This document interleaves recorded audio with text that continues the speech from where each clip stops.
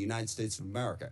If we are going to be this big, powerful force that throws our weight around the world wants to know at a minimum that we're doing it for the right reasons and with a sense of values to protect people, not to destroy entire civilizations. And we all hear that and we all go, well, gosh, he probably doesn't mean it. Well, that is so reassuring, okay, that he's just making it up. We're supposed to be the United States of America. I grew up on stories of the U.S. at the end of World War II being the country that the Germans wanted to surrender to, not the Russians, because they knew they could trust our values. We don't seem to care about those values. No rules of engagement. Give them no quarter, all right? That is not who we are supposed to be. And just one final point on that, the girls' school that got hit in the first days of this war. There is absolutely no question at this point what happened. We made a mistake, and that happens in war. We identified this target based on earlier charts, and yet 2 months after it happened, we refused to say anything about it, giving the world the impression that we just don't care. We do not care about the casualties and the chaos that is caused by our war, and we should care, even if we want to prosecute that war. Now, I agree with the chairman. We need a strategy. We face the most complex threat environment that we've faced in a very, very long time. So we really want to hear from the administration. Don't give us this realism, chest-thumping stuff. What are we really going to do to meet those threats, to deal with the challenges we face? And I'll close just by saying, one of the other ironies of this, of course, is we have a great example in the world right now of what our strategy should be and where our values should be, and that's Ukraine. And I'm really curious, here we are, we roll out the red carpet for Vladimir Putin. We belittle and insult President Zelensky in the White House. He has no cards, right? Well, here we are a year after that. Looks like he had a couple cards to play, because Ukraine is actually winning against Russia. Ukraine, a sovereign democracy standing up against a brutal, oppressive, coercive dictatorship. And we can't even bring ourselves on a consistent basis to say, we are with Ukraine and we are against what Putin is doing, and stand up and support them. So I want to see that strategy to meet the complex threat environment that we have. But simply saying we've already won and boasting and bragging and trying to belittle and insult the entire world, that's not going to get us to the posture that we need. So I hope we have a conversation about how we can build a strategy that makes sense and is actually realistic. With that, I yield back. I thank the ranking member for his opening statement. Now I'd like to introduce our witnesses. And we have the Honorable Pete Hegseth, Secretary of War, General Dan Caine, Chairman of the Joint Chiefs of Staff, and they are being accompanied by Mr. Jay Hurst, Acting Chief Financial Officer and Comptroller for the Department. I also want to welcome the Secretary's wife, Jennifer. Welcome to our hearing. Glad to have you here with us today. And with that, Ms. Secretary, we'll start with you. You're recognized. Well, thank you, Mr. Chairman. Ranking Member Smith, distinguished members of the committee, we appreciate the opportunity to testify in full support of President Trump's historic $1.5 trillion fiscal year 2027 budget request for the Department of War. The President's budget request reflects the urgency of the moment, addressing both the deferment of longstanding problems as well as positioning our forces for both the current and the future fight. We think divesting to invest is a strategy of austerity. I'm honored to appear alongside General Dan Caine, Chairman of the Joint Chiefs of Staff, as well as Jay Hurst, our Comptroller, or Chief Financial Officer. I'd like to start by thanking this committee and Congress for your partnership in securing the investments needed for a stronger, prouder, and more secure America. I think what our troops have demonstrated to the world over the last 15 months are a reflection of that. A nation's ability to build, innovate, and support the critical needs of its warfighters at speed and at scale is the foundation upon which its survival rests. However, upon taking office on January 20th, 2025, President Trump inherited a defense industrial base that had been hollowed out by years of America last policies, resulting in a diminished ability to project strength. Under the previous administration, we were focused on offshoring and outsourcing. riddled with cost overruns and degraded capabilities. Under the leadership of President Trump, our builder-in-chief, we are reversing this systemic decay and putting our defense industrial base back on a wartime footing. If you ask anyone at our Pentagon, urgency informs everything we do. We're rebuilding a military that the American people can be proud of, one that instills nothing less than unrelenting fear in our adversaries and the utmost confidence in our allies. We fight to win in every scenario. The $1.5 trillion FY27 budget put forward by the president will build upon the historic $1 trillion FY26 top line and continue to reverse the 4 years of underinvestment and mismanagement of the Biden administration. The $1.5 trillion budget will ensure the United States continues to maintain the world's most powerful and capable military as we grapple with a complex threat environment across multiple theaters. Not to mention, this budget also includes a historic troop pay increase, 7% for lower enlisted, and the budget eliminates all poor or failing barracks. Quality of life for our troops is front and center in this budget as well. By supercharging our industrial capability and transforming how the department does business, we're restoring American commercial dominance at a pace unseen in generations, transforming the defense industrial base from a broken, slow-moving system of the past.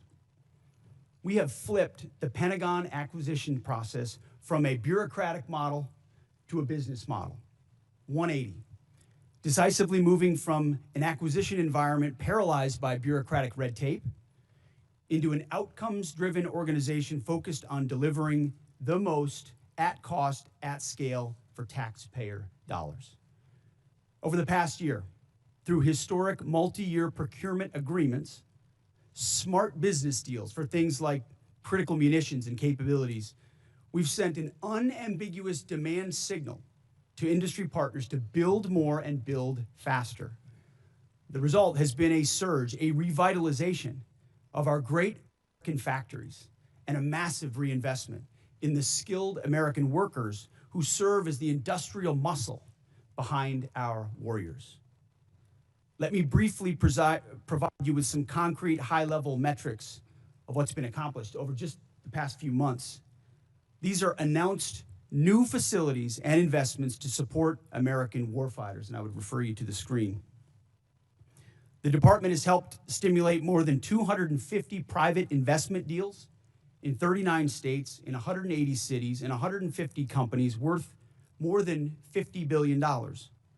It's resulted in 280 new or expanded facilities, more than 18 million new square feet of American manufacturing, and more than 70,000 new jobs in defense. This is the key part of this. These $50 billion of investment in new plants, new assembly lines, and new factories, these are private investments, not taxpayer dollars. By changing our departments, transforming our department's business model, American companies are investing in America with their own money, their own capital, a historic demonstration of American manufacturing and defense revitalization, all again with their capital, not Uncle Sam's. This has never been done before and is long overdue. From a bureaucratic model to a business model, anyone on the outside looking in at what's been done inside this Pentagon in the last 12 months cannot deny the fundamental transformation at speed, at scale, to innovate and meet the threats of today and tomorrow. These investments equal great things for America, American families, and American workers, and help to ensure that our warfighters are able to defend the American dream and all American made. Together with the help of the policies, updates, and appropriations passed by Congress, President Trump's War Department has begun to turn the lights back on in manufacturing towns across this country, and once again, forging a lethal arsenal of freedom. Where critical supply chains are threatened, the War Department has acted decisively to inject capital, stimulate production, and prevent adversarial exploitation. We are firing up the American economic engine and at every level of our defense industrial base. Every policy we pursue, every budgetary item we request serves to ensure the department remains laser focused on increasing lethality and survivability of our forces from the front lines to the factory floors. This is a historic budget, as you said, Mr. Chairman. This is a fiscally responsible budget. This is a warfighting budget. And speaking of warfighting, the topic of Iran, I'm sure will come up today, which I very much welcome discussing. I look forward to sharing the incredible successes of our military, achieved in a matter of weeks. President Trump, unlike other presidents, has had the courage to ensure Iran never gets a nuclear weapon, and he's ironclad in that. We have the best negotiator in the world driving that deal. The biggest challenge, the biggest adversary we face at this point are the reckless, feckless, and defeatist words of congressional Democrats and some Republicans 2 months in, I remind you, 2 months in to a conflict. Lest I remind you, and my generation understands how long we were in Iraq, how long we were in Afghanistan, how long we were in Vietnam. 2 months in on an existential fight for the safety of the American people, Iran cannot have a nuclear bomb. We are proud of this undertaking. I am proud that President Trump has had the courage to do it, and I look forward to sharing more about what our troops have accomplished. So I thank you again for the opportunity to address this committee. I ask that God would continue to watch over our troops in harm's way, and those that have fallen are always in our memory, and we fight to ensure their legacy. Look forward to answering the questions of this committee. Thank you, Mr. Secretary. General Caine, you're recognized. Thank you, Chairman Rogers, Ranking Member Smith, and members of this committee. Thanks for having me today. I'm honored to be here today alongside the Honorable Pete Hegseth and Honorable Jay Hurst to testify on the President's fiscal year 2027 budget. I'm grateful for the opportunity to testify today, and I'm thankful for your continued partnership in support of our warfighters defending the homeland and our interests around the world. It's a privilege to speak with you today about the foundation of America's strength, our 2.8 million members of our joint force. And I'm continually inspired by our soldiers, sailors, airmen, Marines, Guardians, and Coast Guardsmen, and our civilians standing the watch for our nation, supported always by their families. Each and every one of them could have chosen another path, but they don't. They choose to serve and to do something more important than themselves. And every day they meet the nation's challenges, from combat operations to critical support roles, with the courage, tenacity, and grit that keeps our nation strong and secure. I would also like to express my deep gratitude for the 39 members of our joint force who've passed away during my time as the chairman, including 14 who've passed during Operation Epic Fury. As the Secretary said, we are deeply grateful for each of them and their families, and their names will never be forgotten. As the chairman, my duty is to ensure our civilian leadership has a comprehensive range of military options and the associated risks that to those leaders who make the nation's hardest decisions, and offer my military advice privately. I owe the President, the Secretary, and the Congress the truth at every turn. My blueprint for this role is General George C. Marshall. His commitment to civilian control of the military and nonpartisan military remains a constant standard and something I borrow from often. I strive daily to emulate his candor, delivering the facts to our leaders and telling them always what they need to hear, not always what they want to hear. And once a decision is made, executing it with absolute dedication, and that is the demand of our profession.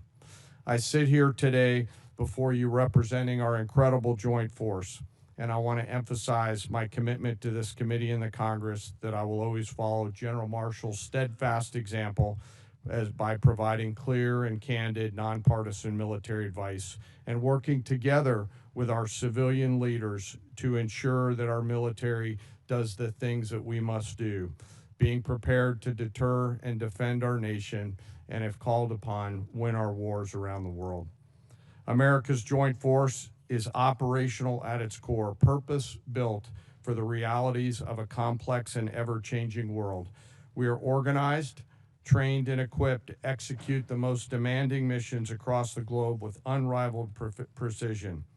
Over the past year, our warfighters have consistently demonstrated exactly what it means to be the most capable, adaptable, and most professional military force in the world.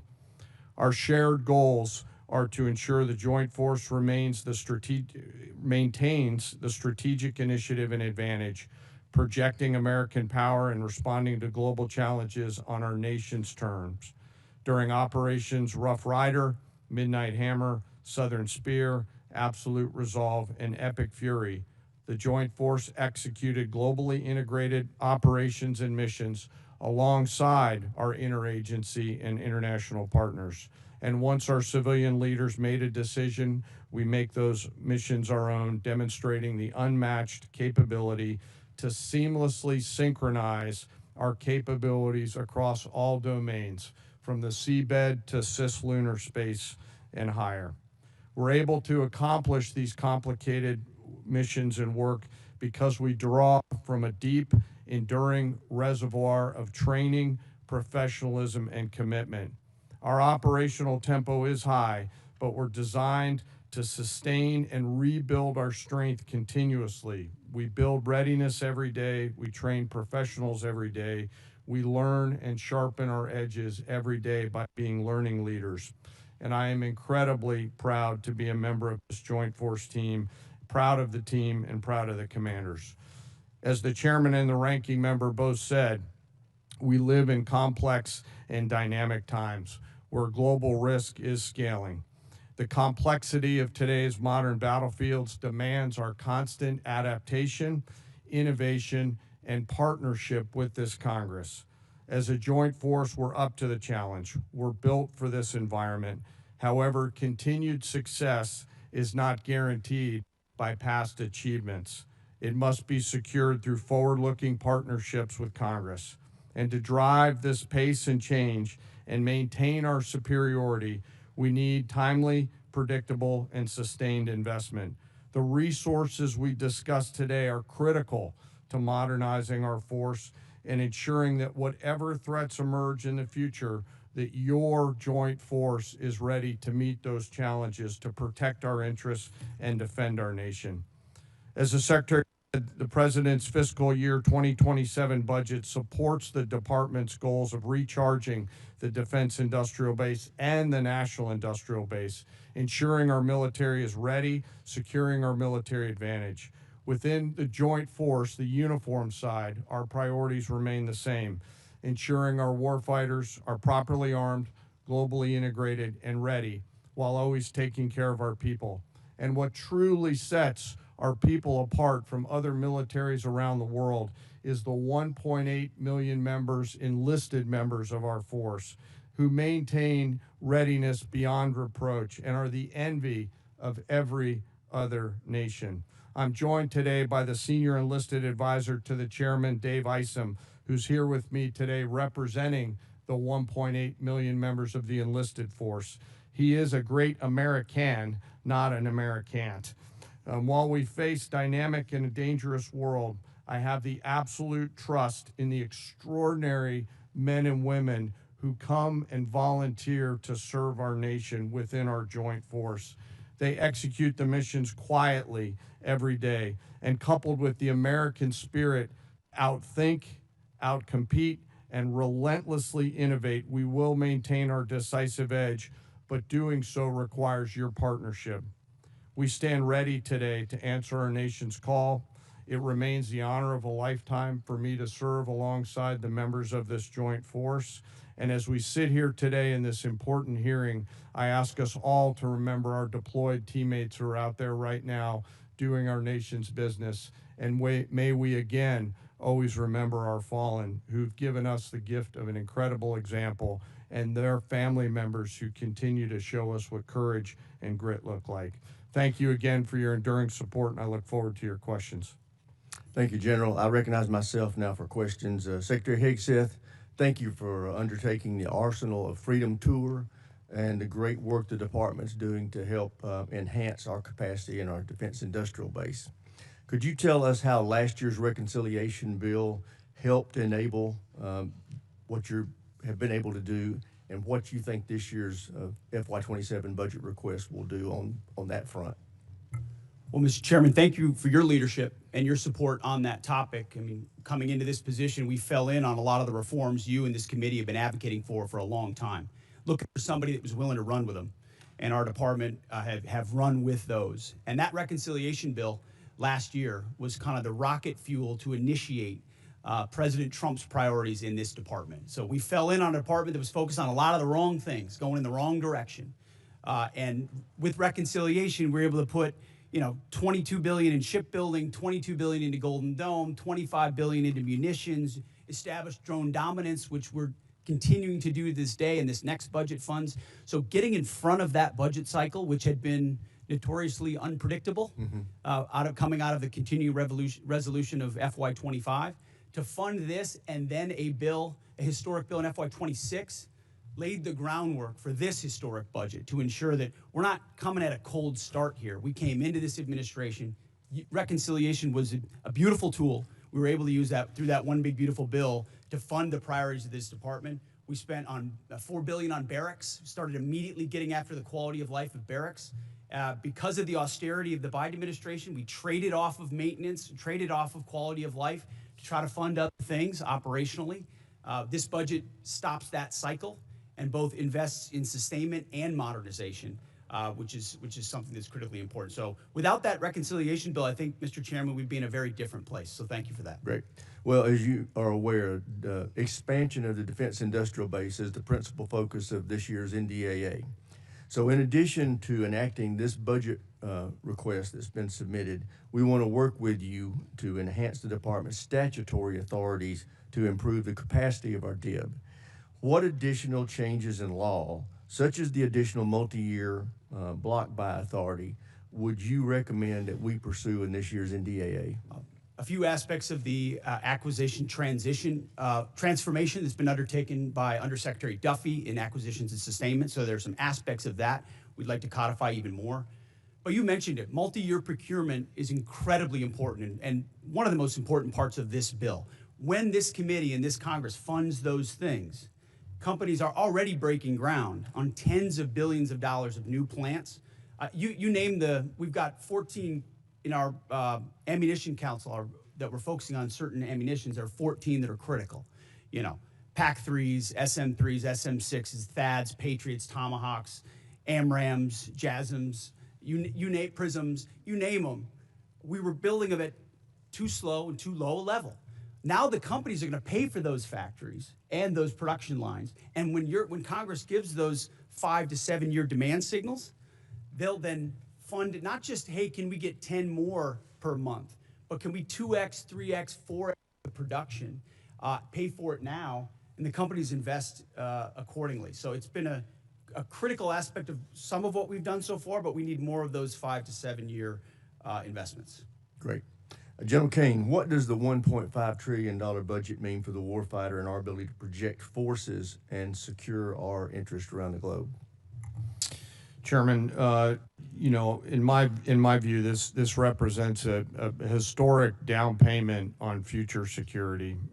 If the budget is approved and ultimately deployed, as we look at the character of warfare changing very, very fast, what's layered in to this budget by our civilian leaders will allow us to start getting ahead of where technology is evolving. And as I mentioned, the character of warfighting is changing pretty quickly. Mass, simultaneity, autonomy, undersea, space, cyber, information, all of those ways that are now manifesting themselves on the battlefields around the world require a higher end of capital investment, and that's why we're grateful for the opportunity to have this budget make its way to the joint force. So it's an important down payment on the future here, sir. Great. Thank you. Thank you, sir. With that, I yield to the ranking member for any questions he may have. Thank you. Mr. Hurst, drag you into the conversation here. We have not yet received from the Pentagon the costs of the war.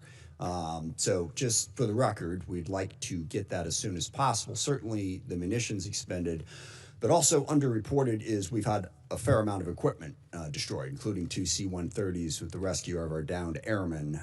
So do you have either A, a cost estimate coming to us anytime soon, or B, a specific supplemental request? Thank you for that question. So approximately at this day, we're spending about $25 billion on Operation Epic Fury. Most of that is munitions. There's part of that is obviously O&M and equipment replacement. We will formulate a supplemental through the White House that will come to Congress once we have a full assessment of the cost of the conflict. Sure. So you're saying the full cost at this point is $25 billion? Yeah, that's our estimate for the cost. Okay, interesting, because I'm glad you answered that question, because we've been asking for a hell of a long time and no one's given us the number. So if you could get those details over to us, that would be great. Mr. Secretary, you mentioned the nuclear aspect of Iran and the war. And it is worth noting that every president prior to this one, including President Trump in his first term, also prevented Iran from getting a nuclear weapon without actually having to go to war in Iran. So we need to keep that in mind. But also, since the war started, Iran's nuclear arsenal has not been weakened in any way. And at the moment, in negotiations, what Iran is saying, basically pay us to open up the strait. That's their position, which is completely untenable. I agree. It's worth noting, of course, that the strait was open before the war started. Now we're negotiating to get back to status quo. And Iran's most recent offer is to say, we'll talk about nukes later.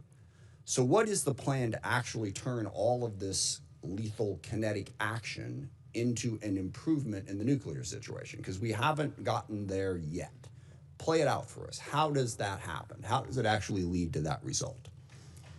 Well, I would take issue with the premise of the question that nothing was done. Operation Midnight Hammer was a very effective. Well, I didn't say nothing was done. I said in this war. Ultimately, this war started. well, this under this administration, unlike other administrations, which cut bad deals and pallets of cash with no ability to oversee whether Iran is actually pursuing a nuclear program. So if we want to litigate JCPOA or the Iran deal, our view, the president's views, that was a very bad deal. Okay. It gave them a That's bunch the of money up past. front. What's the future? To fund, you talked about negotiated deals.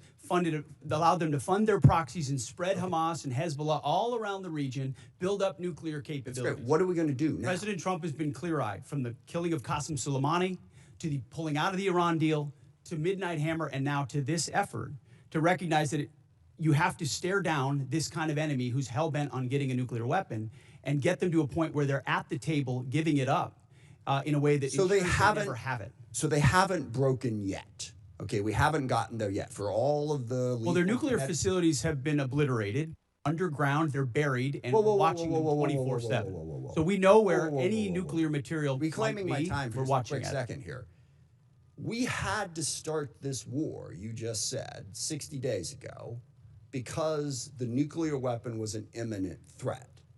Now you're saying that it was completely obliterated? They had not given up their nuclear ambitions, and they had a conventional shield of thousands of missiles. So Operation Midnight Hammer accomplished nothing of substance. It left us at exactly the same place we were before. So much so that their facilities were bombed war. and obliterated. Their ambitions continued, and they're building a conventional shield. All right, let me try again. It's the North Korea strategy. You know this very well. The North Korea strategy was use conventional missiles to prevent anybody from challenging them so they could slow walk their way to a weapon. President Trump saw Iran at its weakest moment, took an action to ensure, in a way that only the United States of America could do with our Israeli partners, and yet to ensure their conventional shield was brought one to the other question, we've done. if I could get to it. So on Ukraine, a year plus ago, your advice, the president's advice, was Ukraine had no cards to play. They should go cut the best possible deal they could. Clearly that was wrong. What did you miss? What did you miss about the conflict between Russia and Ukraine that you didn't see that Ukraine was going to be capable of doing what they've done in the last 14 months? What we didn't miss, and we're here in this committee, is that Joe Biden, with no accountability, gave hundreds of billions of dollars of our weapons to Ukraine, to an outcome that never would have happened if President Trump was president. So he pulled out you guys don't talk about that. Ultimately, President Trump believes there should be a peace deal between Russia and Ukraine. But you didn't expect Ukraine to be where they're at right now. I'm asking you, just from a strategic standpoint, what I think the Ukrainians have shown great courage, and I appreciate that Europe is now paying for any weapons that we provide. All right, I yield back. Thank you. All right, now I want to remind everybody, everybody wants to get their questions, so we are going to be sticking strictly to the 5-minute rule today. So with that, I recognize the gentleman from South Carolina, Mr. Wilson. Thank you, Chairman Mike Rogers, for your leadership working with President Donald Trump. As the grateful father of 4 sons who've served overseas in Iraq, Egypt, and Afghanistan, I especially appreciate War Secretary Hegseth and Chief of Staff Caine for your competence, service, and success. Military families have never been more appreciated than today, and our enemies of dictators now understand peace through strength. Dictators historically are on the run. With your leadership, President Trump has given Syria a chance with President al-Shara replacing dictator Assad from Damascus, who now lives in Moscow. Dictator Maduro is correctly in a Manhattan jail, as you successfully revealed in Caracas that the war criminal Putin air defenses do not work, the Chinese Communist Party radar failed, and Cuban mercenaries were expendable. The Cuban dictatorship is failing, and the ultimate mass murderer, dictator Khomeini, is dead in Tehran, Iran, joining the 35,000 people he murdered this year. With your leadership, American morale has never been higher, and hopes for freedom of the oppressed people of Iran, Cuba, Russia, and China have never been higher. And it's just an exciting time to be here with you. And Mr. Secretary, we continue to see the growing nuclear threat of our adversaries as they expand their capabilities with the largest military buildup in peacetime in world history by the Chinese Communist Party. How critical is it that we continue, as at the Savannah River site in South Carolina, to develop the plutonium pit processing so that we have modernization? Well, Congressman, I appreciate that question. On nuclear modernization, this budget funds $71 billion to modernize the triad in ways that we had neglected to do, and our nuclear triad underwrites everything. But I really appreciate your opening statement. I think something that obviously the media doesn't want to cover and doesn't want to talk about is the historic record-breaking surge in recruiting in our ranks. 30-year record in recruiting of Americans wanting to join our joint force, wanting to put the uniform on. We're meeting recruiting goals halfway through the year. We couldn't meet our recruiting goals under the previous administration. Under Joe Biden, Americans didn't want to join the military. We couldn't get it. Now we have to turn people away and push them to the next fiscal year. That's why this budget grows our force by almost 50,000.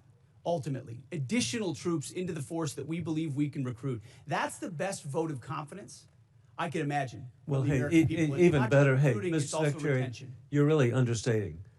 Leaving no airmen behind. Hey, what an inspiration on Easter Day. God bless y'all and what you've achieved. With that in mind, too, General Caine, with your VMI military perspective, war criminal Putin is losing in Ukraine as his 30-day special mission is now 4 years of, as the Secretary has identified, courageous Ukrainian success led by President Vladimir Zelensky. I appreciate that NATO and the EU have unified for Ukraine as the U.S. ranks 17th per GDP in assistance for Ukraine. Ukraine is frontline, stopping war criminal Putin from resurrecting the failed Soviet Union, rigging elections in Belarus, invading Ukraine, keeping troops in Moldova, and with the Indivashvili invading and rigging elections in the Republic of Georgia. As we're transitioning greater responsibility to our NATO allies, how do we ensure seamless integration to deterrence during this shift? Congressman, we're very fortunate to have great leaders out in the European theater right now. General Grinkowicz and his leadership team are committed to ensuring that integration and transition takes place in a most combat capable and effective way. Very entrepreneurial leaders out there across the components, and with General Grinkowicz, and he's doing a great job out there, as the committee knows. And indeed, as we conclude, historically, President Trump, Mr. Secretary General, you have united the Middle East nations unprecedented to ally with the United States. You have united Latin America unprecedented to ally with the United States. You've united the Indo-Pacific unprecedented to ally with the United States, and united NATO and EU unprecedented to ally with the United States. You're achieving peace and deterrence through strength. I yield back. Gentleman yields back. Chair, and I recognize the gentleman from Connecticut, Mr. Courtney. Thank you, Mr. Chairman. Mr. Secretary and General Caine, this morning's Wall Street Journal's lead headline reads, quote, Trump tells aides to prepare for an extended blockade of Iran. It goes on to describe, again, the thinking behind the strategy, but also talks about how prolonging the blockade is going to continue to drive up energy costs all over the world. Given the ever-changing messages from this administration on the war strategy and timeline, I really honestly don't expect you to confirm or deny the journal's story, but one thing is clear. The number of transits across the Strait of Hormuz has dropped to the lowest level since the war began, and commodity markets have stopped listening to the happy talk, and crude oil prices this morning have risen to the highest level since the war in Ukraine started in 2022. AAA reported this morning that the average price of gas is $4.30 a gallon, up 30 cents in 1 week. Diesel's average is $5.45. My friend Mr. Garamendi says in California it's closer to $8 a gallon. And fertilizer prices have also hammered farmers at exactly the same time they're beginning planting all across the country. Aside from the damage this war has done to American consumers, farmers, and small businesses, I want to focus for a minute on the cost of the war and our military readiness, particularly to other combatant commands. Mr. Secretary, you put out a national defense strategy in January, which listed the threat assessment facing our country. China was number one, with the second largest, most powerful military in the world, of course. Russia's nuclear force clearly was number two in terms of the threat they pose to the homeland. North Korea, which has missiles that actually can reach U.S. territory, was ranked number three, and Iran was described as, quote, and accurately after Midnight Hammer, that Iran's regime is weaker and more vulnerable than it has been in decades. Again, this was before February 28th, when the decision was made to go into the military strikes on Iran. So today we have 3 carrier strike forces in Central Command. The Indo-PACOM, which is where Russia and China are operating their navies, 52% of the globe. We have 1 carrier strike group in Japan, George Washington. And the imbalance in terms of just, what our commitments and frankly, what our national defense strategy, is just blindingly obvious in terms of what this war is doing.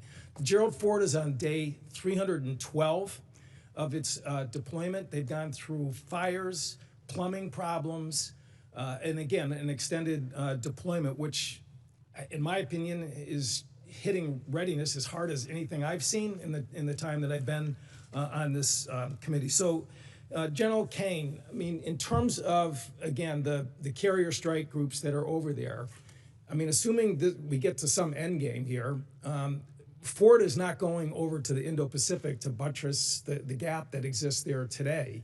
They've got to go back into pretty heavy repair and availability in terms of trying to recover from their deployment. So again, in terms of just, the decisions about where we're putting people and putting really the most powerful part of our Navy, can you explain again what that means in terms of the situation in Indo-PACOM, where China is watching? We saw Mr. Rogers' pretty powerful presentation in terms of the buildup that's happening in that part of the world. How does that align with the national defense strategy, which was just put out by this administration in January? Well, sure. First, I want to echo your comments on the Ford Strike Group. Fantastic work by incredible sailors, not just the Ford herself, but the other ships as well, on a historic cruise doing incredible work for the nation. But excuse me, how does that balance with the national defense strategy? Yes, sir. Happy to answer the way I think about this. The national security strategy and national defense strategy are frameworks, but a president will employ national force and power based on the political and security situations that a president deems appropriate to use that military force. There's always trade-offs in all of these things. I'm confident that the president always carefully considers these readiness trade-offs.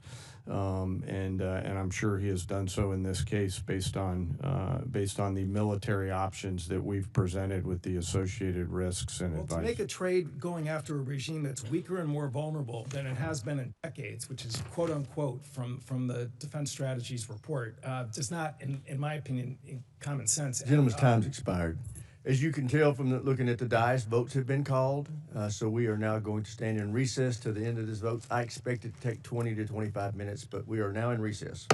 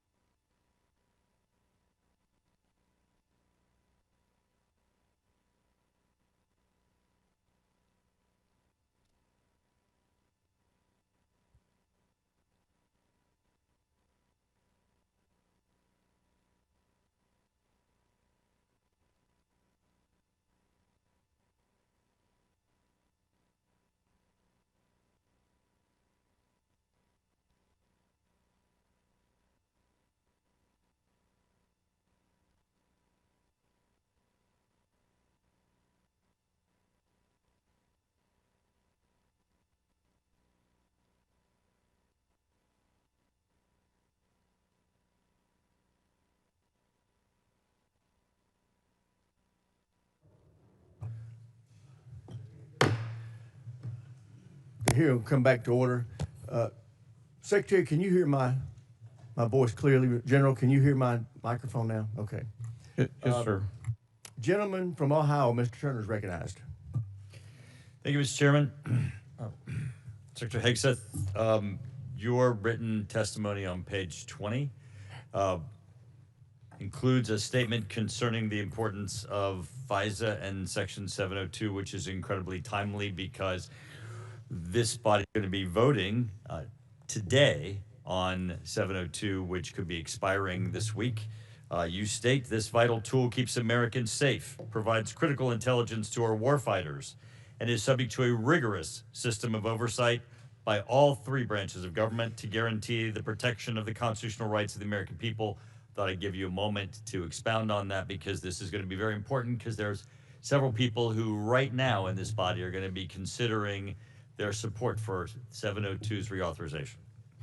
Well, thank you for that opportunity, Congressman. Yes, this department strongly supports the reauthorization of FISA 702.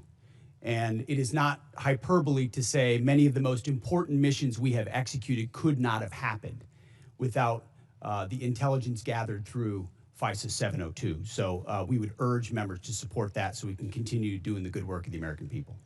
Thank you, Mr. Secretary. I appreciate your comments that Iran must never be permitted to obtain a nuclear weapon. There have been many comments that have been made concerning allies who have not assisted or supported the effort. General Caine, there have been many allies who have been essential for us to be able to execute the functions necessary both for Midnight Hammer and for the current ongoing operation. I'd like to ask you to speak for a moment about the essential aspect of the allies that are supporting the effort.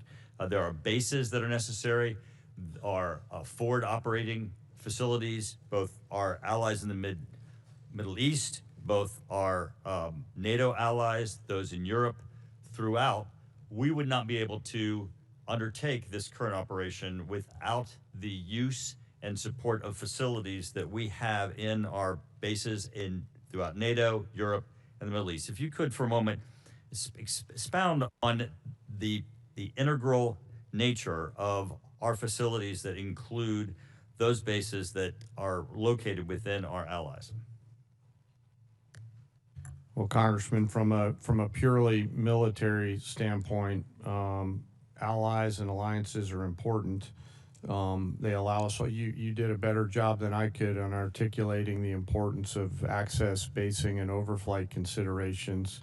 You know, who those allies are and the quality of those alliances are left our civilian leaders, but certainly we appreciate those allies who've helped us and assisted us along the way. General, you would describe them as having been essential. Yes, sir. Because it's very important. I mean, we want to make certain that that we treat adversaries as adversaries and allies like allies, especially those that are essential. The King was here yesterday, and as he was speaking, he received a standing ovation when he implored this body to continue our support for Ukraine. In the 2026 National Defense Strategy, it assesses Russia will remain a persistent, manageable threat. It specifically identifies Russia's continued threat to Ukraine, and we have, of course,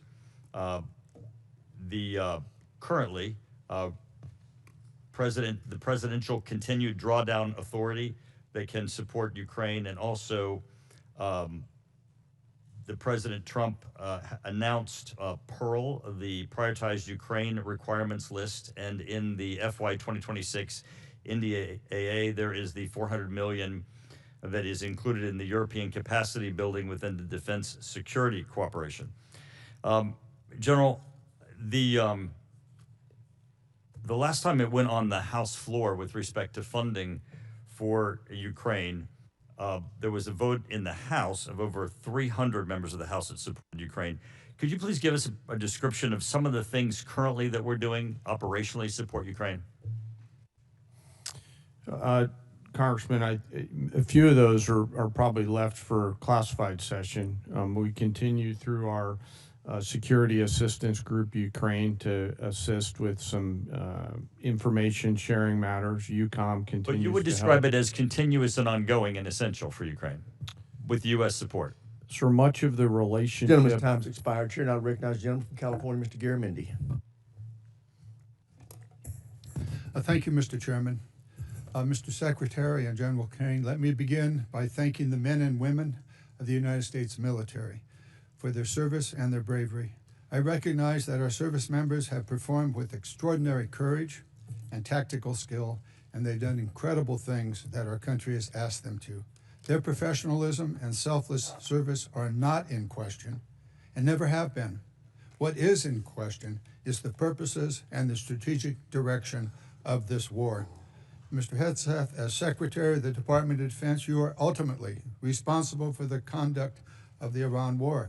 Any unvarnished review of what is happening right now in the Middle East would reveal a geopolitical calamity, a strategic blunder resulting in worldwide economic crisis. The result of Trump's war of choice is a serious self-inflicted wound to America. It will take years and a new administration to recover from the grave damage to our standing in the world, as well as our economy and our military. We must remember that 13 Americans have been killed in action, hundreds wounded, and thousands of civilians killed, including more than 100 school children. The risk of this conflict was foreseeable. I'm certain that the Department of Defense knew that it was likely that in a war with Iran would create an international economic crisis by blocking the Strait of Hormuz and thus stopping 20% of the world's oil. Was this existential threat considered? Apparently not. During the 60 days of Trump's Iran war, critical munitions have been expended at an alarming rate, depleting magazine levels below what is thought necessary to hold China at bay. It will take years and tens of billions of dollars to restock. A significant part of the necessary Navy and Marine force in the Pacific has been removed and sent to support the Iran war. Our support of Ukraine has suffered as supplies and defense systems are diverted to the Iran war. America has lost irreplaceable aircraft, radar systems, and strategic bases have been shown to be vulnerable. The continued lengthy deployment of ships, equipment, and personnel has sacrificed readiness. We know what we have lost, but what have we gained? Let's consider that the regime in Tehran is still intact with new and more radical leadership, as are Iran's ballistic missile and drone forces, as is Iran's ability to rebuild their military industries. Also, as is Iran's coordination with China, Russia, and North Korea, and Iran's ability to choke off global energy supplies, and their stockpile of highly enriched uranium, which they only built after President Trump shredded President Obama's Iran deal in 2017. Secretary Hegseth, you have been lying to the American public about this war from day one, and so has the President. You have misled the public about why we are at war. You and the President have offered ever-changing reasons for this war. You've misled the public about the progress of the war.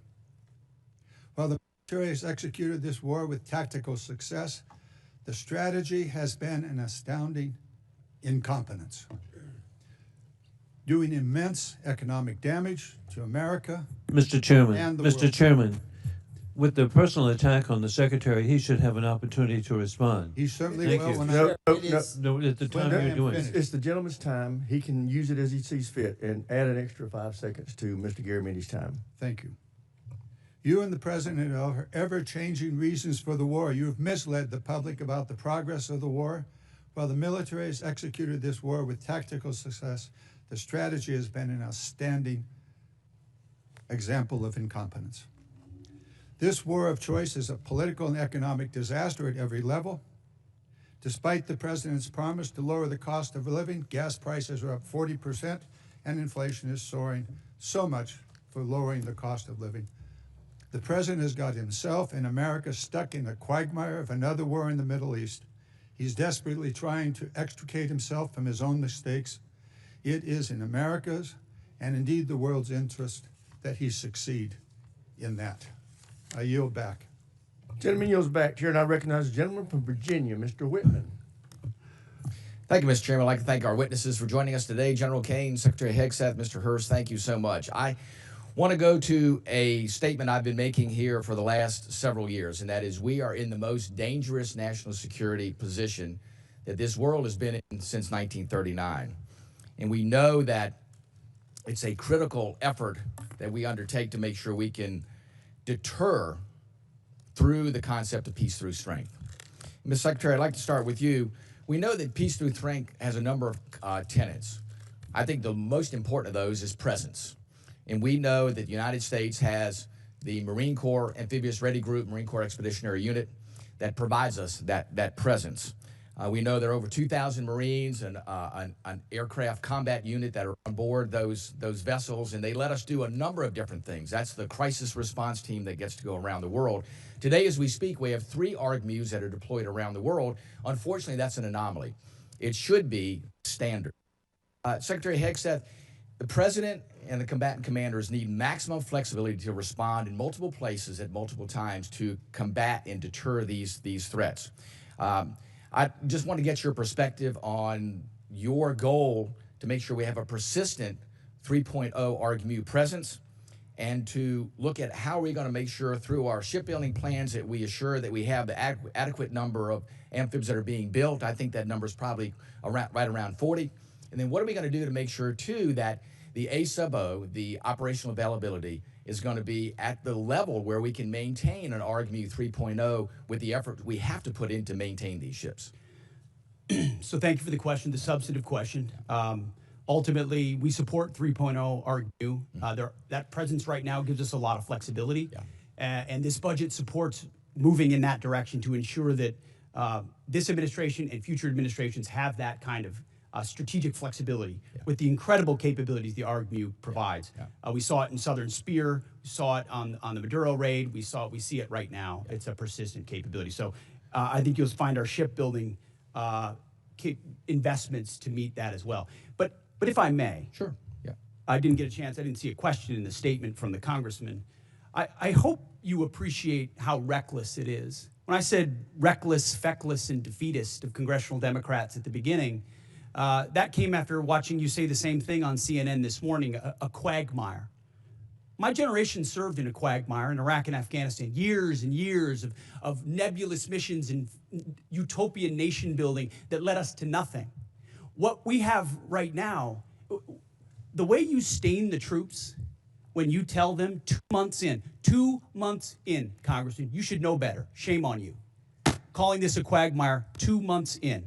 The effort, what they've undertaken, what they've succeeded, the success on the battlefield that could create strategic opportunities, the courage of a president to confront a nuclear Iran, and you call it a quagmire, handing propaganda to our enemies. Shame on you for that statement. And statements like that are reckless to our troops. Don't say I support the troops on one hand, and then a 2-month mission is a quagmire. That's a false equivalation. Who are you cheering for here?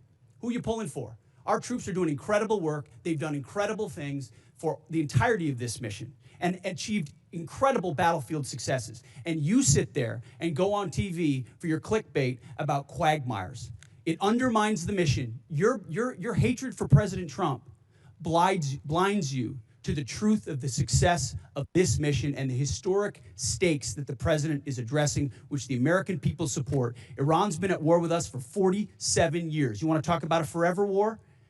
For 2 months, this president has stared them down. He's going to get a better deal than anyone ever has and ensure that Iran never has a nuclear weapon. I know the American people support that mission despite your loose talk and words like quagmire. Thank you. Thank you, Mr. Secretary. General Caine, I want to quickly go to you. We know all about the need for exquisite platforms, but we know if we're going to close the gap with our pacing threats, we have to make sure we have those expendable and attritable platforms. And we know those nation capabilities are key, and we have to be able to spin them up quickly because that's the fastest way for us to, again, deter by peace through strength. Give us your perspective on how you see the urgency of getting that capacity not only in place, but getting that ability to go to scale and get those capabilities in the hands of our warfighters. Sure, I think it's critical, and when I look at what OSW above us is doing, and the Deputy Secretary as well as Secretary Duffy, and frankly the National and Defense Industrial Bases all rallying around the need to scale, along with the new entrants that are out there who are coming and bringing products to the Joint Force. A key is capacity. Time's expired. Here, and I recognize the gentleman from New Jersey, Mr. Norcross. Thank you, Chairman. I'd like to thank witnesses for being here today. Mr. Secretary, it's well known that our Defense Industrial Base and Maritime Industrial Base has declined greatly over time. It's the shipyards, it's many of the things that you already spoke about. In my community, we used to have 3 shipyards, 40,000 workers. We've lost that critical job skills there and 40,000 people who know how to do it. And quite frankly, most of it went overseas because it was cheaper. Well, cheaper doesn't buy the security we need for our industrial base. I championed a provision in the 24 NDAA entitled Enhanced Domestic Content Requirement for Major Acquisition Programs. Had to do with our industrial base making things here in America long before this administration came in. The goal was to strengthen our supply chains and have that critical oversight, push for greater investments, much of what you're doing now on these major defense acquisition programs. So we passed that in a bipartisan manner because we knew that this was critical and things can happen. Lo and behold, here we are. There was a reporting requirement in that calls on you, the Secretary of Defense, to establish an information repository, issue rules, create a fallback process to govern the Department of Defense. We wanted to better understand much of what is being done here, but it's not being reported back to us. I sent to your office on January 8th, followed up on February 4th. We're years overdue on this report that will give us insight onto how we're addressing it. We hear what you're saying, but can you commit that we will get that report to us in the next 30 days? Unless Jay has additional details, I'll make sure we look into it. Whatever we can get to you as rapidly as possibly, we will. We'll also check with the new Navy leadership and make sure they're complying as rapidly as possible with every aspect that could apply to shipbuilding. That's been our focus on the Navy side. It's not just shipbuilding, major acquisition programs across the board. This is incredibly important, and they are ignoring this, and 30 days is being generous, certainly. Second issue is you talk about championing the American worker and how important this is, yet in a memo on April 9th, you terminate all the collective bargaining agreements across the DOD, taking away from hundreds of thousands of workers at DOD their collective bargaining rights that they voted for. There was nothing to indicate there were any issues with any of the bargaining agreements, yet you decided to take away from them. Over the last few years, we have increased the wages for those warfighters, incredibly important. This year, up to 7%. Yet on the other side of this, you talk about supercharging the defense industrial base. We are in this. How do you go and say, yes, we support the warfighters? They can't do their job unless we are building things that they can use. Yet, no evidence to prove that these collective bargaining agreements were a problem anywhere across the Department of Defense under Democrat and Republican administrations. How do you kind of square that circle that you care about this, yet you take away their voice in the job? Well, certainly, sir, the great workers that whether they're contractors or DoD civilians that do the important work for us, the great ones are going to stay. And we've invested more in merit bonuses for civilians than any administration previous. So if you're doing great work, you're going to stay and you're going to have even more opportunities. But with our ear to the ground in those shipyards and other factory floors, there were issues with collective bargaining, which led to restrictions to the workforce and our ability to move faster. If I may, just And in point that out, case, those are we made the outside decision to provide contractors. additional flexibility. You didn't that we take it can move away faster. from the shipyard workers. You took away from Department of Defense employers where there hasn't been any issues. Let's be clear. Those are independent contractors, and they have their collective bargaining agreements. The ones that work for you. The ones that work for us should be at will like anybody else based on their performance. And if they're performing well, which I'm sure they are, as you've represented, they will have a job at the department. So where is the issue that you took away their collective bargaining rights? Why did you do it if it wasn't a problem? Well, I stated up front, it has been a problem. There are plenty of cases, whether it's conflict or inside our own department, where collective bargaining had led to arrangements and agreements that minimize the efficiency and effectiveness of employees at the point of their impact. That's what we were focusing on, and that's why we made the change, which we very much stand behind.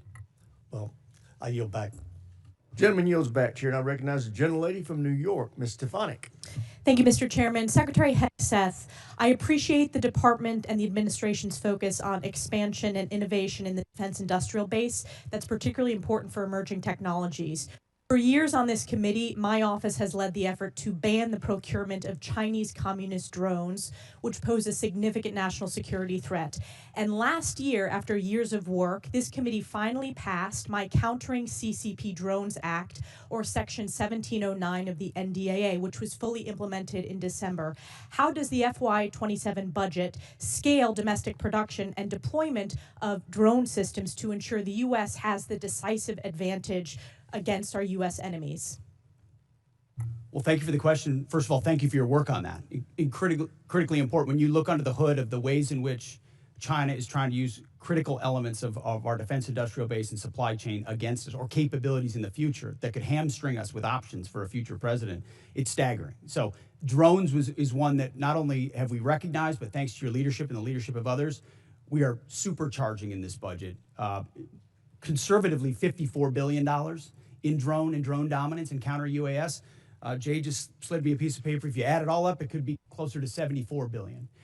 We started a defense autonomous warfare group, to focus on this, but we're going to do even more. We will shortly announce a sub-unified command, autonomous warfare. Drones are so central to the future of warfare and where we get them from that we have to be able to both make the exquisite ones better than anybody else and also the attritable swarm, and then the ability to defeat them ahead of our adversary, learning from battlefields like Ukraine and Epic Fury. So thank you for your leadership. It is front and center in this budget. I very much appreciate all that the department is doing under your leadership. One of the concerns I have is recent reporting indicates that while DJI, which is a communist Chinese drone company, is prohibited from receiving new FCC authorizations, there are still DJI products such as the DJI Avata 360 widely available in the U.S. through major retailers. These received FCC authorizations before my provision in the NDAA was fully implemented. So my question to you is, we need to close this loophole to protect our national security. Will you commit to working with this committee in my office to ensure that these products that pose a significant risk to our national security are no longer permitted, given the evident threat CCP drones pose to U.S. national security? Congressman, yes, the department will commit to working with your staff and looking at that loophole, which we are aware of. And I missed in my first response, of course, that $54 billion is American-made drone dominance. That is exactly where they need to be, and that's where our focus is. Great. Another emerging technology that's very important and has a strong tie to my district is quantum computing. China continues to invest heavily in quantum computing, sensing, and secure communications for military advantage. I represent Rome Air Force Research Lab, which is a hub of research when it comes to quantum. Secretary Hegseth, how does the budget proposal position the U.S. to maintain leadership in operationally relevant quantum technologies? The country that dominates in quantum will dominate the future in C2, in comms, in every way that we fight. And so this makes the maximal investment possible here at home to ensure that quantum compute, and working across the interagency, by the way, this is not just a DOW issue, this is an interagency issue, to ensure that we've got the ability to scale and outcompute adversaries who are racing for the same code. General Caine, throughout my time in Congress, I've pushed for the department to optimize its approach to quantum and develop a strategic roadmap. In your opinion, which quantum capability areas offer the most immediate benefit to the joint force and should be priority investments moving forward? Probably some of the work in crypto and quantum to make sure we can see, sense, understand, defeat, and protect our own stuff. So that's where I'm most interested in it right now, ma'am. Great, and I also want to use my remaining time. I just want to invite both of you to visit Fort Drum, home of the 10th Mountain Division, the most deployed division in the U.S. Army since 9/11. In the first Trump administration, I had the honor of hosting President Trump, where he signed the NDAA in my district, and it's been a privilege to represent them. So encourage you to visit that installation before the end of this year. Thank you very much, and I yield back. Gentleman yields back. Chair now recognizes a gentleman from Massachusetts, Mr. Moulton. Thank you very much, Mr. Chairman. Mr. Secretary, you and I agree that Iran is a national security threat to us and our allies. Now, earlier you called us feckless for questioning your war. Do you think Congress was smart or feckless when it failed to ask tough questions of the Bush administration and gave them a blank check for Iraq? Well, if you're trying to compare this war to the Iraq I'm just asking war, you, do you think the it was president smart or was the first feckless? one to call a stupid war, then it's a false comparison. Okay, well, probably a good idea to ask tough questions. So let me just ask you a few questions. Did you advise the president that we should attack Iran? We were, first of all, in this position in the cabinet, we never talk about what we would advise the president to do or Well, not. do you think the president or I've you been in deserve more? I've been in every meeting. I understand with that, the Mr. chairman and Secretary. everybody else as those Mr. Secretary, critical I'm asking decisions the were questions. made, and he got every perspective possible when it came. I'm to just making asking what your perspective is. Are you afraid to take ownership of this? Do you think it was a good idea or not? As I've consulted the president, do I think it's a good idea to confront a nuclear bomb To start in this the war. hands of the? Imagine what the world would look like right now if Iran had a nuclear weapon. Okay, so let's just imagine. Which, by the way, if every they had other, one, every which the previous Obama deal was administration, going to allow them to including do. the first Trump administration, They had one. prevented them from having a nuclear weapon. So, listen, how is this war going? Do you think we're winning? Militarily on the battlefield, it's been an astounding military success. No, but are we winning the war? Absolutely. Okay, so do you call Iran closing the Strait of Hormuz winning? Well, I would say the blockade that we hold that doesn't allow anything to come in or out of Iranian ports. Which Okay, is so always we've blockaded their portfolio to blockade. So use. they blockaded us, and then we blockaded their blockade. That's like saying, "Tag, you're it." Or if President Madison had said, "Well, the British just burned down Washington, but don't worry, we're going to burn it down as well." Chairman Caine, did the military have plans for the idea that Iran might blockade the strait? Sure. Thanks for the question.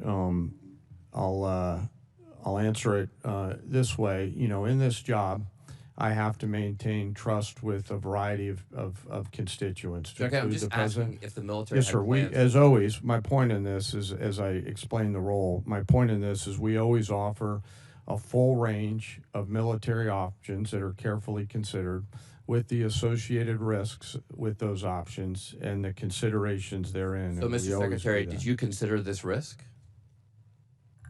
Of course, this department has looked at all aspects of this risk, and So then because why did you this send the department looks, minesweepers, the only minesweepers we had in the Gulf, to Singapore weeks before the war started? we have lots of capabilities that you may or may not be aware of at the classified level. Okay, and to deal so, with to deal with. by the way, would mines. the Trump class battleships have helped with this? You're talking about a Minesweeping. prospective future battleship, which we welcome in the fleet. Okay, so you're supportive of the battleships. Yes, sir. Okay. How much has Iran profited from your administration lifting the sanctions on Iran when you started this war? I can tell you, Iran is financially devastated right now. Okay, well, in conjunction with the they've Treasury earned about and $14 billion. Operation Economic Fury, they're at a point where between the blockade and what we've done to them militarily, remember they don't have a navy, they can't contest the blockade. Okay. Between what we've done to them What kind of militarily a and navy can financially, they buy they're at a for place $14 billion? they have very few options. How many Chinese missiles can they buy for $14 billion? Does that sound like winning? They're not. We're ensuring, and they're not buying Chinese missiles. Okay.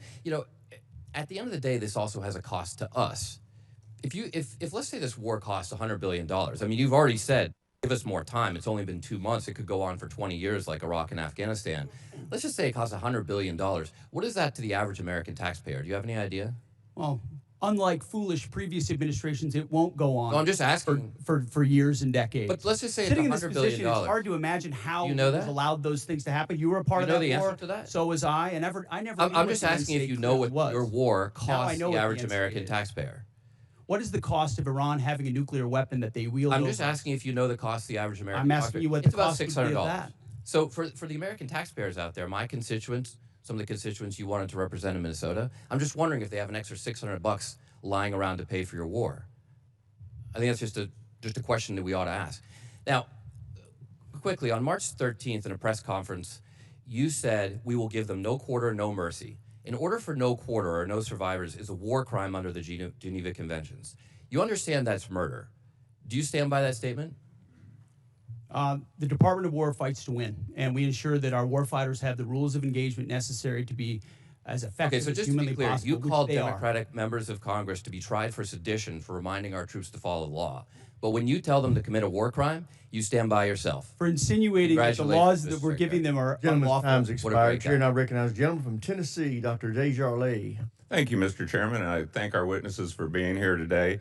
And I'd like to thank you for your commitment to our advancement in space, Golden Dome, and nuclear modernization, all which are critical. And also, I understand we're going to start some reproduction of the MQ-9 Reaper drones, which you, Mr. Secretary, and Ms. Secretary share my great state of Tennessee, and we know the 118th Air Wing, the National Guard operates Berry Field and conduct many of these missions, and they do so with great precision. So thank you for that.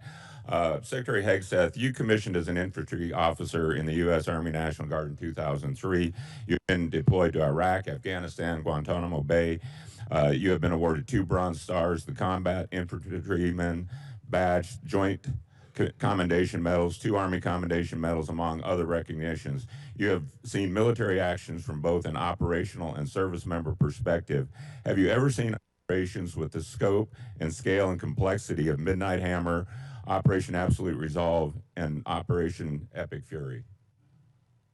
Thank you for the question, Mr. Congressman. Not only have I not seen missions like that, but if you earnestly go into our formations right now, and you talk to colonels and majors and staff sergeants and 2-star generals, and you ask them about the environment of our military right now and its capabilities right now, compared to under the Biden administration, under Obama, they will tell you it is night and day. Even the ranking member acknowledged that the troops performed incredibly well over the past 15 months and have demonstrated to the world. These are not new troops in a lot of cases. These are the same troops with new leadership under President Trump, who gives them every authority, under a department that ensures they have what they need. I have operators looking at me saying, for the first time ever, we have everything we need to accomplish the mission, both in equipment and in authorities. That matters when you go 37 hours around the world for Midnight Hammers. That matters when you go downtown in Venezuela and grab the indicted dictator of a country in the middle of the night in the most fortified location. That matters at the outset of the Iran conflict. It matters during Operation Rough Rider, which there's a reason why the Houthis aren't on the in this fight right now, because they experienced 50 days of the American military under President Trump. That matters in the Caribbean and our fight against designated terror organizations. This military is unleashed, and morale is at a level that this country has not seen for decades and decades because of the leadership of President Trump and because this War Department allows them to get back to basics. No more distractions, no more debris. It's simple accountability, training, standards, lethality, and they respond to it. And it's that response that's manifest in highly and historic successful military operations led by our incredible joint force, who are grateful to have a commander-in-chief that has their back. I can tell you for that, our nation, myself, and all of us are incredibly grateful. Secretary Hegseth and General Caine, with your vision and steadfast commitment to our nation's service members, you have both overseen the beginning of a generational transformation of our armed services. This budget request reflects that commitment by building and sustaining our defense industrial base, increasing service member pay, housing, and benefits, robust funding for Golden Dome missile defense and space capabilities, and the emphasis on the peace through strength doctrine outlined in the National Defense Strategy. Based on the Defense Department's recent track record of successful missions, can you share some examples of military action that illustrate exactly how your leadership and vision for the Department of War is translating the peace through strength doctrine into an operational reality and what psychological impact that may have on our near-peer adversaries such as China and Russia. And I'd like to get both yours and General Caine's perspective, if you can take 30 seconds each. I'll keep it brief. Reestablishing deterrence was one of the core pillars of what we set out to do after Afghanistan, after October 7th, after the war in Ukraine, after Lloyd Austin went AWOL for a week and no one seemed to care. The world took notice of that. And through the actions we've taken swiftly that I just laid out, the world has recognized that American power is back, and the willingness to utilize it shows that we can achieve peace through strength. And General Caine, in terms of our adversaries? Yes, sir. You know, when we look at the totality of actions that we've done over the last year, one thing leaps out at me that I think is clearly and unambiguously seen by our adversaries or those that may consider it, and that's our ability to integrate and synchronize a whole range of capabilities that we have in the joint force. Information, cyber, you know, deception, jamming, air power, sea power, land power, et cetera. And I think that ability, and I'm so proud of our joint force, those young... Gentleman's time's expired. Chair, now recognize the gentleman from California, Mr. Carbajal. Thank you, Mr. Chair, and thank you, General Caine, Mr. Hegseth, and hers for being here today. I associate myself with the comments of Ranking Member Smith and Mr. Garamendi, so that I won't repeat a lot of what has been said. Mr. Hegseth, I recently realized that we have something in common. I'm also a fan of Pulp Fiction. And no, the movie is not an accurate portrayal of the Bible. You know what I'm talking about. This president and his administration have claimed to be the most transparent of all time. With that in mind, I'd love to get some straightforward answers today. Some estimates show that the Trump administration's war of choice in Iran is costing taxpayers around $1 billion every day. In addition to spending taxpayer money on a war they don't want, it is also driving up costs. The cost of gas, while the cost of living is skyrocketing under this administration's policies.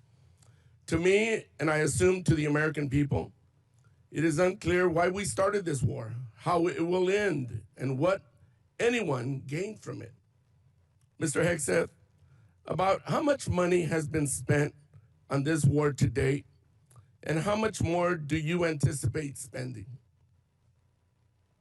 Well, as our comptroller laid out, the estimate is less than $25 billion at this point as far as an expenditure. And the question I would ask this committee is, what is it worth to ensure that Iran never gets a nuclear weapon, considering the radical ambitions of that regime? I mean, almost every member of this dais at some point has said, whether it was thank you for your answer. I'll proceed to my next question. Thank you for your answer. President Trump is the one that's willing to make sure it doesn't happen. Supposedly, we had taken care of the nuclear capability last time around.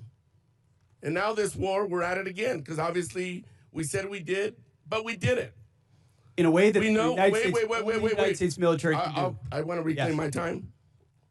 We know that the cost of oil and gas has gone up as a direct result of this war, and the American people are feeling that pain at the pump.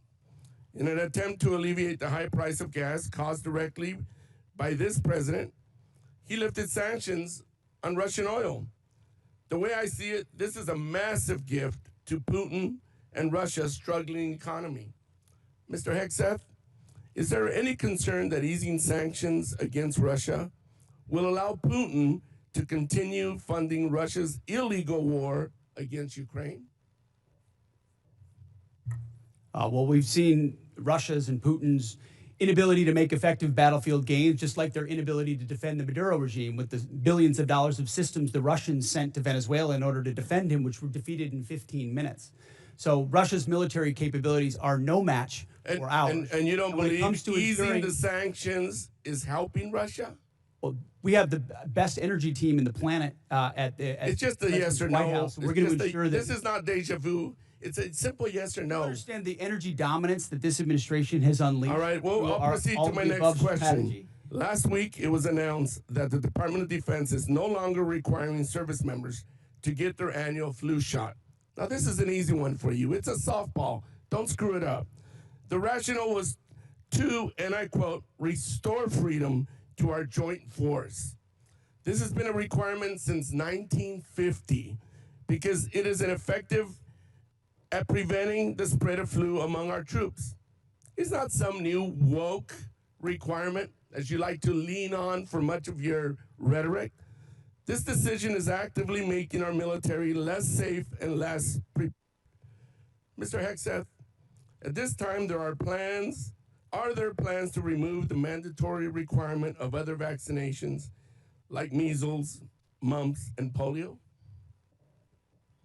We made very clear in our announcement that it applies to service members having a choice as it pertains to the flu vaccine. Don't you think that's a little reckless? No, I think allowing well-informed Americans who serve our country to make a choice is not reckless. And commanders will still have latitude, say, for a submarine or something else to make a decision for a unit about whether it could be mandatory in a particular circumstance. But overall, our troops have earned the right to be able to choose about something like that related to their health. Mr. Hegseth, I stand by what I said last time you were here. You were incompetent then, you're incompetent now, and you're the gift that keeps on giving when it comes to incompetence. With that, Mr. Chairman, I yield back. Gentleman yields back. Chair, not Other than that, I'm doing great. Gentleman Thank from you. Mississippi, Mr. Kelly. Thank you, Mr. Chairman. Secretary, don't you think it was extremely reckless to mandate COVID vaccines for the healthiest and most unlikely to get COVID and kick them out of the service if they did not comply with a, although legal, crazy order from the previous administration? Don't you think it was reckless to require that those soldiers and Marines and sailors had to take that COVID vaccine? Congressman, thank you for the question. Not only do I think it was reckless, but we point out the nature of the emergency and lack of actual data on it. We think it may not have been legal. And as a result, we're working very hard to ensure that any service member who was pushed out is brought back in. If they were forcibly pushed out with back pay and rank and everything that comes with it, those soldiers and troops of conscience who had to make that choice, we think are the best troops in our force. Listen, I'm grateful that we have two great National Guardsmen sitting at that table today. As a longtime serving Guardsman who just retired, I'm so proud of y'all and what you mean for our total force. It's not a National Guard, it's not a reserve, it's not an Army, it's not a Navy. It is a total force, and thank y'all for recognizing that. I just want to go back to some of the Iran stuff. I don't know, maybe they're in a different world than I'm living in, but from where I live since 1979, Iran has been at war with the United States, although we refuse to acknowledge it, whether that's Hezbollah, whether that's the Houthis, whether that is Hamas, whether that is trying to build nuclear weapons, exporting terror everywhere. I know for a fact when I was in Iraq, both tours, that EFPs made by Iranians killed our troops. I know for a fact that many of the munitions, I know for a fact many of the militias in Iran that were Shia-based were there to attack Americans at the willing knowledge of the Iranian government. Do you agree they've been at war with us and are still at war with us and the world since 1979? Of course, for 47 years from Beirut to Baghdad, Iran has sought the most dangerous weapons in the world to try to achieve death to America. And if they were to get the most dangerous weapon in the world, a nuclear weapon, they would most certainly use it, which is why this is at the level of seriousness that President Trump is willing to address it. And that's what I think so many in this body misrepresent. North Korea is the lesson. Everybody thought North Korea shouldn't have a weapon. Under the Clinton administration, they gathered so many ballistic missiles that their ballistic missile shield allowed them to blackmail the region and the world to say, we're going to get a nuke and you can't do anything about it. Under this administration, them weakened by the 12-day war and what happened with Midnight Hammer, the president made a bold choice on behalf of the American people to say never will Iran, with their view of death to America and death to Israel, have a nuclear weapon, because if they have it, they'll use it. And he's taken that bold action in a way I think the American people, when they understand the nature of that threat, and they do, they support it. Chairman Caine, wow, I've been around a long time.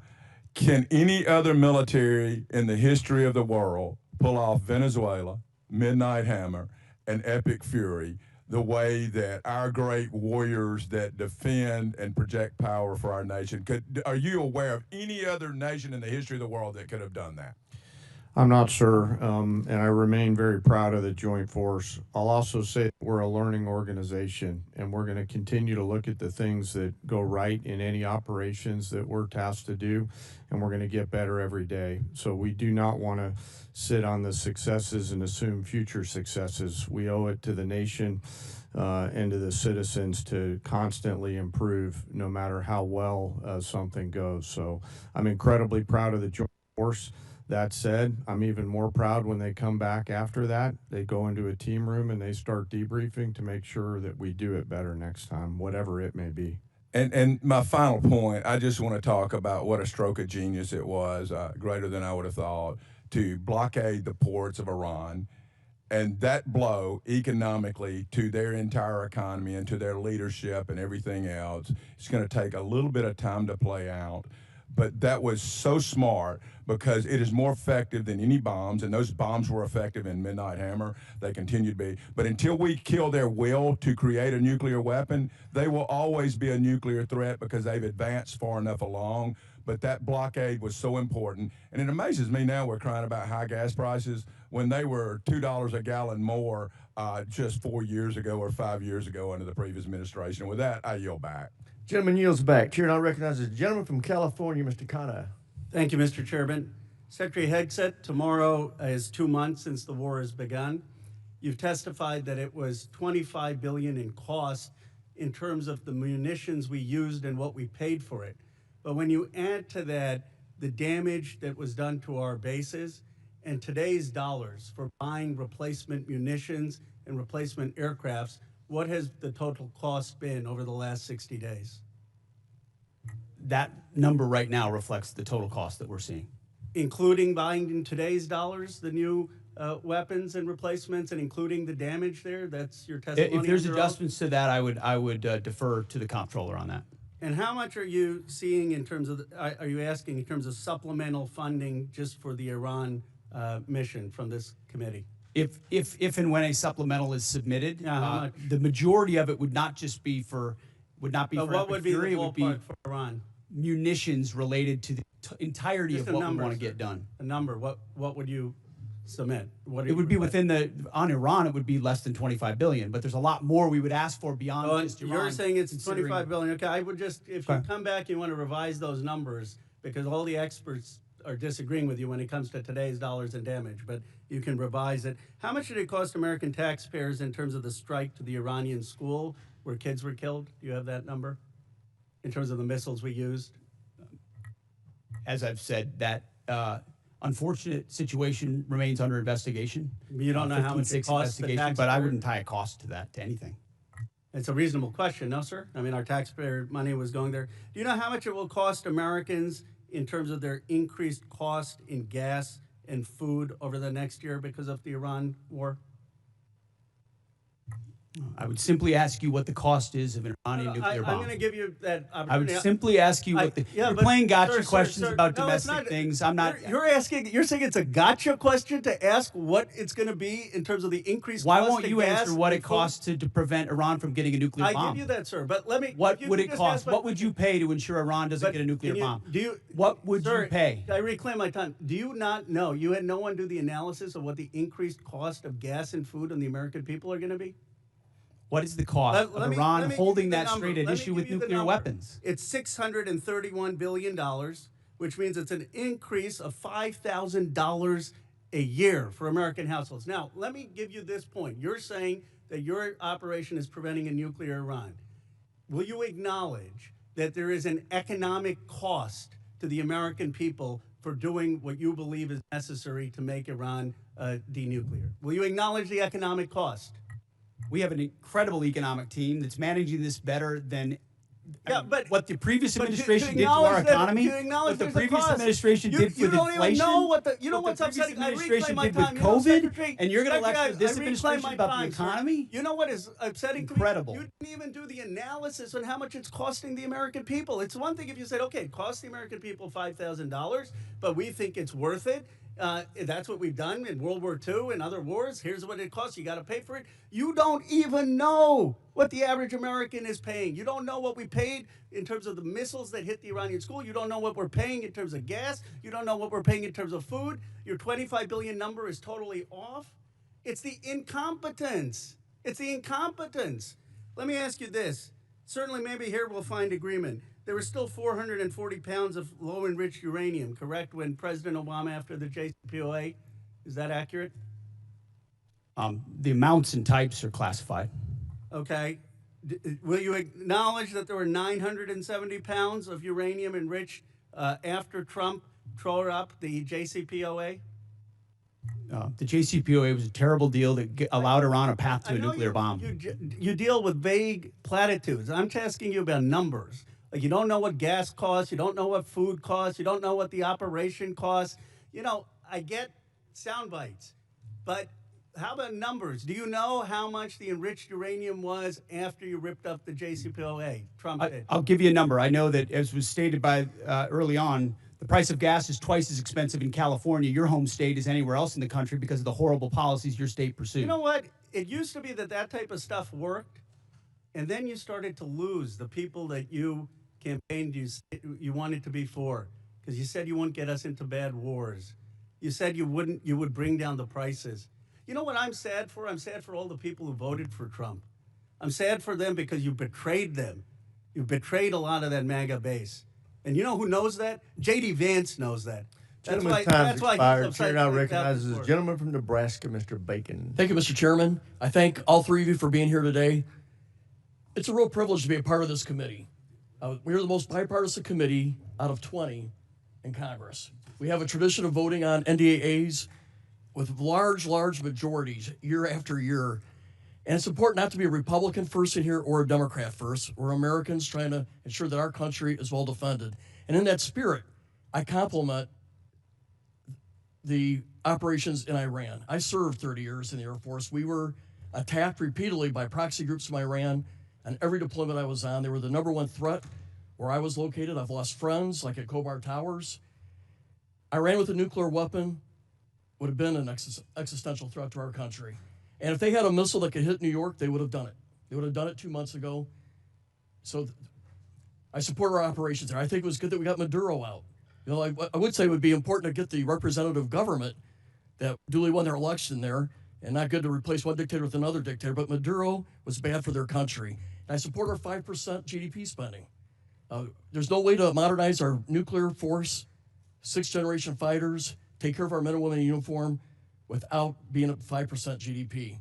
But also in the spirit, I share a bipartisan concern of the firings that we've seen at the Pentagon. 4 of the 6 service chiefs, for example, the Coast Guard. We had a huge bipartisan majority here that had confidence in the Army Chief of Staff and the Secretary of Navy. And I would just point out, it may be constitutionally right. You have the constitutional right to do these things, but it doesn't make it right or wise. Now, my first question is dealing with the housing allowance. Something I've been working for the last 2 or 3 years. Our housing allowance is underpaying people in certain areas. And the department, and it hasn't started under this administration, it's been going on for a while, they take out 5% of the housing allowance. They send it to other needs. But that means we're underpaying our servicemen and women living off base by 5%. So we tried to fix it with a $2.9 billion line item to fix housing allowance, but that money was moved. So Mr. Secretary, could you tell us how we're going to fix this? Because we have a shortfall in housing allowance, and we tried to fix it out of here, and I'd like to get it fixed. Congressman, I agree with you. I think that is precisely the kind of quality of life issue that's been ignored time and time again. Oftentimes with good intentions of trying to do some trade-off with something else. But I mentioned the 7% pay increase. That's just for junior enlisted. It's 6% from E6 to 03, and it's 5% from 04 all the way up. But closing that gap, TRICARE reimbursement's a big one we're going to look at as well. If we reimburse TRICARE lower than Medicare, then no one wants to take TRICARE, and now you don't have a real network for service members. So those places where we pinched pennies to try to eke out additional budget space have really hurt service members. So I'm committed to working with you on that to close that gap and ensure that folks can live where they are asked to serve. because they can afford housing. Okay, I think this has already been addressed to a degree, but I just want to emphasize we did put $400 million in for Ukraine. I asked you to execute it. It's important for most of us in here. It has overwhelming support. Also, I'm the chair of the Baltic Security Caucus, and we've put money in for the Baltic Security Initiative. These people love America. They love freedom more than anywhere I've ever been, and they need us. They're on the front lines with Russia. Mike, I have a question for the chairman. So we did 29 years of the nuclear alert, airborne alert, the Looking Glass mission. In 1991, we turned that off because the Cold War turned to our favor.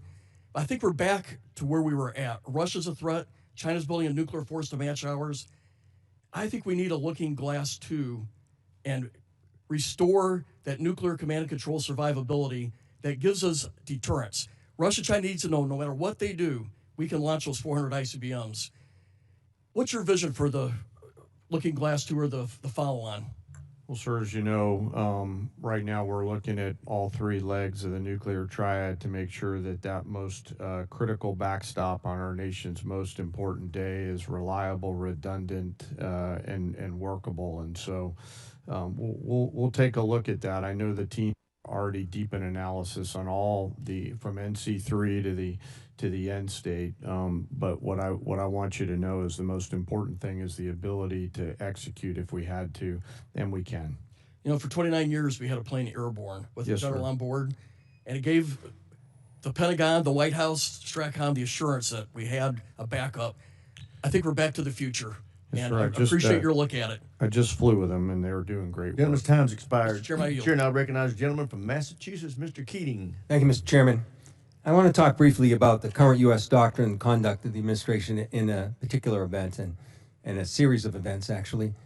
As everybody in the dais and the witness table is aware, the Department of Defense Law of War Manual specifies that any order to kill shipwrecked persons in an illegal order would constitute a war crime. It isn't suggested there's a specific example to show a clear-cut example of what this entails in our own manual. With that in mind, let's look back a few weeks ago when a fishing crew ended a long day of hard fishing, scoring a full stock of albacore and swordfish on board. Without any warning or expectation, this small Ecuadorian fishing vessel, operating about 200 nautical miles off the Galapagos Islands, was militarily engaged by U.S. forces. It was hit once, then it was hit again. Not a warning shot, not an interdiction, 2 drone strikes. Survivors described chaos and severe injuries. Our U.S. forces then handcuffed the crew at gunpoint, placed black hoods over their heads, seized and scrubbed their devices, and then held them for days. Ultimately, the crew was released, given there was no evidence to support any narco activity or any charges that may be against them. So to recap, we struck a vessel, we struck it again, set fire to it as it was sinking. And as public reports say, even drank their beer. We detained the survivors, and then we let them go. This should be eye-opening. Now let's go to another example, the double tap or 2-strike attack that took place on September 2nd in the Caribbean. A vessel was struck, disabled, and then struck again, killing all but 2 survivors that were left clinging to the wreckage. And this is the thing. We know this happened. We know how it happened. And the Defense Department still refuses to release the follow-up video of the killing of the shipwrecked survivors, even though they released the initial one to the public in major news networks worldwide. No difference in sources and methods in the 2 videos, but still not released to the public. Of course, the backlash was severe at the time and perhaps is being forgotten. An unpredictable but ignoble display of character from this administration. Fingers were pointed at one another as everyone scurried to cover, and a tacit acknowledgement that this was an issue potentially violating international law. Now I've reviewed what's been available, the phony rationale that these attacks are about fentanyl trafficking, when we know fentanyl comes from China, India, through Mexico. Then the baseless argument that this was about narco-terrorism. You know, I don't believe a word of it. This was to create leverage for regime change in Venezuela. And now the president acknowledged that was about oil. Beyond the simple need for justice and exercising American values, it's important for us to discuss what the U.S. belligerence in the world stage means to our security, our ability to marshal cooperation with our allies, and most importantly, not to normalize these actions that could endanger the lives of our own service members put in similar peril. Let me be clear about one thing. Whether it's these particular strikes discussed here, the one that killed 11 others off the coast of Venezuela, whether it's the 178 other killings, with each of these extrajudicial killings, the administration is pirating American values. We'll continue to investigate this. We will. It'll come forward in the future. Some days that second video will be released. But we've got to stop also using our precious resources that are being taxed so heavily all over the world on actions that hurt our military. They hurt our military and they hurt our standing internationally, and they're hurting our standard here at home. I hope that we can move forward. I hope we can review whether these are justified, because I found no justification. We were given classified information on the second strike. I can't discuss it, but I must tell you, it's the most convoluted bullshit I ever heard in my life. This should be public. This is our honor. This is what it makes American a difference maker. This is what we're It's an incredible array of false accusations. And I yield back my time. Gentleman yields back. Chair now recognizes a gentleman from Texas, Dr. Jackson. Thank you, Mr. Chairman. Thank you, Secretary Hegseth and General Caine and Mr. Hurst, for your bold leadership and for your time today. I really appreciate it. I can't tell you how awesome this hearing is today. It's fantastic. After someone who sit up here for 4 years during the last administration, this is a great day. Despite some of the crazy and disrespectful comments from some in this room, the Department of War is back. Today is a win because we are discussing American power and dominance, national security, and making America great again.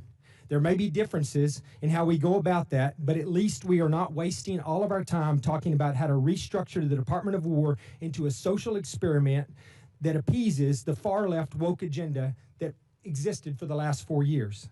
Thank God those 4 years of the disastrous Biden administration are done. On behalf of someone who served 25 years on active duty and almost everyone I know currently serving in uniform, thank you, Mr. Secretary, for saving the department. Okay, my question.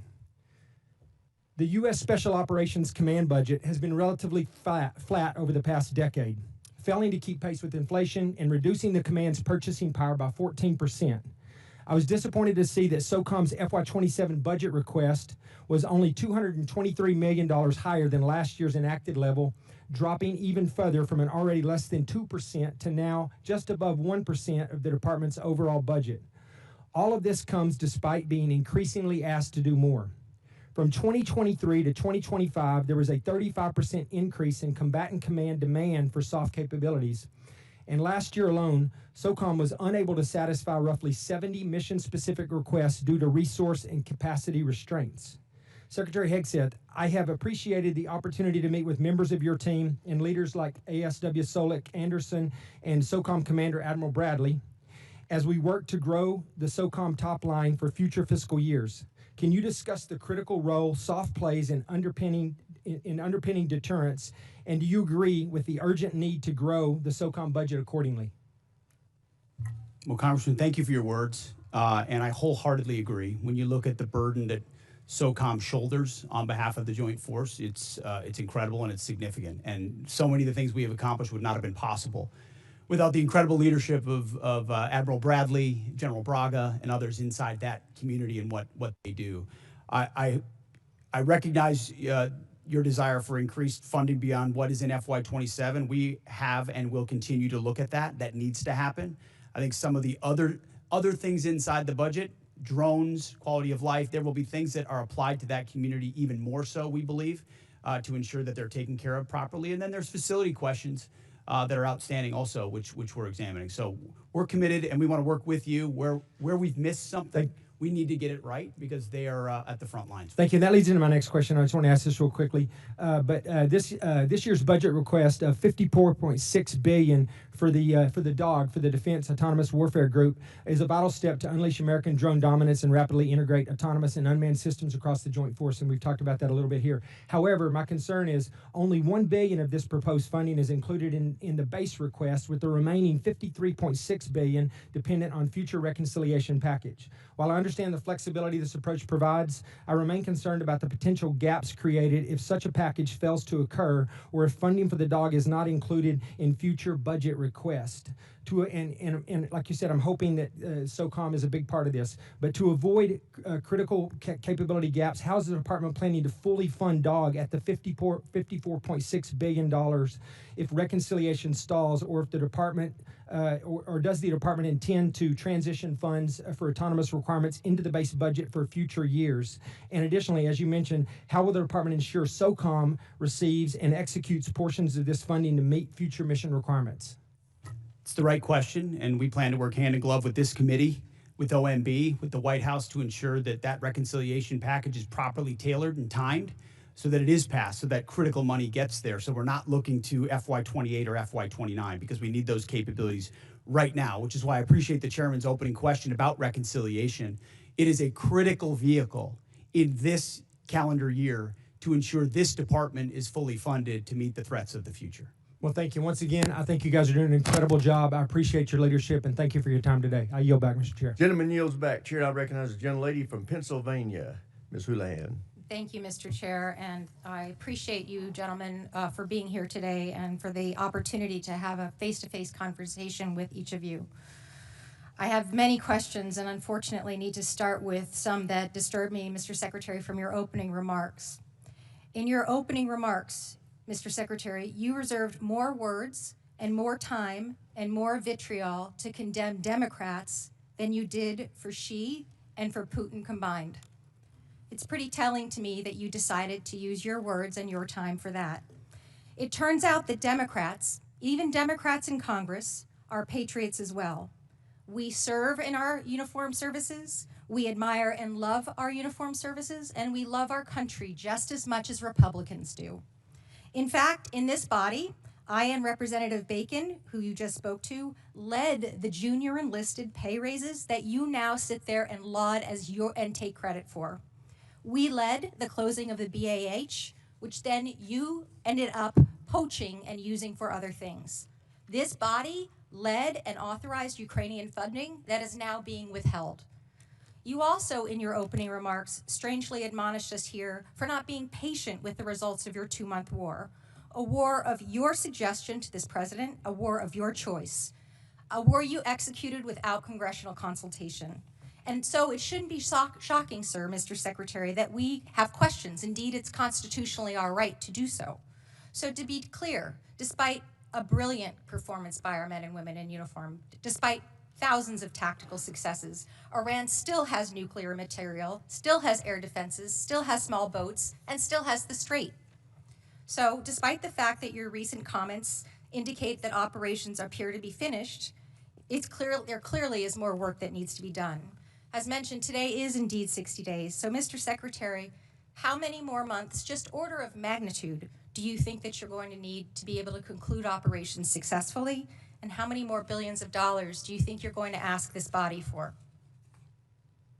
Well, as you know, and as the president has stated, you would never tell your adversary, especially Sir, I once recognize you've, that is the line that you always especially use, once but you've give me an order of decimated their military and you control their 3X, strait, 4X. how long you would be committed to the mission. And the next thing that you mentioned in your opening You know remarks, that. Mr. You would never do that. Secretary, is that you called on, which astounded me, examples of the Afghanistan war, the Iraq war, and the Vietnam war. Those are stunning examples to me of something that didn't go our way.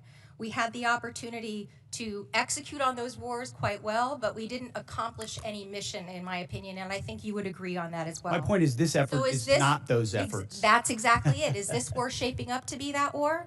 Because it has every We're shaping up to get the indication same and kind of earmark for Democrats we that. got in those wars who were And once again, naysayers you from the go back to beginning, parties. undermining the progress Just of have a troops. conversation We're 2 about the country months and the nation in. and not about parties.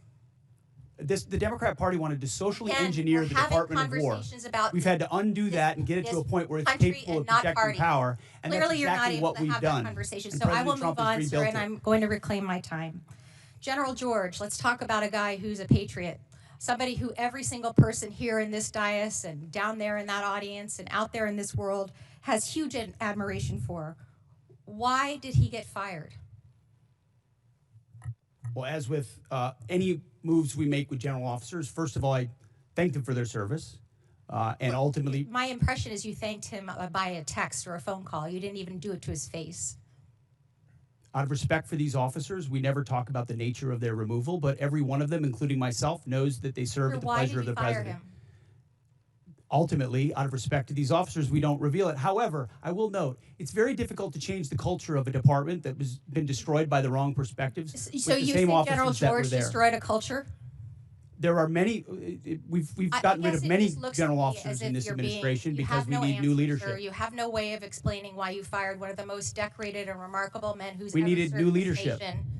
That's And my so answer. your answer is a very immature way of responding to my request. My next question has to do with my remaining time about the fact that there apparently are orders that you've recently given to the Navy to detail officers to command billets in special operations where they, the people who you're detailing, have already received bad performance reviews. They've received negative fitness reports. Is there a truth to that statement, sir? I'm not aware of what you're referring to. Have you ever ordered the Navy to add officers who never screened for Special Operations Major Command to the promotion list for flag officer? I'm not aware of what you're referring to. All right, I'll take that for no. Thank you, I yield. Generally yields back. For everybody's situational awareness, it's my plan at 1 o'clock or approximately 1 o'clock to recess for about 10 minutes to give the witnesses a chance to stretch their legs and visit the restroom if necessary. But with that, we will now go to the gentleman from Florida, Mr. Jimenez. Thank you, Mr. Chairman. And Mr. Secretary, are you aware that that Iran, either through our intelligence or they themselves, said they had about 500 kilograms of enriched uranium, up to about 60%?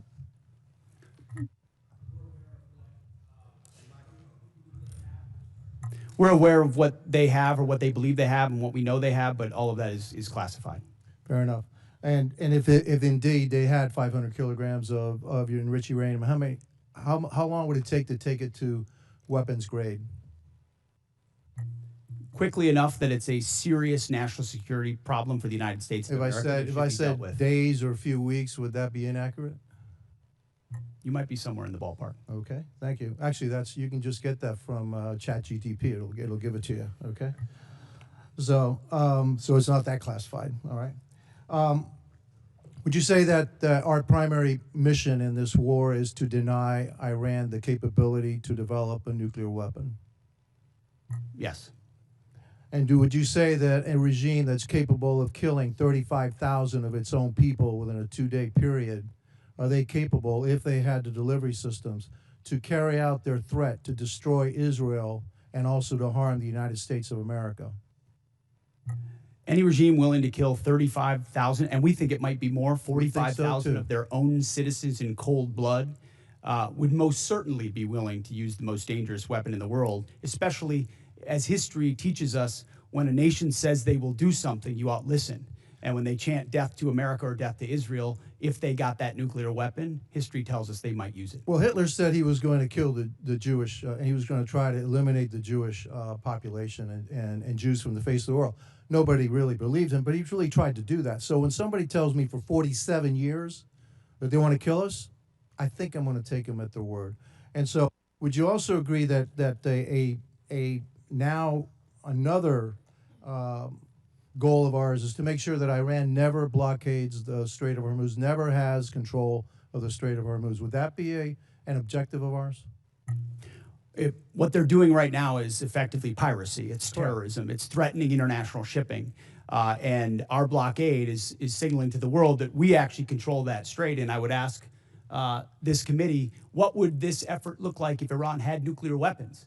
Imagine if not Iran had nuclear capabilities, what they would do to wield over any advantage they have, from proxies to funding international terrorism. Mr. Secretary, also, not only would they do that, but imagine if we had not become energy independent.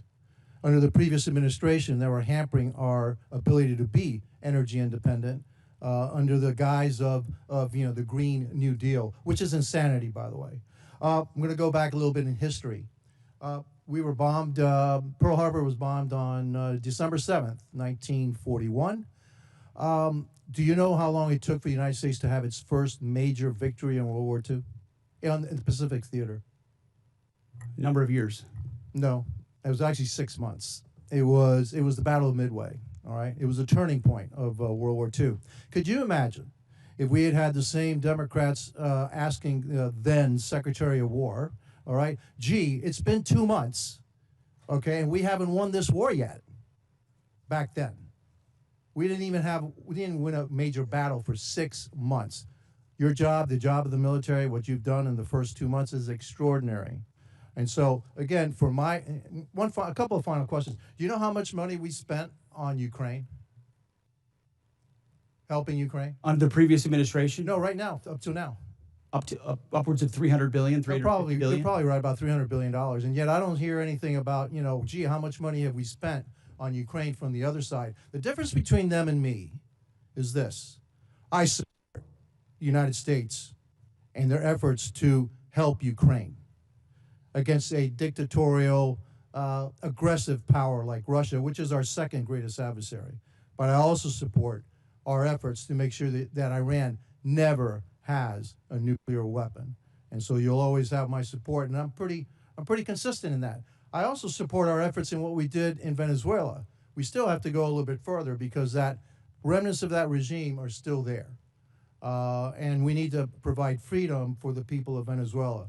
And also, one thing, for me, I guess what I'm looking for in this war with Iran is to make sure that Iran never has a nuclear weapon, that we have established an inspection protocol to make sure they never get a nuclear weapon, and that we control the strait, and they never can control the strait. Gentleman's time's expired. Chair, now Thank you. recognize the gentleman from Colorado, Mr. Crow. Thank you, Chairman. Mr. Secretary, I want to go in a little bit different direction. Timothy Parlatore served as your private attorney, correct? Correct. And Mr. Parlatore also served as private attorney for President Trump's campaign, correct? I'm not privy to every professional position that he's held. Well, I'll help you out. He did. And you appointed Mr. Parlatore as your senior advisor, correct? He does reserve duty on behalf of the Navy. His title is senior as an advisor. You gave him that title, correct? And I would count him as very much an advisor of mine. Yep, he travels with you, correct? Tim Parlatore has been a long-term friend. He's a great patriot. He travels with you. That's not what I asked. I reclaim my time. He travels with you, doesn't he? He travels with you, doesn't he? Correct? There's public Instagram that shows this. Just say yes. Yes, of course. Okay. He sits in meetings with you and advises you, doesn't he? He sits in some meetings on occasion. Well, he maintains a desk in an office in the Pentagon, does he not? I'd have to check. You don't know? It's a big Pentagon. You directly commissioned Mr. Parlatore in the Naval Reserve as a Navy commander in March 2025, did you not? I was very proud to do so. And when you did, because he's a Navy Reserve officer, he didn't have to go through the PPO process, the White House Presidential Personnel Office, right? He wasn't vetted by a White House PPO. Uniformed service members don't get vetted by the answer is yes. He didn't have to be vetted by a White House PPO. He didn't go through the Senate confirmation process either, did he? The answer is no. I don't know what you're getting to, but Tim is a fantastic. I'll tell you what I'm getting to. The answer is no, right? He does great work. Okay. He didn't maintain a security clearance when you appointed him as special advisor. Is that right? I'd have to check. You don't know? I mean, anybody that has access to sensitive material is going to have the appropriate clearance. Okay, so when you appointed him as special advisor, he had a security clearance? You're trying to piece together a timeline. No, I'm asking a simple question. One of your special, most sensitive advisors, did he have a security clearance? No, you're playing a gotcha game like you do on TV and everywhere else. You're trying to thread together details that are connected about something else. Clearly, you're concerned about my line of questioning, aren't you, Mr. Secretary? Because you know where it's going, don't you? I think you do. So, does Mr. Parlatore represent foreign governments? He has a private law practice, does he not? From what I understand of his law practice, he does a lot of great work for service members in the military and other. He maintains a private law practice. Does he represent foreign governments or foreign persons in that private law practice? I don't know. You don't know. Somebody who's sitting in your meetings, a special advisor, you don't know. Does he represent any senior officers who are currently under consideration for promotion by you or your office? The only person that makes determinations about senior officers is me. Answer the question. Does he represent senior officers who are under consideration for promotion by you? No, I'm the one that makes decisions about choosing. Does he represent them, Mr. Secretary? Does he represent them? He doesn't represent anyone. He's a legal advisor and always has been. But he has clients, does he not? He's a legal advisor to me on reserve duty, and he always has been, and he does a fantastic job. Is it true that Mr. Parlatore was removed? I reclaim my time. Is it true that Mr. Parlatore was removed from an investigation by the White House last year? I don't know what you're referring to, but not that I'm aware of. You're not aware of it? Was it true that you were also removed from that same investigation? The answer is yes. No, not that I'm aware of. You're not aware of it. That's interesting. Well, is it true that Mr. Parlatore disparaged President Trump? I don't know what you're referring to, but no. Is it true that Mr. Parlatore was accused by President Trump and his lawyers of lying? What you're accused of is a cute line of questioning that's going nowhere. Well, it's going somewhere, which is why you're not answering the question. Was it true that he was accused of lying by the president's legal team? I'm not familiar to. You'd have to give me the context. Well, it's right of that here. article, You want to look at the statement from President anybody Trump's could blow legal up team? a quote and claim it says something, and that's what you're doing in a little stunt. Secretary Hegseth, what I'm really concerned about is you purport to have unfaltering loyalty to President Trump, and yet you are continuously going. You care a lot about reclaim my President Trump, time. don't you? You this are going is a behind cute his waste back of your 5 and minutes. appointing A people. huge, I reclaim cute my time. waste of your 5 minutes that I led reclaim my nowhere. time. You are Do not repeatedly pass go, going do not behind the collect president's Gentlemen back. from Colorado's time. Go ahead, Mr. Carl. You are repeatedly going behind President Trump's back, appointing people who he has accused of lying, who the White House is Gentlemen's accused of time's lying. expired. And you are not being honest with Gentle President lady Trump. from South Carolina, Ms. Mace. Thank you, Mr. Chairman. Thank you, Mr. Chairman. I request unanimous consent to enter a number of documents into the record. The first of which is a statement from Corey Mills, First Sergeant, stating his forms and accounts of his military service are falsified. The second document is a picture of Corey Mills wearing a Bronze Star from 2019 before he ever got a Bronze Star. The third document is a document that conveys a Bronze Star medal and his life-saving care to the wounded, and according to the soldiers who were there, they said it never happened, according to the men who were there.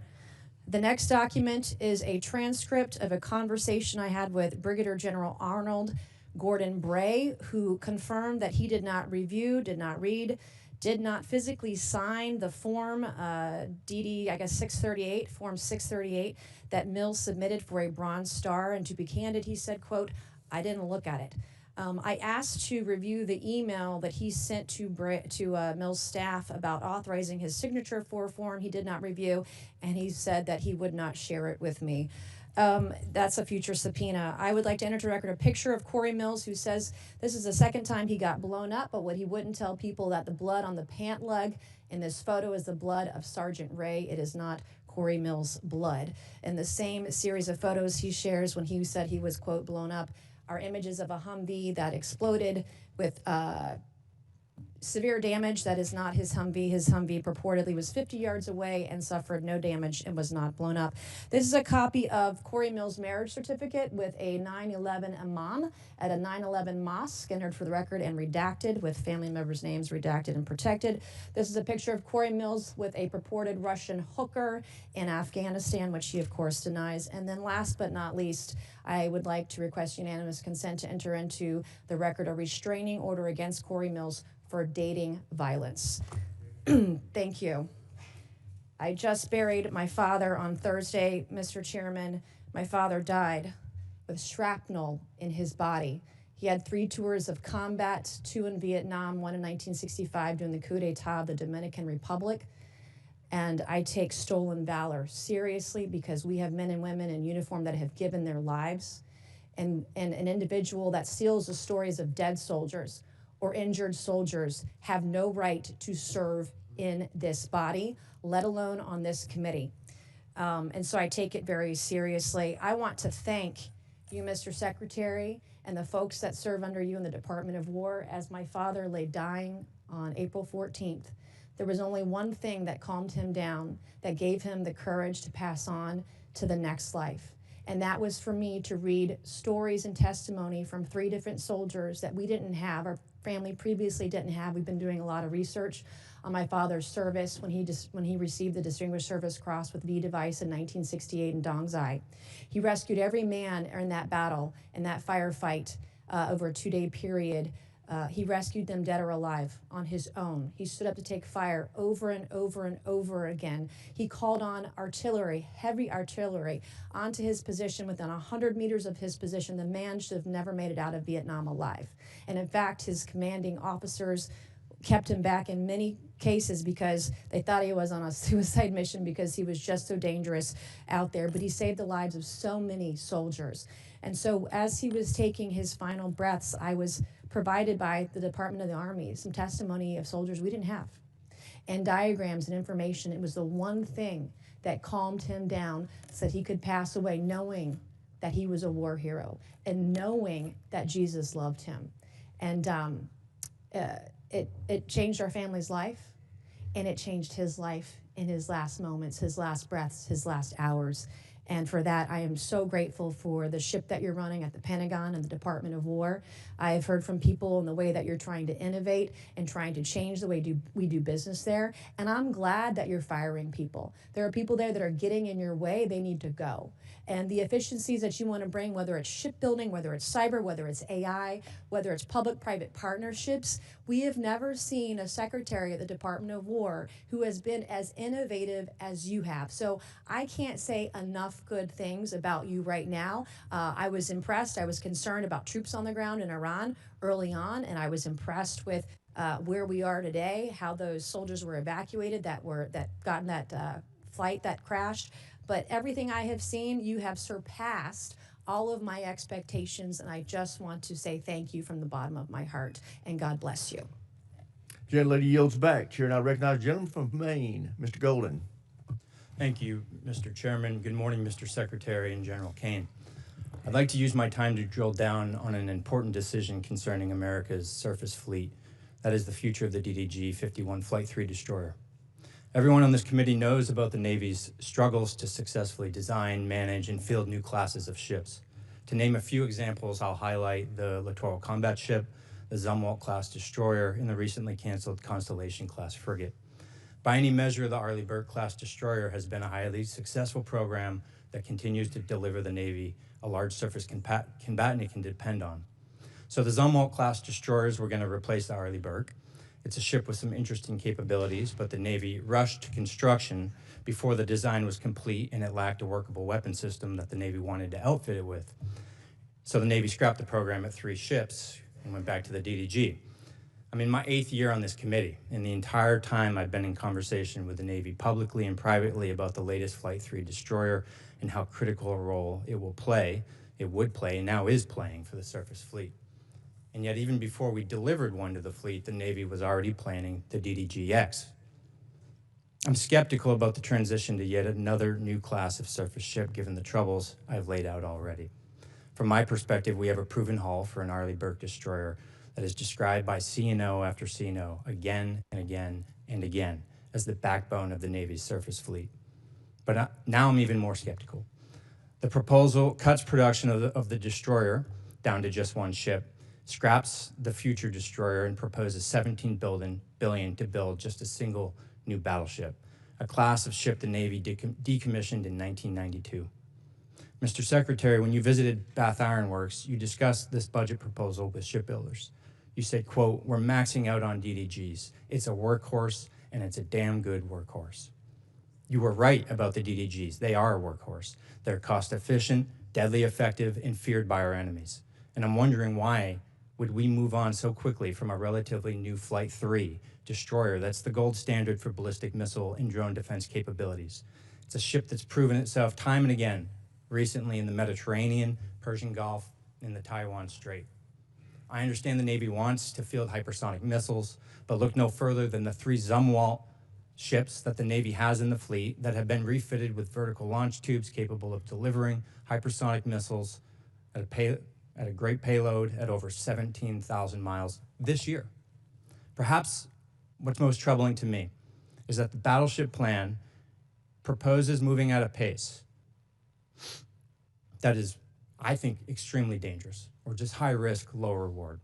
To begin construction so quickly, breezing right through design.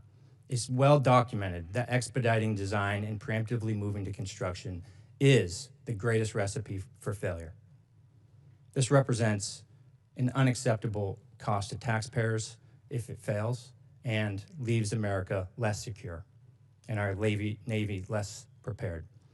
I understand the proposed battleship was a bit of a dream child of the recently departed Secretary of the Navy.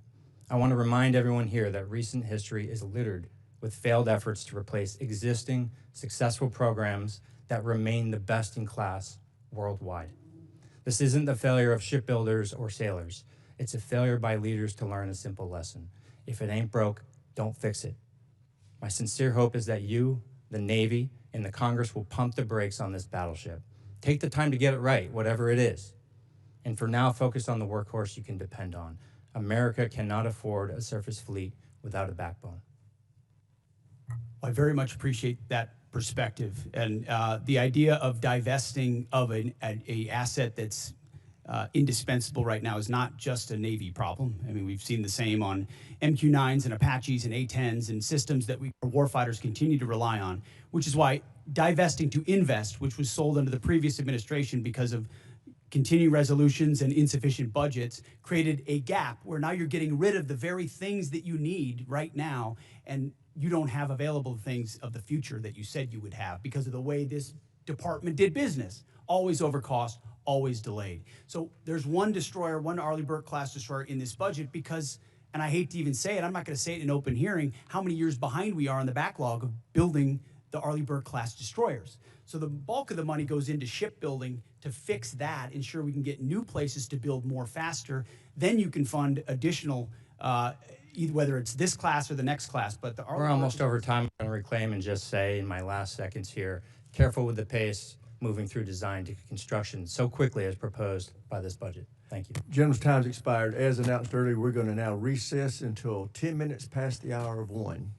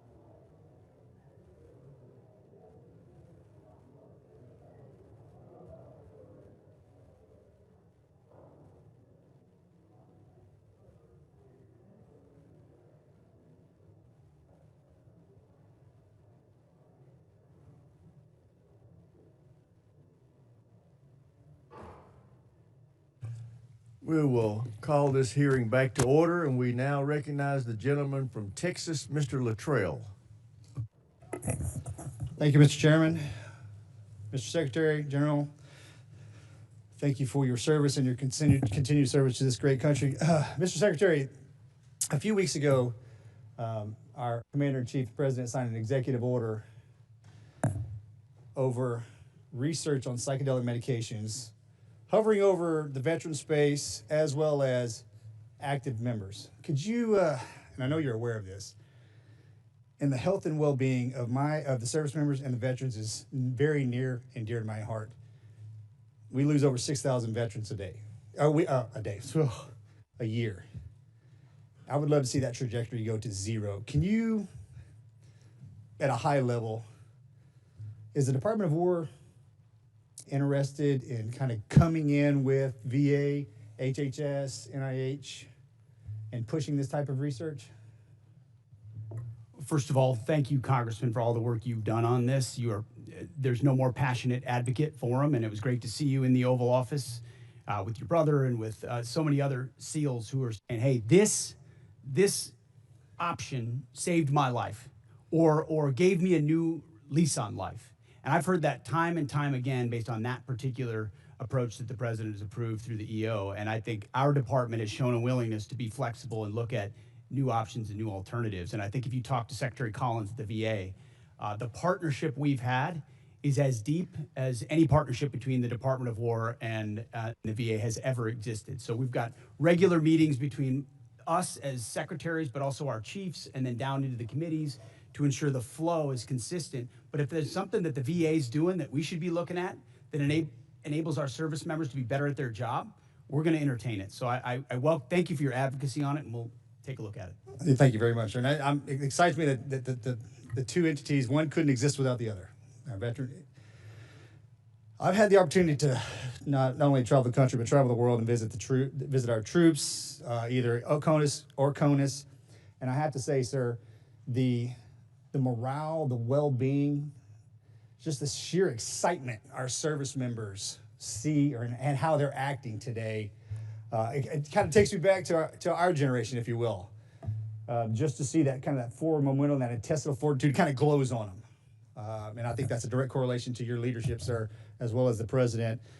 Can you, from your perspective, I'm assuming you're seeing the same thing. And I think that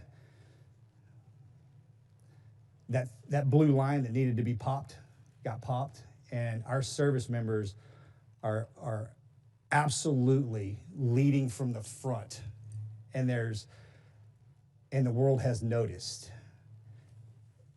Tell me I'm not seeing that just from my own eyes.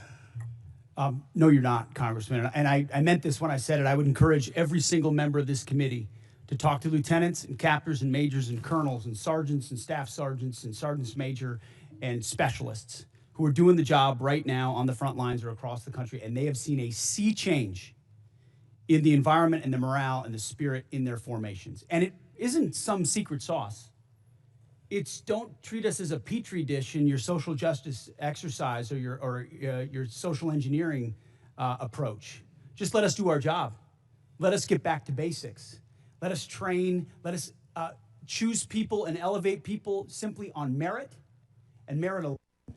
That's motivating for people. That's why they join. That's why they do really difficult things like you did and are away from their families for a very long time. They want to defend their kids and grandkids, but they don't want to have distractions and debris on the inside. So when we talk to them, they are so grateful for the fact that we're just getting back to the basics of readiness, training, accountability, discipline, warfighting. Commanders, squad leaders, you name it. And to those watching across the country, ask folks who have served, who've been in it, how they view it. And they see it under President Trump's leadership fundamentally different. And we haven't even talked about the border, which is now secure. I mean, there's the recruiting successes, the fitness and combat standards that have been restored. We're treating everybody at the same level. Sounds like basics, but it all translates into morale.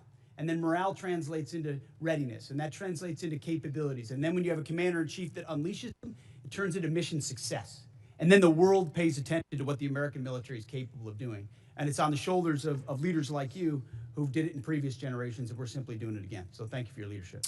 Thank you, Mr. Secretary. And for everyone in the room that's in uniform, God bless each and every one of you for your service, as well as your families. Mr. Speaker, sorry about that. I thought you liked me. I did. I'm sorry. That slipped. Gentleman's time Karen, to I yield expire. back. We now go to the gentlelady from California, Ms. Jacobs. Thank you, Mr. Chairman. Mr. Secretary, as you know, I represent San Diego, the largest military community in the country. Right now, as we are speaking, 2,500 San Diego Marines are off the coast of Iran. Many, many other San Diegans in uniform have gotten 48-hour deployment notices. So this war in Iran is not theoretical for me or for my constituents. It's deeply personal. As you also know, on Easter Sunday, President Trump threatened to destroy Iran's bridges and power plants, writing, quote, "Open the fucking strait, you crazy bastards, or you'll be living in hell. Just watch." And 2 days later, President Trump wrote, quote, "A whole civilization will die tonight, never to be brought back again. I don't want that to happen, but it probably will." My office's phones have been ringing off the hook. I've heard from so many military families concerned about the president's mental fitness and whether he's fit to serve as our commander-in-chief, given that he's sending their loved ones into harm's way. Our troops, who have shown incredible bravery and tactical proficiency, deserve to know that their leaders are focused and stable. So, Mr. Secretary, you are with the president a lot, and it pains me to even have to ask this about our president, but my constituents' lives are at stake. Do you believe that the president is mentally stable enough to be the commander-in-chief? Did you ask the same question of Joe Biden for 4 years? Mr. Secretary, Joe Biden is not the president. Mr. Trump has been president for 1.5 years, and I'm asking you did right not, now. and I won't even engage with the level of disparagement that you're putting on the commander-in-chief, who indeed is.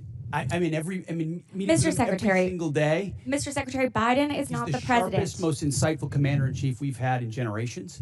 And you want to compare, you want to ask that question after you and your fellow Democrats defended Joe Biden, who could barely speak and didn't know Mr. what day of the Secretary, week it as was? you know, he governed through an auto pen. when- He had a Secretary of Defense who went AWOL for a week. I can't Mr. be gone Secretary, for 10 days. I will reclaim my time. Thank you Gentlelady's so much. gentlelady's time. She's Thank you. reclaimed it. So, Astonishing. as Mr. Jimenez said, we should be taking leaders at their word. So, is there a reason that we should not be taking our leader at his word? Iran should not underestimate the will of President Trump and the United States military to achieve our mission.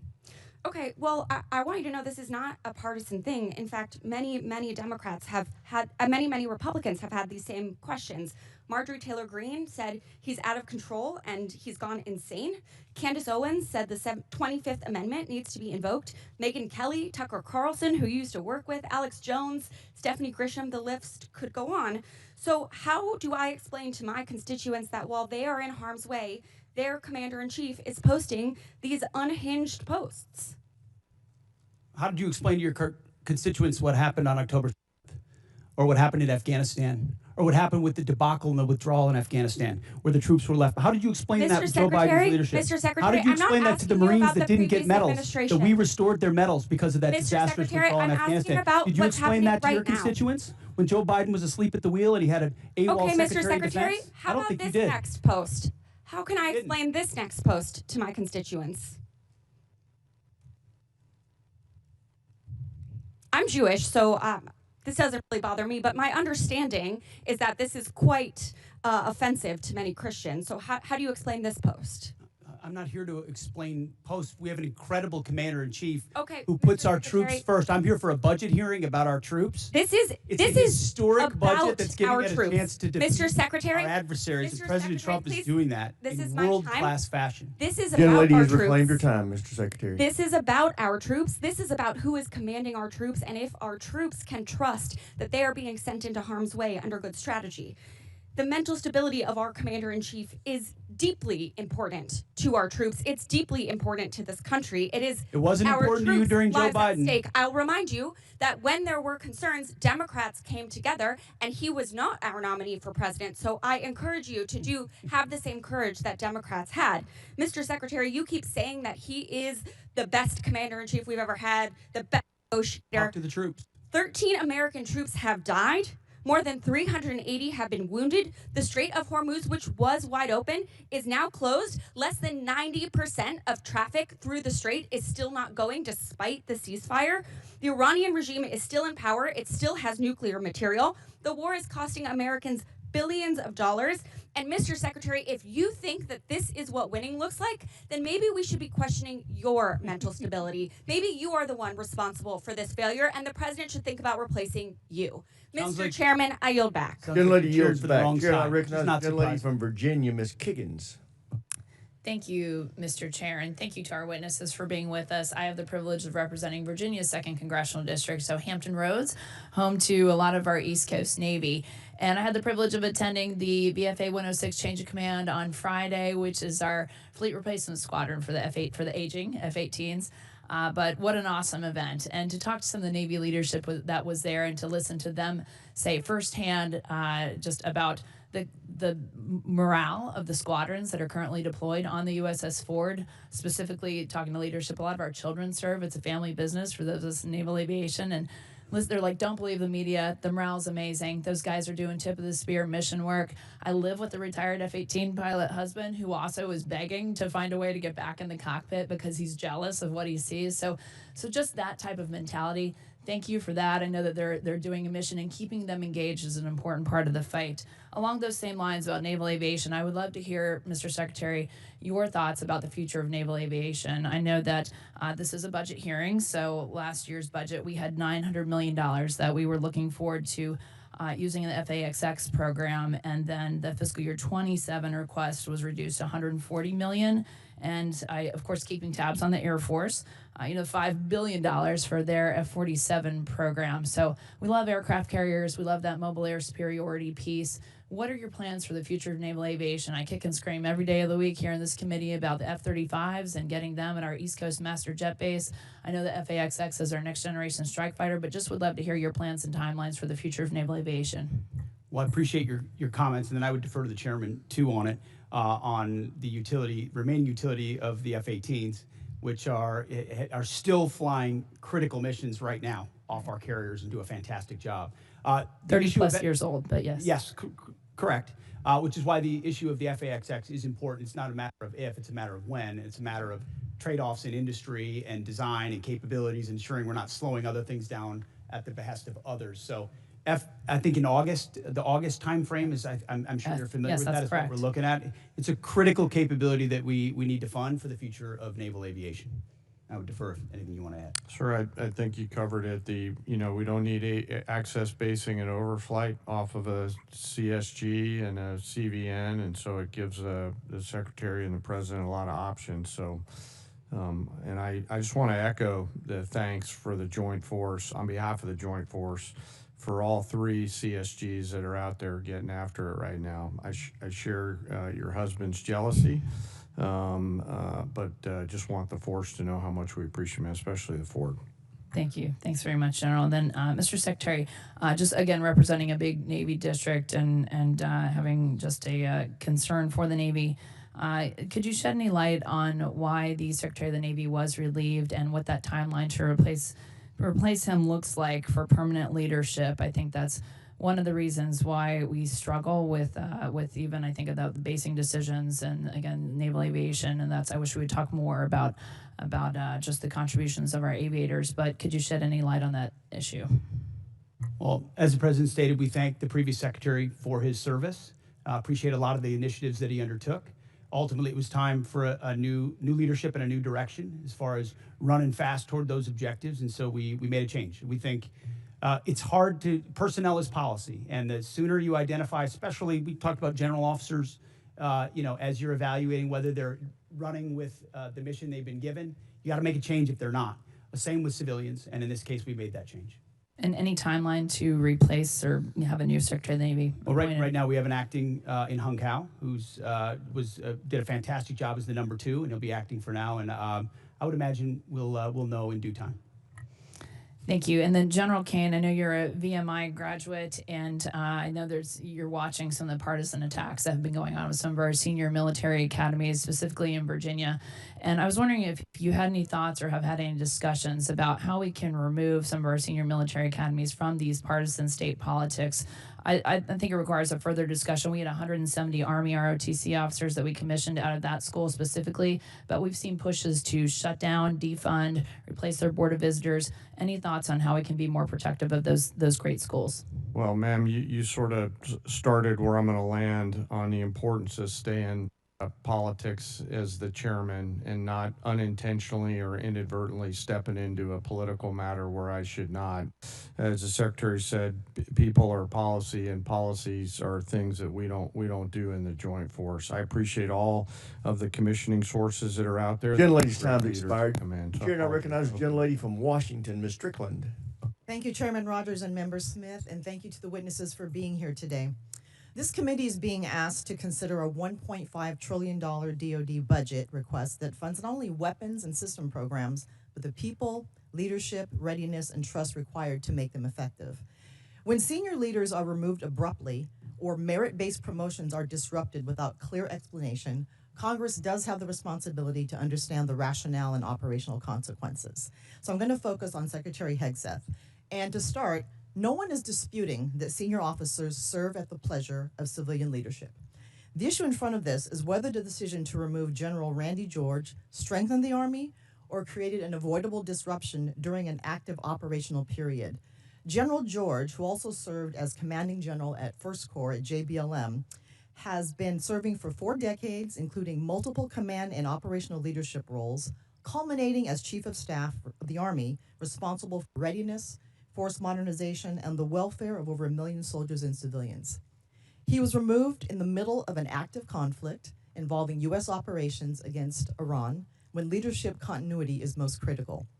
Public reporting indicates that General George's removal may have followed disagreements over Army personnel matters, including concerns regarding withheld promotions. So my question, Secretary, is this: what specific national security risk, mission risk, or leadership concern did General George present that justified removing him in the middle of a conflict, or was he removed because he challenged some decisions being made? As I stated earlier, out of respect to these officers, I don't discuss the nature of the removal, but I would ask an earnest question of you: where does General George fall in the operational chain of command? So I'm asking you, why did you fire him? No, but don't change. You the talked subject, about sir. you talked about Please an operational answer my moment. question. Where does General Please George answer fall my in question. the No, it's a simple National question. Risk, You're on the House Armed mission Services risk, Committee. Leadership concern. What did he present that justified removing him in the middle of a conflict? Do you know where General George serves in the operational chain of command? So I'm asking you my question one more time, sir. Don't try to flip it on me. Why was he removed? Was he a national security risk, mission risk, or leadership concern? We don't. Yes or no? We don't talk about the nature of removals, don't answer but the question. you It's also okay. won't answer where So he to is be in the clear, operational chain of you command because removed he the isn't Army's- in it. He Mr. isn't I'm gonna in the reclaim my operational time. chain of Gentlelady command. reclaimed her time. We're gonna You want to tie it to the war, but you don't Sir, even know where he is in the chain of command. some It's respect, the okay? gentlelady from Washington's time. Under DOD 1320.04, the Secretary of Defense may withhold or disapprove forwarding nomination after service recommendations in limited circumstances, including newly identified adverse information, pending investigations, reportable information, and questions regarding mental, physical, moral, or professional qualification, incomplete or non-compliant nomination packages, missing certifications, or the need for additional clarification from the military department. Several colonels reportedly selected for brigadier general were removed or withheld after board selection and service certification.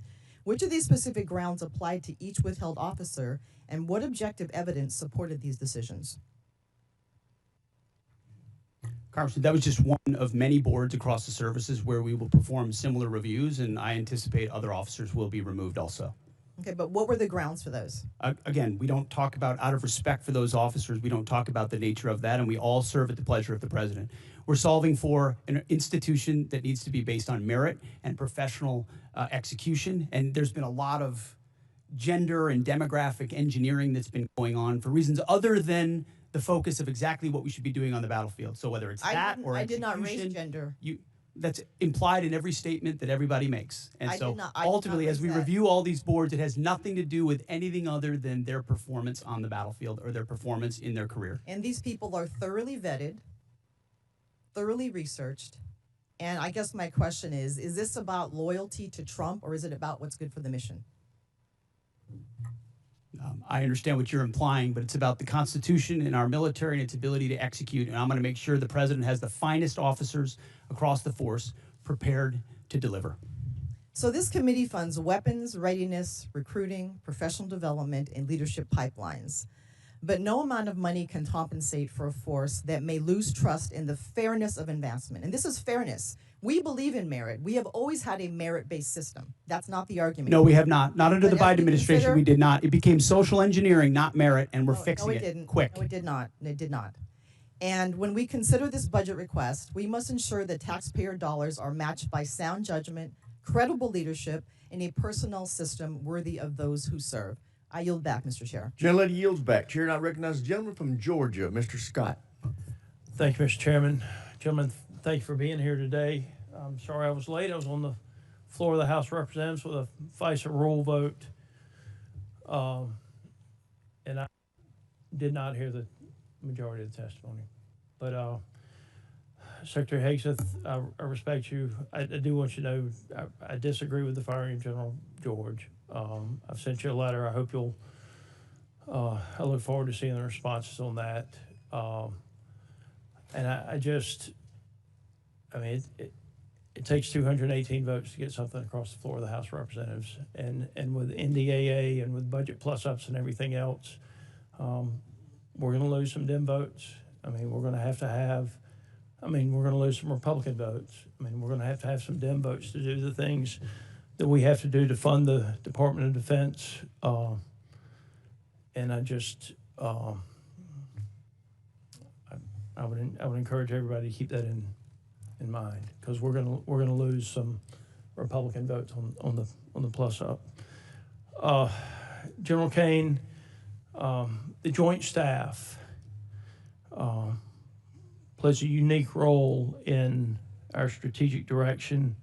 The integration of services is what gives us a coherent joint force. I have seen where disputes in the Air Force and the Army led to the elimination of systems that we needed. As the department has made attempts to right-size various components, could you talk about the importance of the joint staff and the value to the joint force? You bet, sir, and I'm incredibly proud of the joint staff. You know, our job is to integrate options, to deliver those options to our National Command Authority, work with all the services, and the one area of exclusivity we have pursuant to the 2017 NDAA is as a global integrator, and our J2, J3, J5, J7 team, J8 all do a fantastic job along with the 1 and the 6 every day and the 4 to really bring the totality of American combat capability together into a range of options and risks that we can then bring to the Secretary and the President. So they are extraordinary in everything they do, and I appreciate the chance to brag on them a little bit. Well, I have watched as the Air Force was paying for a system that was predominantly used by the Army in the past. I'm talking about JSTAR specifically. It was the ground moving target indicator that the Army used, but it was coming out of the Air Force budget. And then I think that dispute led to the stand down of a system before another system was ready to go. And that's a dangerous thing. I spent a fair amount of time in Africa from this committee's work and from HIPSI's work. We lost Air Base 101 and 201. All of you at that table know what happened there. I blame that on State Department and the way the State Department handled that. How do you intend to handle, one is, are we looking at Niger and the potential to get 101 and 201 back? And I do believe that an apology would go a long way with that country. As someone who's met with the ministers over there, and interestingly enough, Minister Toomba wanted tractors. He wanted John Deere tractors is what he asked for. But where will we base out of if we can't get Niger back? And are we looking at getting 101 and 201 back? Yes, sir. Well, we all want tractors. So I echo his thoughts there. You know, I know General Anderson is doing a lot of work right now, leaning forward, doing a fantastic job, along with his deputy commander, General Brennan, on looking at the total requirement across the western flank for access, spacing, and overflight. 101 and 201 are one of many things that they're considering. I think the key is what are they going to be able to do with the resources that they have, and we're always in a resource-constrained environment, Congressman, to put sufficient pressure on the CT adversaries there in order to hold them at bay. Well, the mill-to-mill relationships are still good. Yes, sir. I've been out with some of the ODA teams over there as a civilian, as a member of Congress. Yes, sir. Yes, sir. It does bother me that our footprint has gotten so much smaller over there, but I do know with drones and other things, it makes it much more difficult to have those outposts. But I appreciate all of you being here. Sorry that I have not been here. No, sir. Appreciate the other work. Gentleman yields back. Chair, I recognize the gentleman from New York, Mr. Ryan. Thank you, Mr. Chairman. Head wounds, heavy bleeding, and then just shrapnel all over. So folks are bleeding from their abdomen, bleeding from arms, bleeding from legs. Secretary Hegseth, do you know who said that? I'm not sure I do. It was one of our soldiers describing the devastating Iranian drone strike at Port Shuaibah, March 1st in Kuwait. As you know, 6 of our soldiers killed, over 30 wounded. Secretary, do you know the range of the Shahed 136 one-way attack drone, approximately? It depends on the variant, but it's got serious distance. Several hundred miles. Do you know how far Port Shuaibah is from Iran? There's a reason why we took extreme measures I'm for force protection, because we understood the proximity challenges. Mr. Chair, I'm going to reclaim my time. It's well under 100 miles. Before the war started, there was clear intelligence that Shuaibah was high on Iran's target list. Internal analysis had said the site was indefensible from aerial attack and should not be used. Yet you sent our soldiers from the 103rd Sustainment Command there anyway. Is that true or false? True or false? Straightforward question. Are you going to give me a chance to answer or just play gotcha? Did you send them there or not? We took proactive measures from the beginning to ensure force protection and defensive posture were maximized across the theater. Let's talk about what defenses they had.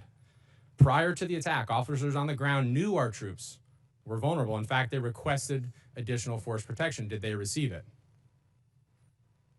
Wherever humanly possible, force protection and counter UAS was always made available. They did not. In fact, when asked to describe the base's defense, one survivor who's come forward from the unit said, quote, I would put it in the none category. From a drone defense capability, none. So let's be clear, no counter-drone capabilities, no counter-rocket systems, no counter-mortar or counter-artillery, not even the basic overhead protection that you and I had 20 years ago in Iraq, and now 6 of our soldiers are dead. The next day, you downplayed the attack. You said it was a squirter that squeaked through fortified defenses. But since then, thankfully, brave survivors have come forward to set the record straight. One of our surviving soldiers told CBS, quote, painting a picture that one squeaked through is a falsehood.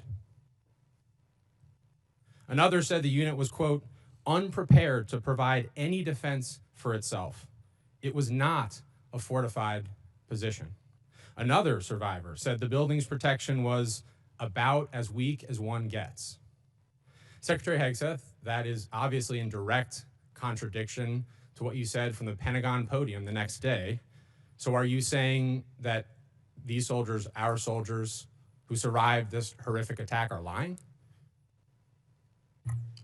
What I'm saying is before the commencement of the conflict, we put in maximum defensive posture we could. That's a direct We moved contradiction to what 70 they said. in this directing. Can I speak, or are you just going to monologue falsehoods all over the place? It's not a falsehood. We moved 7,500 troops off of the my X time. based on the intel. Stop. Based on the intel. Stop. Reclaiming my time. Because you yell doesn't make you right. Just because you yell doesn't I'm make you right. reclaiming my time on behalf of these survivors. You just said what they said is a falsehood. There's a much larger Is that picture. true? There's a much larger picture at play here that included integrated air defenses, bunkers, moving people off Then the why, X Mr. to Secretary, ensure are that they they were dead? not part of the target. We moved those troops and all across the theater, thousands of troops off the X, off of their bases, because we knew what Iran was going to try to strike, and we knew there could be a tragic moment. No there could be a answer, Mr. tragic moment where Secretary. something Again. could get through. Of Again. course, that's the I'm consequence of reclaiming my conflict, time. and we Again. remember those 6 every single day. I want to finish. But don't play games with. I'm not playing games. raising I your want to voice finish and with pointing one more fingers. quote from a survivor of the attack, and I'll put this on the record. Telling the truth is important, and we're not going to learn from these mistakes if we pretend these mistakes didn't happen. Secretary Hegseth, those soldiers told the truth. Those soldiers are braver than you are. I commend They are asking for accountability. They deserve accountability, and I'm asking for the same, starting with you. And as I said a year ago, you need to resign immediately. I commend those And I soldiers. yield back. Gentleman yields back. Chair now recognizes the gentleman from Texas, Mr. Fallon. Thank you, Mr. Chairman. Secretary Hegseth, I want to tell you something right now. You focused our military once again, and finally, and you shaped it into the meritocracy, and you've dramatically increased the United States' ability to project power, and when needed, lethality. And I mean, and as a result, our deterrents have never been more evident the world over. So thank you. General Caine, you mentioned in your opening remarks George Marshall. Unfortunately, some of your immediate predecessors were clearly one type of a general. They were Democratic generals. One of them, even in this committee, used politically charged rhetoric of the left. And I don't want Democratic generals. And for that matter, I don't want Republican generals either. I want American generals. You, sir, are an American general. You know exactly what we need generals, a Joint Chief of Staff that knows, understands, respects, and embodies your role to serve this republic, the troops, and the mission. And that is precisely what you're doing. And I want to thank you because you do remind me of George C. Marshall. He was a great American, and so are you. Secretary Hegseth, what do you know of any nation state that ever enriched uranium to 60% that then didn't make a nuclear weapon? Well, first of all, I want to second your comments about the chairman, and I agree. I appreciate how he does his job. Usually when a country pursues at that level, it's pursuing a nuclear weapon. 100% of the countries that have reached 60% enrichment have then produced a nuclear weapon. And is it true that Iran was in the process of building such a swarm of UAVs and ballistic missile shield conventionally? Once they wanted to bake the cake because they had all the ingredients to make the nuclear weapon, it would have been damn near impossible for us or anyone else to prevent them. As I pointed to, the president was wise enough to understand that at its weakest moment, following the 12-day war in Midnight Hammer, now is the time to degrade their conventional capabilities, the umbrella they were building of missiles, long-range, short-range, cruise missiles, one-way attack drones, that they were going to use to blackmail the countries around them to not do anything about their nuclear program when they broke out from 60%. We know that to be knew that to be their intention, and something had to be done about it, and President Trump had the courage to do it. Well, President Trump, there's been a lot of quotes that people have been mentioning his words, and I wanted to mention some that I thought were interesting. Here's a quote: "I will take no options off the table to prevent Iran from obtaining a nuclear weapon." Barack Obama. "Iran will never get a nuclear weapon." Joe Biden. "I will never hesitate to take whatever action necessary, and I will never allow Iran to acquire nuclear weapons. All options are on the table." Kamala Harris. And this one: "We would totally obliterate Iran. That's a terrible thing to say, but those people who run Iran need to understand that." Hillary Clinton, 2008. So it seems to me that Barack Obama, Hillary Clinton, Joe Biden, Kamala Harris, and Donald Trump had something in common. They weren't going to allow Iran to get a nuclear weapon. And some of them, 4 of them, were all words, and one of them took action. There's 93 million. We're involved in a land war in Asia. I get it. It's complicated. 93 million people, much larger than Iraq, but 80% of their country hates their guts. This is a regime that murdered 40,000 of them and gunned them down in the streets. They're responsible for over 600 American deaths. How long was World War II? You have any idea? In days? I have it right here. In days, exactly. I got it multiplied by 365, but yeah, it's 1,347 days. Korea was 1,129, and our involvement in World War I, which was rather quick, was 585. How long we've been involved in Iran? Just shy of 60 days. 60 days, 2 months. And what is the degradation of their Navy right now, Secretary? Their conventional Navy is destroyed. They had 3 drone aircraft carriers, they have none. They had 11 submarines, they had none. They had different frigate classes, they have none. They may have small speedboats at this point, Coast Guard type vessels, but their conventional Navy is gone. Air Force? Likewise, functionally destroyed. Command and control? It's hard for them. There's a reason why there's a challenge in communicating around a deal is because their command and control is fundamentally broken as far as who's in control and how they communicate. We could make very good arguments that the serious nature of any action in a country like Iran, there were good things to consider before doing it. There were also very good reasons to do it. The fact of the matter is, ladies and gentlemen, Republicans and Democrats, we're here now. This is an evil regime. We can fundamentally reshape not only the region, but the world. They were the largest exporter of terror and ballistic missile technologies. We need, gentlemen, to win. Secretary, General Caine, win. I yield back. Gentleman yields back. Chair, and I recognize the gentleman from Pennsylvania, Mr. DeLuzio. Thank you, Mr. Chairman. We all just heard pretty powerful reporting, courtesy of Mr. Ryan, from many of our wounded troops who were injured in the attack in Kuwait. Mr. Secretary, you heard direct quotes from some of them via CBS's reporting. They were willing to talk to the press. Things like they were unprepared to provide any defense for themselves in the unit. Things like we were moved closer to Iran to a deeply unsafe area that was a known target. Your spokesperson, Sean Parnell, in response to that reporting, said it was not true. Do you agree with that? He's calling these guys liars? I'm not calling our troops liars, and I don't know if what you're representing is correct or not. I'll take you at your word on that. But all I know is that we took every effort possible at the commencement of this campaign to ensure the defense of our troops, to include moving them off of known bases to places that were not known, and we had intel. Understood, intel Secretary. were not known, and then those were fortified with bunkers and other fortifications with theater air defenses. Was our concern that something? I'm going to pause you there. I'm going to give you a chance. Absolutely. Secretary, I'm going to You're give you a disparaging me that I don't care. I'm about asking the you whether you passing think they're of- liars or not. You That's what I asked you you. are disparaging me that I don't care about the passing of our troops. Nope. That I asked think if you our thought troops they're are- liars, Secretary. That's disparaging and smearing in every way. Nobody cares more about the fate of our troops. Nobody cares about the health of our troops. Mr. Secretary, Nobody wants to bring them all hope Mr. more than I. Secretary, I understand, but he controls the time. He controls the time. You get to control your answer. And the gentleman's ready. If we're allowed to answer. Mr. Chairman, thank you. Secretary, my question was clear, whether you thought they were liars or not. You don't seem to want to answer it. We can move on. The other part of what your spokesman said, and you just reiterated here, was that, and I'm quoting your spokesman, every possible measure has been taken to safeguard our troops, end quote. You mean to tell us, and I'll give you a chance to clarify, there is not a single additional thing you could have done to protect those troops who are now wounded, 6 of whom are dead? I'm telling you that as a department, we did every conceivable thing at my level and every echelon down to ensure the maximum force protection for our troops. We live in a dangerous world, in a dangerous place against a determined enemy that can't have a nuclear weapon, and that requires sacrifice and risk. And it tragically, in this case, it meant 6 Americans lost their lives and others were wounded. And we all know that, and that's part of the cost. But it does not mean we didn't care, and it doesn't mean we didn't commit. I didn't ask you that, It doesn't mean we Secretary, I'm didn't not do saying that. everything What- possible, which we did. But let's be clear about what was done. There were T-walls there, essentially. There was no overhead protection. The known threat in that environment, and I think we all here understand it, is overhead drone strike. There was no protection for overhead drone strike. So I'm struggling to understand how your answer and your spokesman's answer is that every possible measure was taken. We can move on. Mr. Chairman, Chairman Caine, I want to ask you something on a different topic.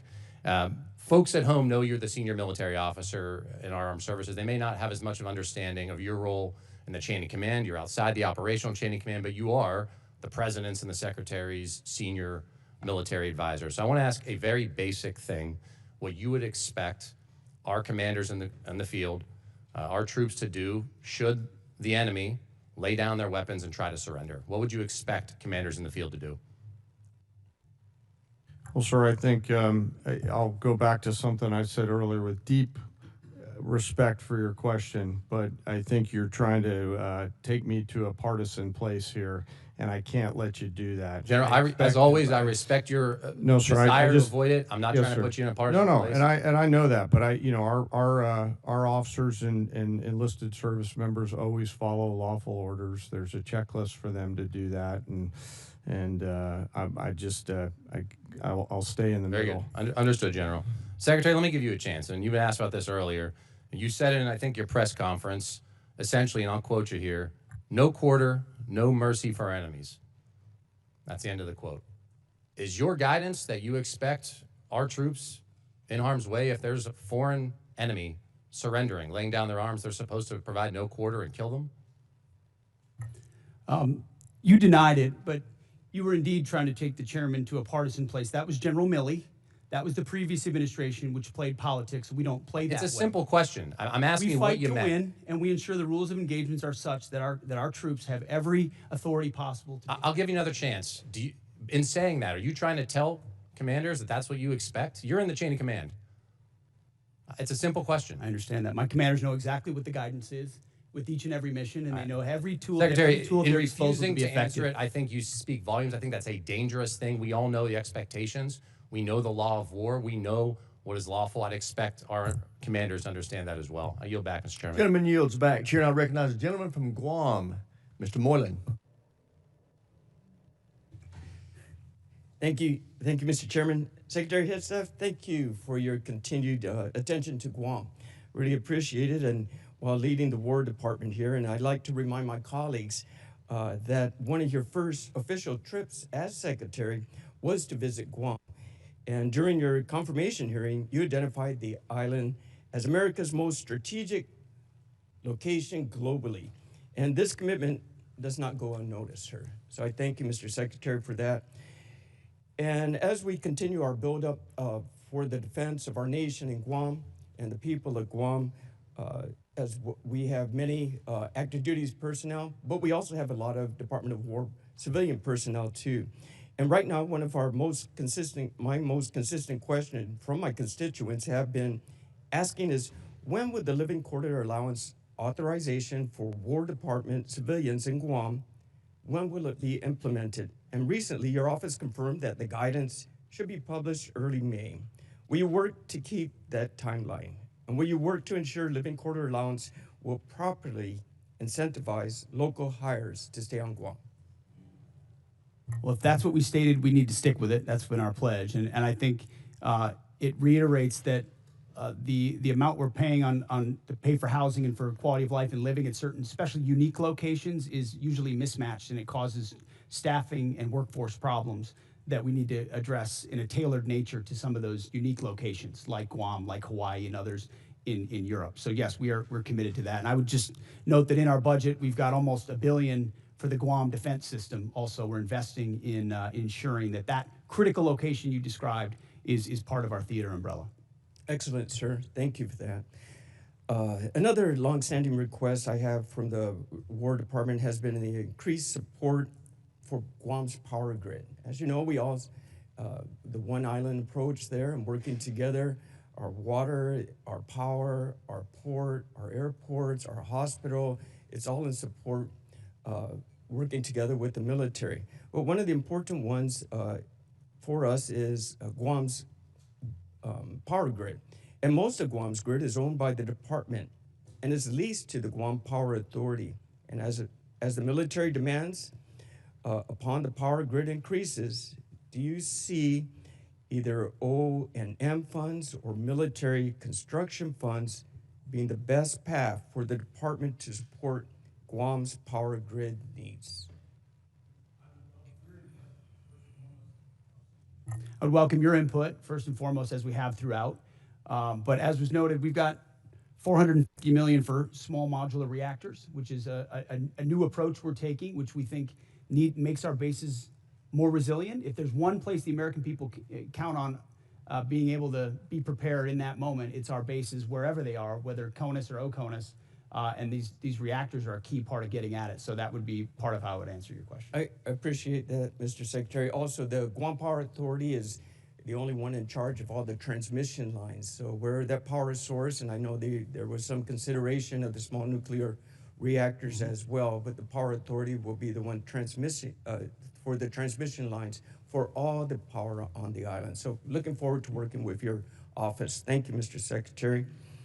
Another deep concern for the people of Guam has been the cost of housing, which is often driven up by large numbers of servicemen living on base in Guam, off base on Guam. And I've been impressed by the recent efforts by Joint Regional Marianas to reduce the reliance on existing housing stock in both north and south of Guam. Can you tell us how the Department of Housing strategy in Guam will work to keep homes affordable to locals, and if increased private sector involvement would help address my constituents' concerns?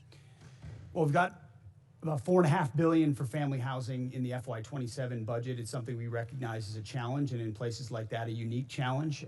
There's also been a bureaucratic construction process, which has been a huge impediment, and you can imagine President Trump has demanded that we do something different and accelerate a different process to deliver those things in a more of a private sector, less bureaucratic fashion, and we look forward to employing those. Excellent, sir. And finally, we did have one discussion when we first met in Guam regarding the Medal of Honor possible recipients that are deserving of this. Now, Guam has never had any Medal of Honor recipients, and there's three names that we've... Gentlemen's time's expired. Thank you. I would like to point out, once I recognize a member, they have control of that 5 minutes. If they want to give a speech, they can give a speech. If they want to ask questions, they can ask questions. But if you ask a question, I would hope you give the witness a chance to answer. But if they choose not to, then the witness has to recognize it's their time and cut it off and go back to them. But I want us to... Sorry, go ahead. I want us to be respectful of each other and be able to make sure we maximize the use of this time. But everybody has to understand it's the members' 5 minutes once I recognize. Did the ranking member want to offer something? Yeah, I just want to second that. Yeah, it is the members' time. I do hope members, you do ask a question. Got to allow for more than 2 words.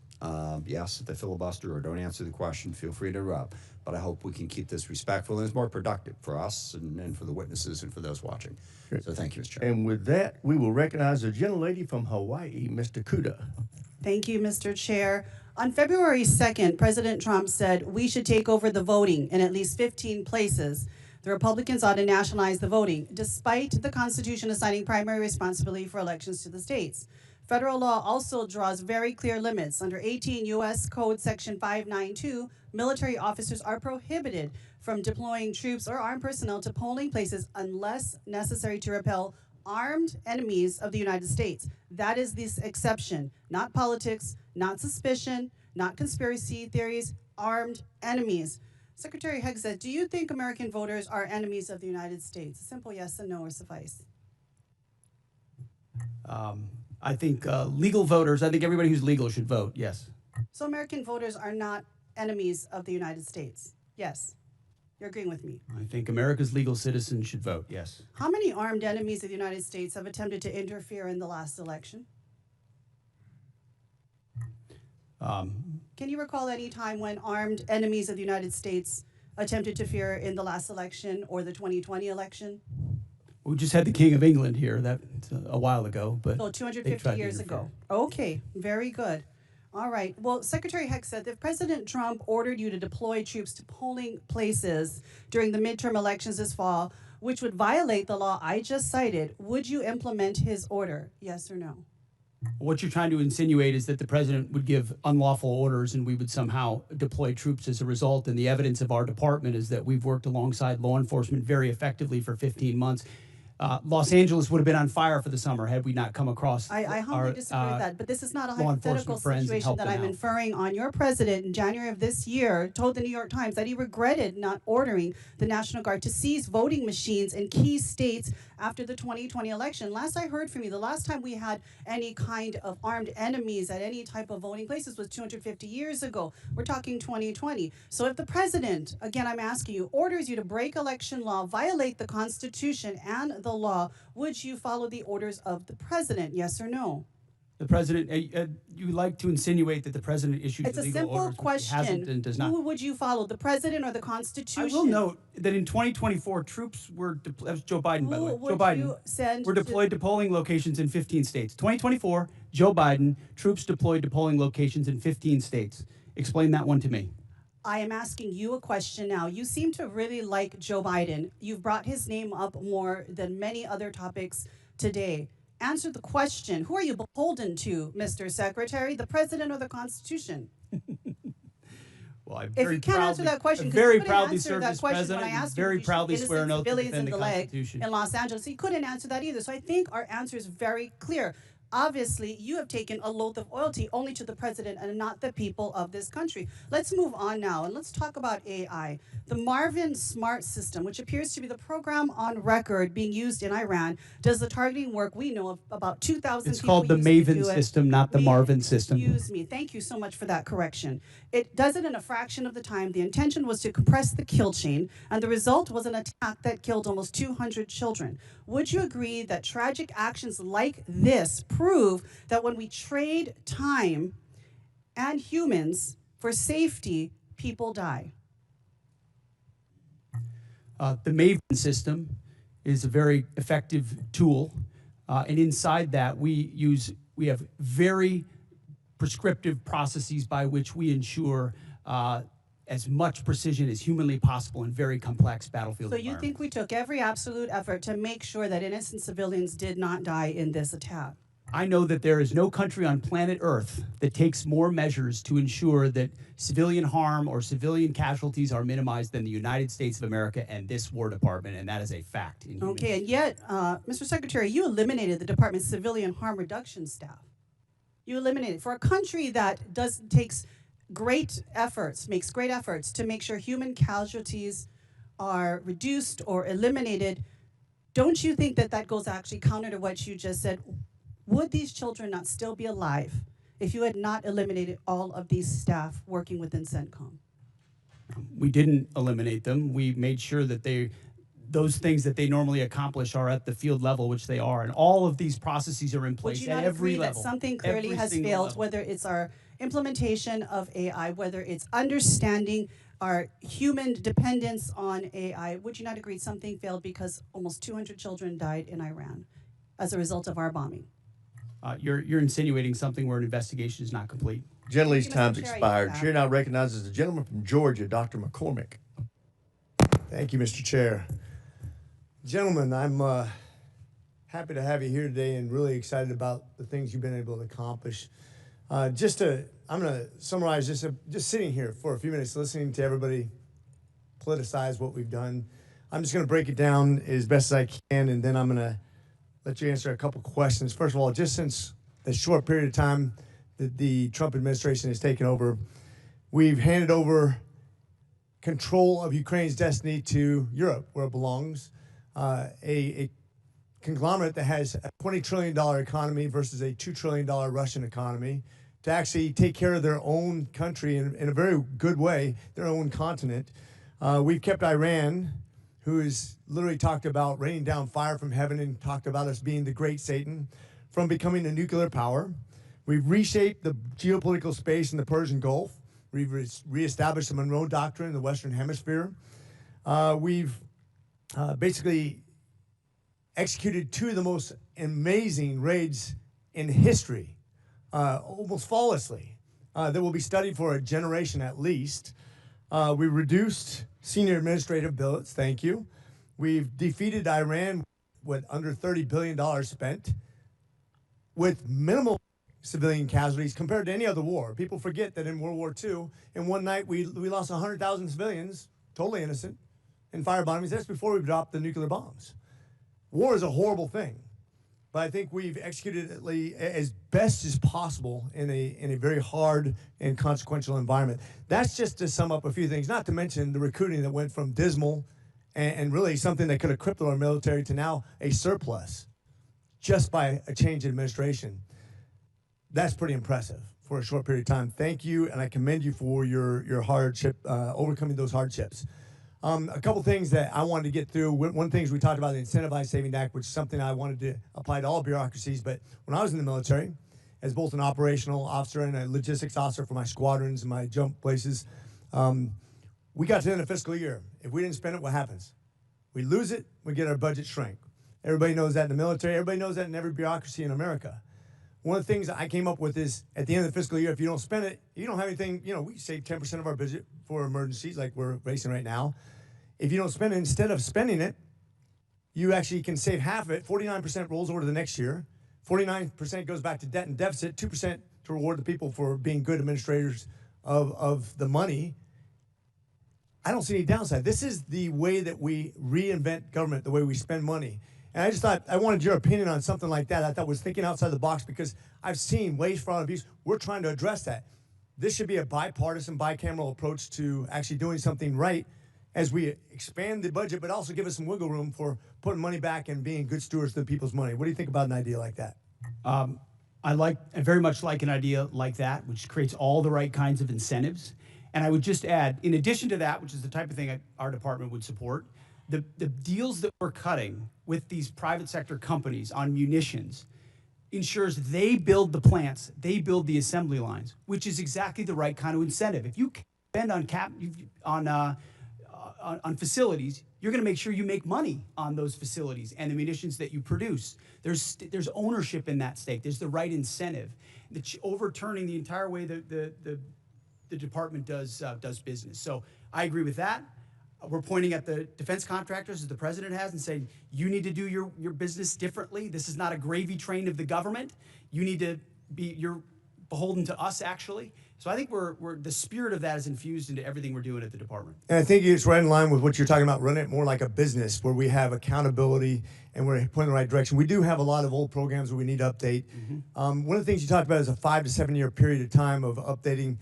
I think almost year by year now, it's going to be how we're going to have to look at how we budget things and contract because the technologies are so dramatic, as General Caine pointed out. I know I'm running out of time real quickly, but I want to also revisit the fact that you are still invited down to University of North Georgia, one of the elite 8 schools. We're looking forward to PTing with you. Appreciate you guys being here today. God bless you, and God bless our military service members. With that, I yield. Sir, I gotta say, this guy over my left shoulder is a University of North Georgia graduate. He doesn't want me to tell you that, but he is. The president would be very happy. The president of the university, he's great. President Shannon would be very happy to hear that. Gentleman's time expired. Chair, I recognize the gentleman from North Carolina, Mr. Davis. Thank you, Mr. Chair. Also, thank you, Mr. Secretary, Chairman Caine, and Mr. Hurst. Shout out to Winterville. 13 U.S. service members killed, 13 families forever changed, 13 heroes who put the uniform on, paid the ultimate sacrifice. We owe remembrance, those families. Just want you to know we see you, we stand with you, we'll never forget. There are Gold Star families who are here today sitting in the room carrying the honor and remember flags. Remember the sacrifice. And when we do so, words can't fully capture it. April 3rd, F-15E Strike Eagle pilots were rescued because we live by a simple promise: we do not leave anyone behind. The same spirit must be extended to those who are killed in action. That's why I arise again today and raise this question of the importance of passing H.R. 1363, Honor and Remember Flag Recognition. Mr. Secretary, I raised this with you before. And actually, I come today to thank you for the response from your office and actually engaging with us in this. I rise again today and bring this up because we must never lose sight of the true cost of war. As we commemorate 250 years in this country, the first call for independence, Halifax County delegates moved forward with the first official action in my district. Our service members are the reason we are here today. They've delivered freedom. And I believe it would be amazing if we could deliver for their families, those who've sacrificed this flag, something to help them, ideally by Memorial Day, or at least commemorate their families.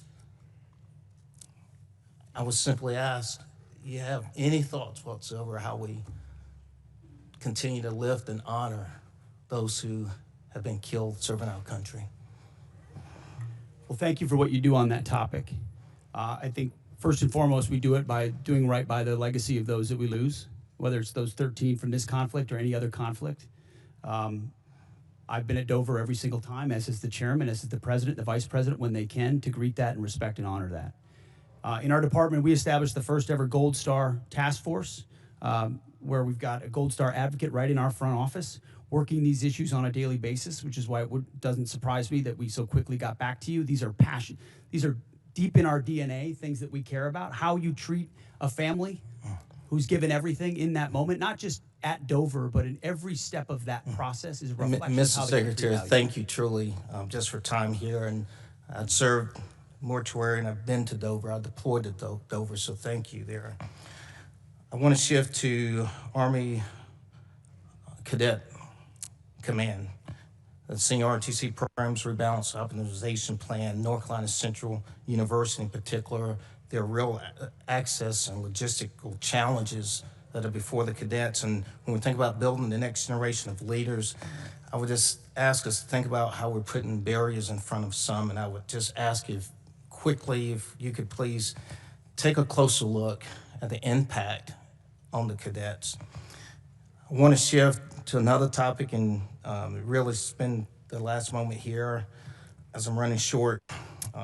Your memo, April memo, the non-official personal protection Army and the Department of War property. My son is at Fort Benning right now, infantry. He's training, ideally, he wants to be 11 Bravo. And I shared the memo with them, and he shared it with his battle buddies to see the response. And he's definitely Second Amendment enthused, an advocate, and they're really interested, in this. My question is simple. How do you plan to provide any guidance on the denials, and how do you plan to track it? That was the intent, is to make sure those men and women out there feel like they have their Second Amendment rights even when they're on post. And the burden of proof is on the command as to why they would deny, as opposed to the burden of proof on why they should allow. So the presumption is the same rights they would have outside the gate of a base, they have inside for personal protection purposes. Our bases shouldn't be gun-free zones, except for the armory and the MPs. So the burden of proof is something we're going to pay very close attention to. My last 15 seconds, Chairman Caine.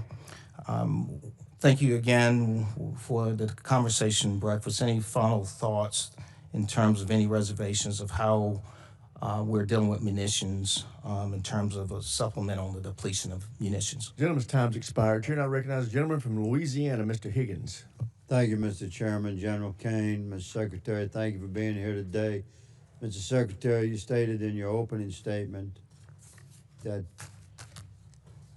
one of the foundational endeavors that you embrace is to, in your words, forge a lethal arsenal of freedom. I don't think it could be more accurately described, the spirit that you gentlemen are delivering within the Department of War, the men and women that you serve. It's notable for an American like me, an Army veteran, 65 years old. I don't believe in my lifetime I've witnessed this level of rebirth and hardcore focus that I'm witnessing out of the Pentagon right now. And I just commend you for driving that.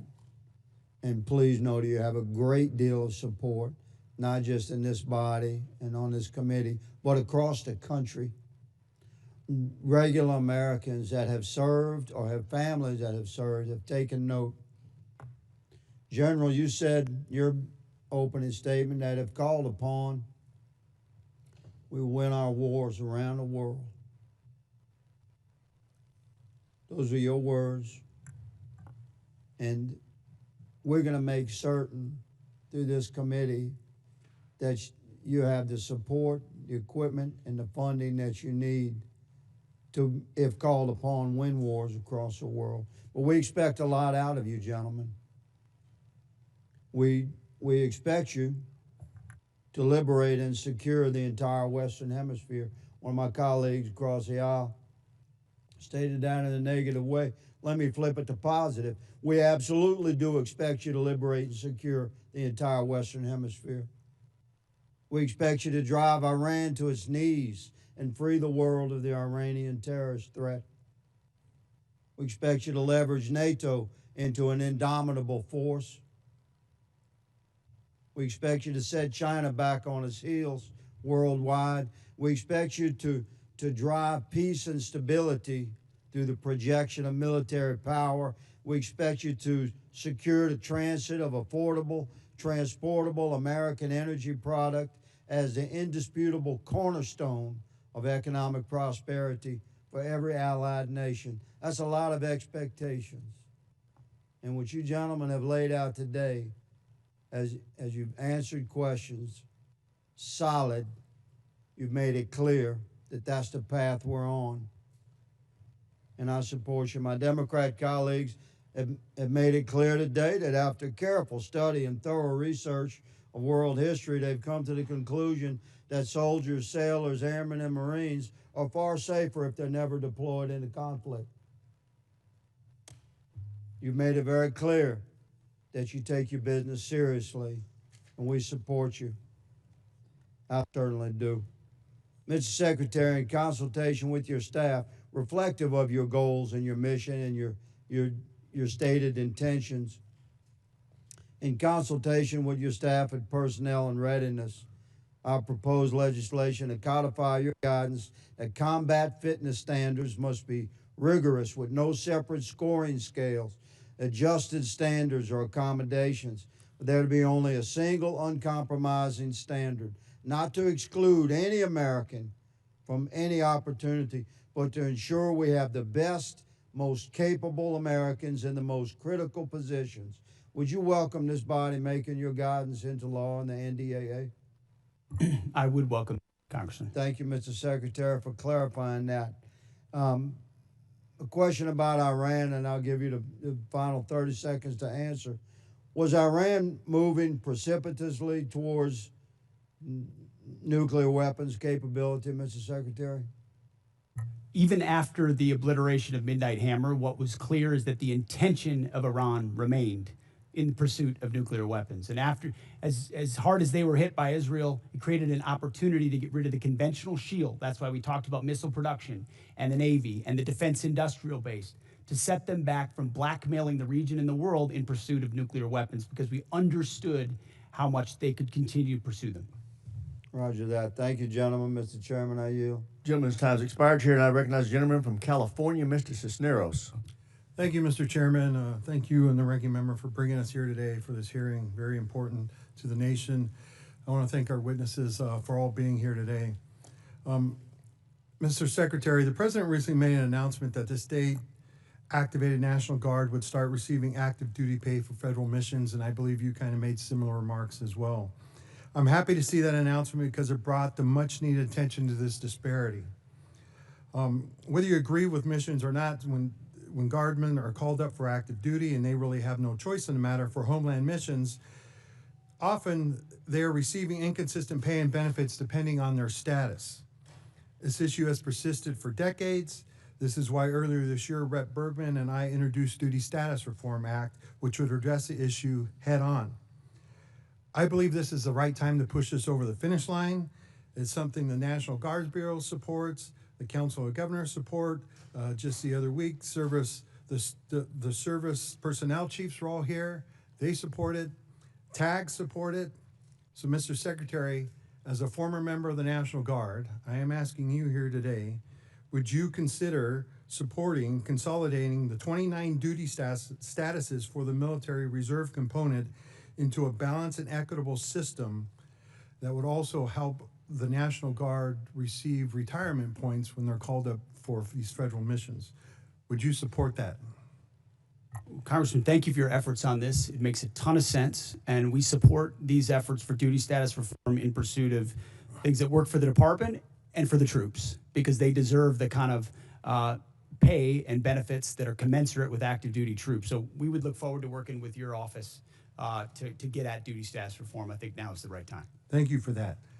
General Caine, I ask you the same question as an individual who's served in the Air National Guard.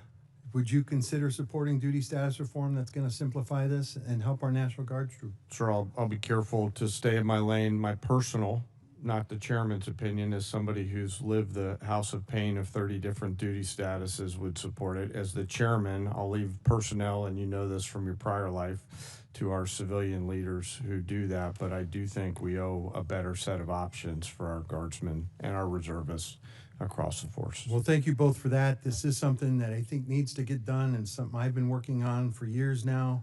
The National Guard Bureau supports it, and so I hope you will, like you said, work with us to get that done. OMB seems to be our roadblock, so I'm hoping you can kind of push that roadblock down so that we can finally get this done. Next question, Mr. Secretary. I take what we do for our personnel very seriously, and that sometimes I know you have stated right here today, our troops are ready, they will do anything if asked upon them, but I think as leaders, sometimes we need to kind of protect them as well. And I worry about the USS Ford, which has now kind of been out there over 10 months. It's probably well over 300 days by the time it gets back to the United States. I just saw a thing today. It's going to be headed back here in a few days. You know, these people have gone back pretty much all over the world. They crossed the equator multiple times. But I am interested, you know, I'm sure that was not in the gift map when it was first assigned, when they were deployed. And so what were some of the concerns, you know, that the Navy had when you made this modification, when it was brought forward to you that, hey, this is what extending them out to past 10 months is going to do. This is, you know, both on the troops and on the ship. What concerns did the Navy bring up for this? It's a very fair question, and I can tell you every week I stare at an orders book where I'm looking at troop movements or asset movements, and multiple times that included the Ford. And multiple times the operational requirements, whether it was down in Southcom or up to CENTCOM, demanded additional assets in real time, which through a tough decision-making process led to an extension in consultation with the Navy. Admiral Caudle and his staff, they fairly represented readiness trade-offs, maintenance trade-offs, which are real what things. What are the concerns? What trade-offs are we making right here? I mean, really, we have 3 carriers in the area right now. How many do we really need? It's rather, I mean, you know, it's a great show of force, but do we really need 3 carriers there? And you got one ARG there and another one on the way. You know, this is going to set back possibly deployments later on. It's going to have ramifications down the road, extending for this much. And not only talking about, you know, we had service members that were kept away from their family for almost a year. How many missed the birth of a child, you know, before, you know, extending them in another 4 months? We need to keep this in consideration. We kind of make these modifications. And I hope these issues are being raised when you do these SDOB books, right? And people are actually making these decisions. Gentleman's time's expired. Chair, I recognize the gentleman from Virginia, Mr. McGuire. Thank you, Mr. Chairman. Thank you to our witnesses today. Secretary Hegseth, I really appreciate your return to warrior ethos and the priorities of our military. Merit over performance is how you win, and it's how you save lives. And your love of our military comes out in everything you say. So we really support you and your team and what you're doing.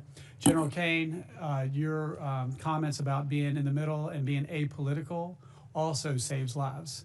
I think all of the fellow veterans in this room, military guys, would agree that if somebody saved your life on the battlefield, you wouldn't care if they were male or female, black or white, Democrat, Republican, independent, whatever. We're all Americans, and we're all on the same team. And we put our differences aside and work as a team, we can turn the impossible to a possible.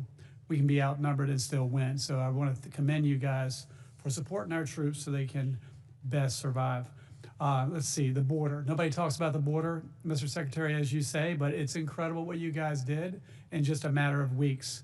The missions in Ukraine, Honduras, I don't know any other military in history who has been able to successfully do something so complicated, but it talks to the unity and the teamwork of all the joint force and how well they work together. I got a lot of questions. I'll try to go fast. $1.5 trillion budget. In that budget, I want to echo what Rep. Jackson said about U.S. SOCOM. We are often deploy, and we seem to be doing more with less, and we don't complain. And they won't be that voice. So for us in Congress, we want to be that voice. Is just take a look at the budget and see if we can help them with that. Also, I want to talk to you guys about solid rocket motors. I know that the Secretary of War, I know that in this budget we've picked one particular company that we put a lot of money in, and I think it's a great company and they do a great job. But what is your plan to also have other companies come to the table to help us with a shortfall with solid rocket motors? You're right on SOCOM, and we will absolutely work with you and look at that. On solid rocket motors, it's such a critical component. You got to go with your fastest runner to get caught up as quickly as you can and giving them incentives. But we've also learned on multiple domains that just one option means zero options when you're stuck. You know, one is zero, two is one is none. So we need multiple avenues on that approach, and we look forward to finding other companies that can do it as well. Thank you. General Caine, National Guard, I'm thinking about counter-drone with FIFA coming up, Super Bowls and all these things going on. Have you considered, and if you haven't, will you consider training National Guardsmen, send them to counter-drone schools so they can come back and train law enforcement so we can increase our ability to protect critical infrastructure? Sir, for sure. They may already be doing that. Please let me take that one and come back to you. I know the Title 32 force, in advance of all the domestic things that are on the horizon here with America's 250, are looking at a range of capabilities. So if you'd be okay, we'll get back to Thank you. that one. On Ukraine, whoever could answer this is, you know, they have 60% enriched uranium. They say they have enough to build 11 bombs. Even at 60%, is that enough to make a dirty bomb? Is that a yes or no? Does anybody have an answer for that? I mean, I wouldn't want to state anything that might be classified, so I Fair wouldn't talk enough. about that in this setting. And by the way, in World War II, a congressman was in a closed briefing and learned that the reason the Japanese hadn't sunk any U.S. submarines is they didn't know our submarines could go below 250 feet. So he went out to the media and told them that, and we started losing submarines and losing American sailors. So a lesson for all of us in Congress: be careful how we. So thank you for considering that. I would say this: if they had a nuclear bomb, would that kill hundreds of people potentially, thousands of people potentially, or millions of people potentially? The history shows us what the lethal potential is of a nuclear weapon, and so you'd have to assume the higher end of that range, and given the radical nature of this regime and the likelihood of them to use it, it gives you a sense of the threat. Well, I think the threat is too great to wait, and I have to commend this President Trump for having the fortitude, and the Secretary of War and the Joint Force for making sure we stop this threat for the world. Also, I'm a big supporter of the AH-64 Apache. I understand in operations Absolute Resolve and everything else, it's been very effective in countering drones. I'm glad that in the NDAA, we're keeping that program going. And I just saw that you're going to keep the A-10 program going. And a good friend of mine said, long live the Warthog. But if there's ways that we can bring some of the Warthogs back, and or are there any other capabilities that can replace the Warthog? I don't think so. Is there anything that can do what the Warthog does? Gentleman's time's expired. Chair, and I recognize the gentleman from Illinois, Mr. Sorensen. Thank you, Mr. Chairman. To General Caine, on behalf of myself and my constituents, we thank you for your service and your leadership. To our military men and women, to our service members and the veterans that I see in our committee today, thank you for your support of our great country. Mr. Hegseth, I hear from your officials in our briefings here on the Hill, and because I live in an Army town, I now hear from neighbors at the grocery store who are worried about our munitions stockpiles that are now down to critical levels, and they sure don't want another forever war. So, Mr. Secretary, first of all, talk to us about the need to renew munition stockpiles, and tell us what happens when munition stockpiles become depleted. Well, first of all, I would note that, as you know, we give weekly briefings on munitions to this committee, so it's not something that's withheld from any of the members here. We appreciate that. But it's also a topic that isn't something that should be publicly discussed as far as any shortfalls that may exist. But I would assure you that there are not shortfalls that exist in our ability to execute the missions around the world. And the reason we're investing in the defense industrial base with $1.5 trillion is to make sure the greatest companies in the world, which have been falling behind for decades, are running faster than ever before to give us 2x, 3x, 4x of the critical munitions, your Patriots, your THAADs, your SM-3s, every other standard missile. And my neighbors work really hard to make sure that we can. It's jobs in America. It's what our warfighters need. So could you tell me why we're firing the people at Joint Munitions Command for no cause other than just telling them they're overhired or they're surplus employee? I would a have to Joint look- Munitions Command? I would have to look into the particular circumstances of that, but there have been places where we haven't been moving fast enough with munitions, and when people don't move fast enough in the Department of War, we find someone else that will run fast. This is Joint Munitions Command. I mean, your department says that you're prioritizing munitions, yet you cut 58% of Joint Munitions Command at Rock Island. But let me move on. My district is also Munitions are not built by commands. No, but Munitions they're- are built by they're the businesses. ones that are and we are going very to get good it at done. building commands and bureaucracies and slapping 3- and 4-star generals in charge of things that don't move things any faster. So our job is to unleash the How are we private going sector to get it done provide if these we things. don't have Joint Munitions Command? But let me move on. We also have Army Sustainment Command in my district. Could you tell me why we're firing folks at Army Sustainment Command when now is the time that we should be giving our soldiers every piece of sustainment that we can give them? Because as I've stated, the status quo at this department before the Trump administration was unacceptable and changes had to be made. Do you think it's acceptable to fire veterans from jobs where they've been, I talk to my neighbors at the Arsenal, and they've worked there 20, 30 years on top of their service to this country, and they're doing it exemplary. Great performers will always have a job at the Department of War, and when you reestablish merit, sometimes things happen, but we're grateful for all the vets that serve. And in fact, we've created a Patriot pipeline for service members to get into the defense industrial base manufacturing business, to consider that as a second career. So we're leaning into vets and service members as the workforce of the future in our department. And this isn't me. I mean, they tell me that, they feel you're taking a wrecking ball to the civilian workforce. But, I want to go and follow up on Congressman Norcross's questions about why you terminated collective bargaining earlier this month. This affects hundreds of thousands of hardworking DOD employees. So many of them are veterans who have honorably served our country. You testified that if you work hard, you do the work, you keep your job. But that's not what's happening. And you allege it is being done to maximize efficiency? Explain that. I thank you for asking that question. I'd love to clarify. I fundamentally believe the Department of War should not be subject to collective bargaining, full stop. So people shouldn't be able to fight for good wages and being treated well? I think our department does a great job evaluating and providing pay and benefits for folks I across would the spectrum. love to invite you to the Rock Island Arsenal so you can look these patriots in the eyes and tell them that. How does creating chaos for long-term civilian workers actually maximize efficiency? Do you have any comment on that?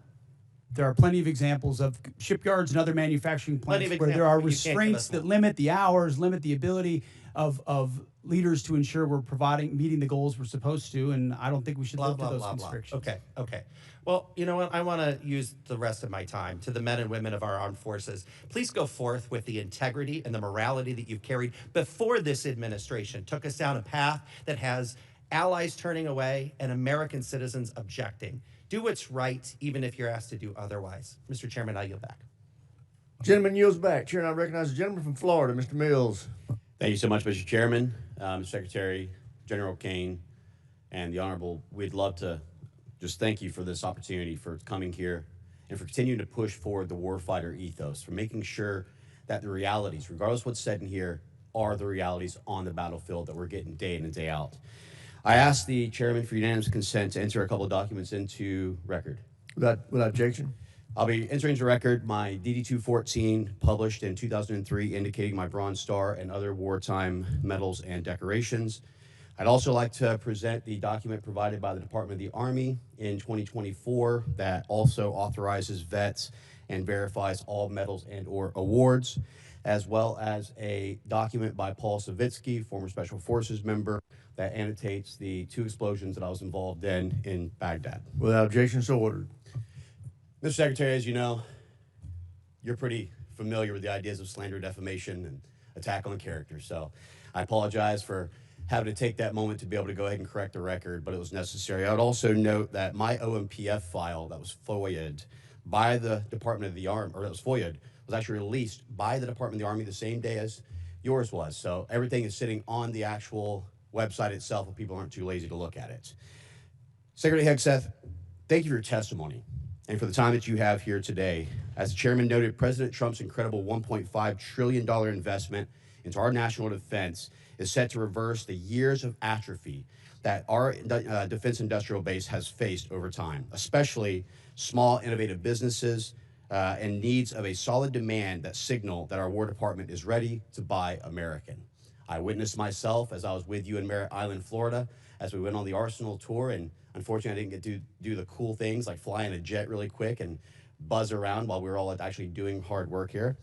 But I wanted to just say, Mr. Secretary, that can you detail for us how the Department of War has eased the path for American small businesses to contract with the departments?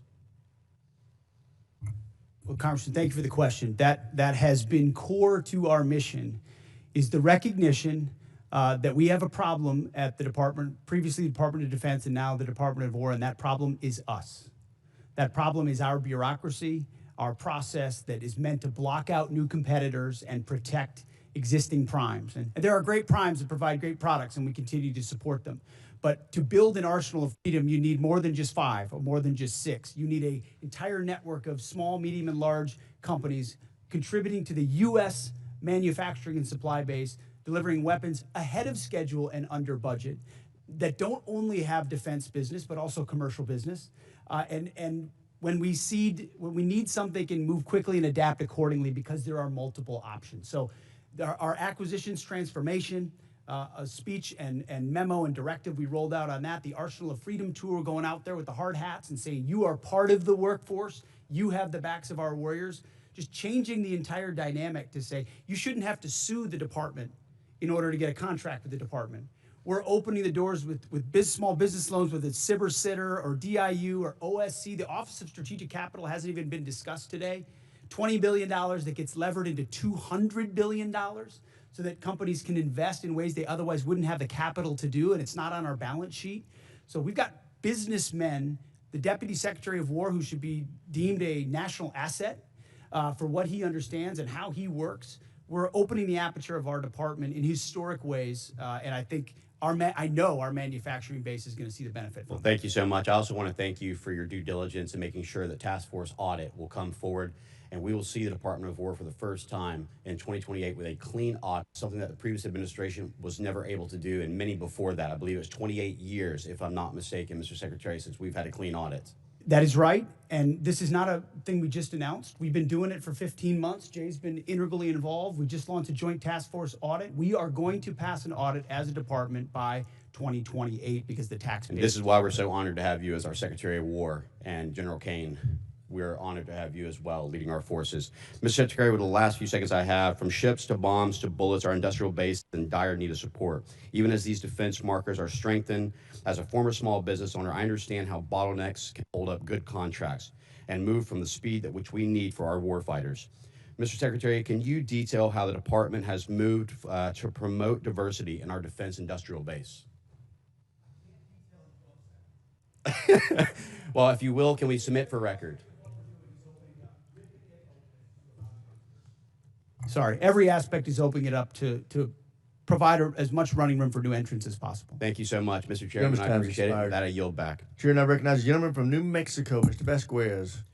Thank you, Mr. Chairman, and thank you to our witnesses for being here today. You're here before us requesting $1.5 trillion for the Defense Department, the largest one-year increase since World War II. While I will recognize that your budget does include increases for pay and quality of life, these increases are outweighed by the rising cost of living and the department's ongoing failures on child care, education, medical care, and other quality of life factors. Just like other families, the soaring cost of gas, groceries, housing, and child care have left military families underwater. Yet the department continues to put other priorities, like a $25 billion war of choice in Iran, and lately photo ops with Kid Rock, ahead of improving the lives of our troops and their families. It's deeply troubling to me that the department received a historic $1 trillion last year, including $9 billion under H.R. 1 for improving troops' quality of life, but the New Mexican service members that I have talked to are still living in barracks that are at capacity, sending their kids to run-down schools and lack access to on-base child care. Here's an example. During my most recent visit to White Sands Missile Range, I saw severely aging on-base infrastructure, specifically an elementary school that is in need of a complete rebuild. Secretary Hegseth, last fall you said that quality of life for our warriors is a critical component of reviving the warrior ethos. In a video you posted to social media last November, you said that the places where our warfighters reside need to be safe, comfortable, and clean. And in your opening statement today, you said quality of life is front and center in this budget. But when it comes to our troops' quality of life, I fear that this is more of all talk, because I can tell you the outdated barracks that I saw at White Sands Missile Range were anything but safe, comfortable, clean, and I haven't heard from service members about any improvements since you've assumed this role. As Secretary of Defense, do you take any accountability for the continued quality of life concerns that New Mexico's military service members and family face today under your leadership? Well, I appreciate your attention to the matter of quality of life, which is incredibly important to us, and it's reflected in this budget. I mean, historic amounts in barracks, in family housing, in family support like child development, youth program. I mean, this budget surpasses anything you've seen from this department in quite some time, to include replacing or eliminating all poor and failing barracks. So we've seen those photos. We responded to them with a barracks task force with $1 billion initially, and now we have billions of dollars behind it to make sure they're safe and clean and quality, but also that where they need to be replaced, they're rebuilt and replaced. And the president has charged me with doing that, and Well, we're thank you, Secretary. focused on doing that. Thank you, Secretary. And I hope that the next photos that you receive and the next photos that I receive and reports that I receive are of improved conditions and of new barracks and of quality of life improvements, because this has gone on for far too long. Let me give you another example. At Holloman Air Force Base, the Child Development Centers on base faced critical staffing issues for many years, and just recently gave military families, our airmen and women, just 9 days to find new child care providers. One parent said she felt she had no choice but to resign from her job as a physician assistant when her son lost his spot in on-base care. And one patient, describing his experience seeking health care at Caine Air Force Base, said, "Good luck. If you need specialized care, referrals take 6 months or more, and regular appointments are booking a month out." And so spending $1 billion a day on a war overseas while leaving our service members out to dry is not America first. It's a betrayal. Secretary Hegseth, I voted for $1 trillion for the defense budget in committee last year, and I've yet to see the results come home. Service members back home have said nothing about progress or improvements underway. Within 30 days, Secretary, would you commit to sending me a detailed list of every dollar that is going to improve the quality of life at bases in my district? We will get you whatever we can, but that doesn't meet with what we've seen, which is running as fast as this department ever has on quality of life issues, because I've been in their shoes. I've seen those barracks, and I've seen them recently. And it may not have happened under this administration, but this administration is going to fix it. And ultimately, this budget reflects that kind of priority across Well, the thank board. you, Secretary. And I will just suggest that it needs to run faster. It needs to run at the speed of light. It needs to cross time travel. I don't care what it takes, but it's gone on for far too long. And so I appreciate your attention to this issue, but we have got to get it done, and we cannot be here again next year discussing the improvements that haven't been done despite what's in the budget today. And so let me be clear that these issues have persisted for years under both administrations on both sides of the aisle. The department has received billions of taxpayer dollars as this committee has continued to work in a bipartisan fashion to support our troops and their families. And at a time when cost of living is the top issue for families, including those who serve, the department is in the position to address these costs of housing, childcare, groceries, and other needs. I hope the department chooses to do that. Thank you, Chairman. I yield back. Gentleman yields back. Chair, and I recognize the gentleman from Texas, Mr. Gooden. Thank you, Mr. Chairman, and thank you, Secretary, for being here and the work you're doing. Over the past decade, Bitcoin has evolved from a fringe asset into a matter of national security. Iran has demanded Bitcoin as a toll for transit through the Strait of Hormuz. North Korean cyber actors have leveraged it in ransomware campaigns, and China is believed to be stockpiling substantial holdings as part of a strategic reserve. Just last week, Indo-PACOM Commander Admiral Paparo stated that Bitcoin has direct implications for power projection, and he noted that Indo-PACOM is operating a node on the Bitcoin network in furtherance of that mission. Secretary, do you share the opinion that Bitcoin is a tool to project power, and are there any department-wide initiatives to ensure the U.S. secures a strategic advantage in Bitcoin and combats China's digital authoritarianism? I guess my short answer would be yes and yes. Long an enthusiast of Bitcoin and crypto potential, and a lot of the things we're doing, enabling it or defeating it, are classified efforts that are ongoing inside our department, which do provide us a lot of leverage in a lot of different scenarios. I appreciate that, and I share your views. I thank you for that. I also wanted an update with our operations in Qatar. How are those going since the Iran war, and how has Qatar been as a partner to work with over these last few months? I think it's fair to say that the Gulf states, to include Qatar, have done a nice job integrating on air defenses specifically, and then providing access, basic and overflight. Qatar being one of them, UAE, Saudi, Kuwait, Bahrain. They've lived the threat of Iran. There's some complicated aspects with Qatar, but ultimately they've provided support to what we need in the theater. I appreciate that. I also appreciate the job that our men and women are doing there at that base. I realize they're going through a lot. We really appreciate the work you do, and I'll yield back to you, Mr. Chairman. Chair, now we're going to recognize a gentlelady from New Hampshire, Ms. Goodlander. I want to thank our witnesses for being here today, and I want to begin by getting right to it, since my time is limited, on this $1.5 trillion budget request. Mr. Hegseth, you testified last year and you testified again today that you will be accountable for every American taxpayer dollar that comes to the department, where it goes and why. That's really important since, as it's been pointed out, the department has failed 8 audits. The department remains on GAO's high-risk list. The Inspector General just last year alone identified billions of dollars that could have been put to better use, and in questioned costs, that is spending that raised red flags. So this is a crisis right now in accountability of where the dollars of the American taxpayers who are in the middle of a cost crisis, where this money is going. I want to ask about your war in Iran. And Mr. Hurst, you testified earlier today that $25 billion has been spent to date. I just want to clarify that that is money, that taxpayer dollars that have been spent already in this war.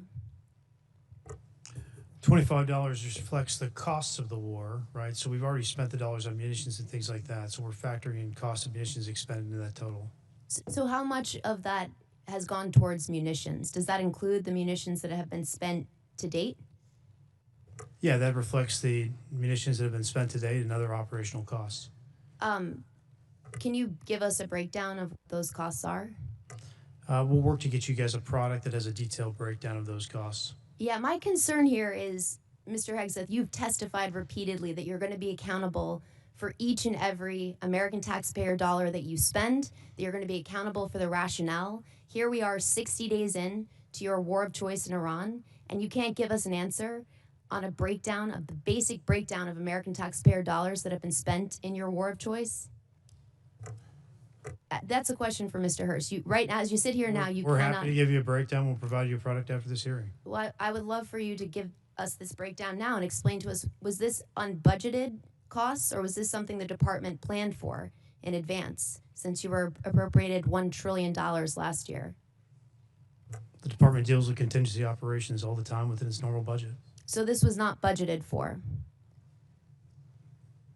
My point here is, you know, and General Caine, you've testified to this. We all understand, for you to do your jobs, you need Congress to pass budgets. For us to do our jobs, we need you to give us the details and to be accountable to American taxpayers. And so I gotta say, it's an extraordinary dereliction that as you sit here, you cannot account for billions of dollars that have already been spent. You're in this briefed on war. munitions every week. You and your entire staff have every, asking just so the American public know, it's not Mr. as if you Hegseth, don't have munitions levels. Mr. You do Hegseth. from us every single week. So Mr. you know Hegseth, exactly the numbers you're Mr. talking Hegseth, about. you have testified that American taxpayers need to know where their dollars are going.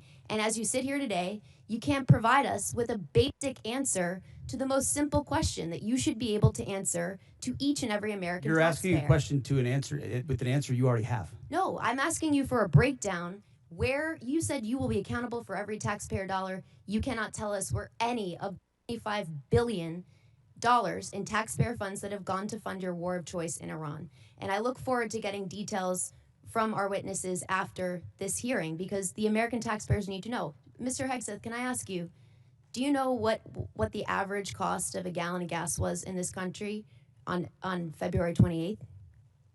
Well, it depends on where you live. If you live in California, it's $8. $2.83. Do you know what the average cost of a gallon of gas is today? Much higher in California. $4.23. I gotta say, Mr. Hegseth, you said you've got a crack economic team that's looking at the impacts of this war on the American taxpayer, and you can't answer this basic question. That should shock the conscience of every American. General Caine, I want to come back to something, a really important principle, and my time is limited. you testified to an important and bedrock principle of American law, that our service members follow lawful orders and lawful orders only. Is that right? Do you agree with the statement, quote, "The military won't follow unlawful orders"? I do. Mr. Hegseth, do you agree with that statement? I do, but understand what you're insinuating in a partisan point. I'm not. I'm actually quoting you directly, Mr. Hegseth, from April 12th, 2016. And I appreciate that on the record, you've clarified this important principle of American Gentlelady's law. time's expired. Chair, I recognize the gentleman from North Carolina, Mr. Harrigan. Well, thank you, Mr. Chairman, and thank you, Mr. Secretary and Chairman Caine. It's always a pleasure to have you here. I'm going to fall in line with the chairman's earlier statements that we can do whatever we want with our 5 minutes, and I'm going to give you all a break from the conflict here, and I'm going to tell you a story, and it's a story that's important to me. And I'm going to start with a proposed citation. And it's a rare point of personal privilege for me to do this, but I have an ask of you. But I'm going to start with a proposed citation for a Medal of Honor award upgrade from a Silver Star. Sergeant First Class Thomas J. Grasso distinguished himself by acts of gallantry and intrepidity above and beyond the call of duty between September 29th, 2015 and October 4th, 2015, while serving as a senior communications sergeant, Operational Detachment Alpha 3133, Advanced Operations Base North, Special Operations Task Force Afghanistan, in support of Operation Resolute Support. Sergeant First Class Grasso was part of a small Special Forces element that seized Kunduz, a provincial capital of over 300,000 civilians, from the Taliban. Outnumbered 60 to 1, the U.S. Special Forces element faced an overwhelming enemy force of 2,000 confirmed Taliban fighters. On September 29th, facing a Taliban advance on Kunduz airfield, Sergeant First Class Grasso established a sniper overwatch position in the air traffic control tower.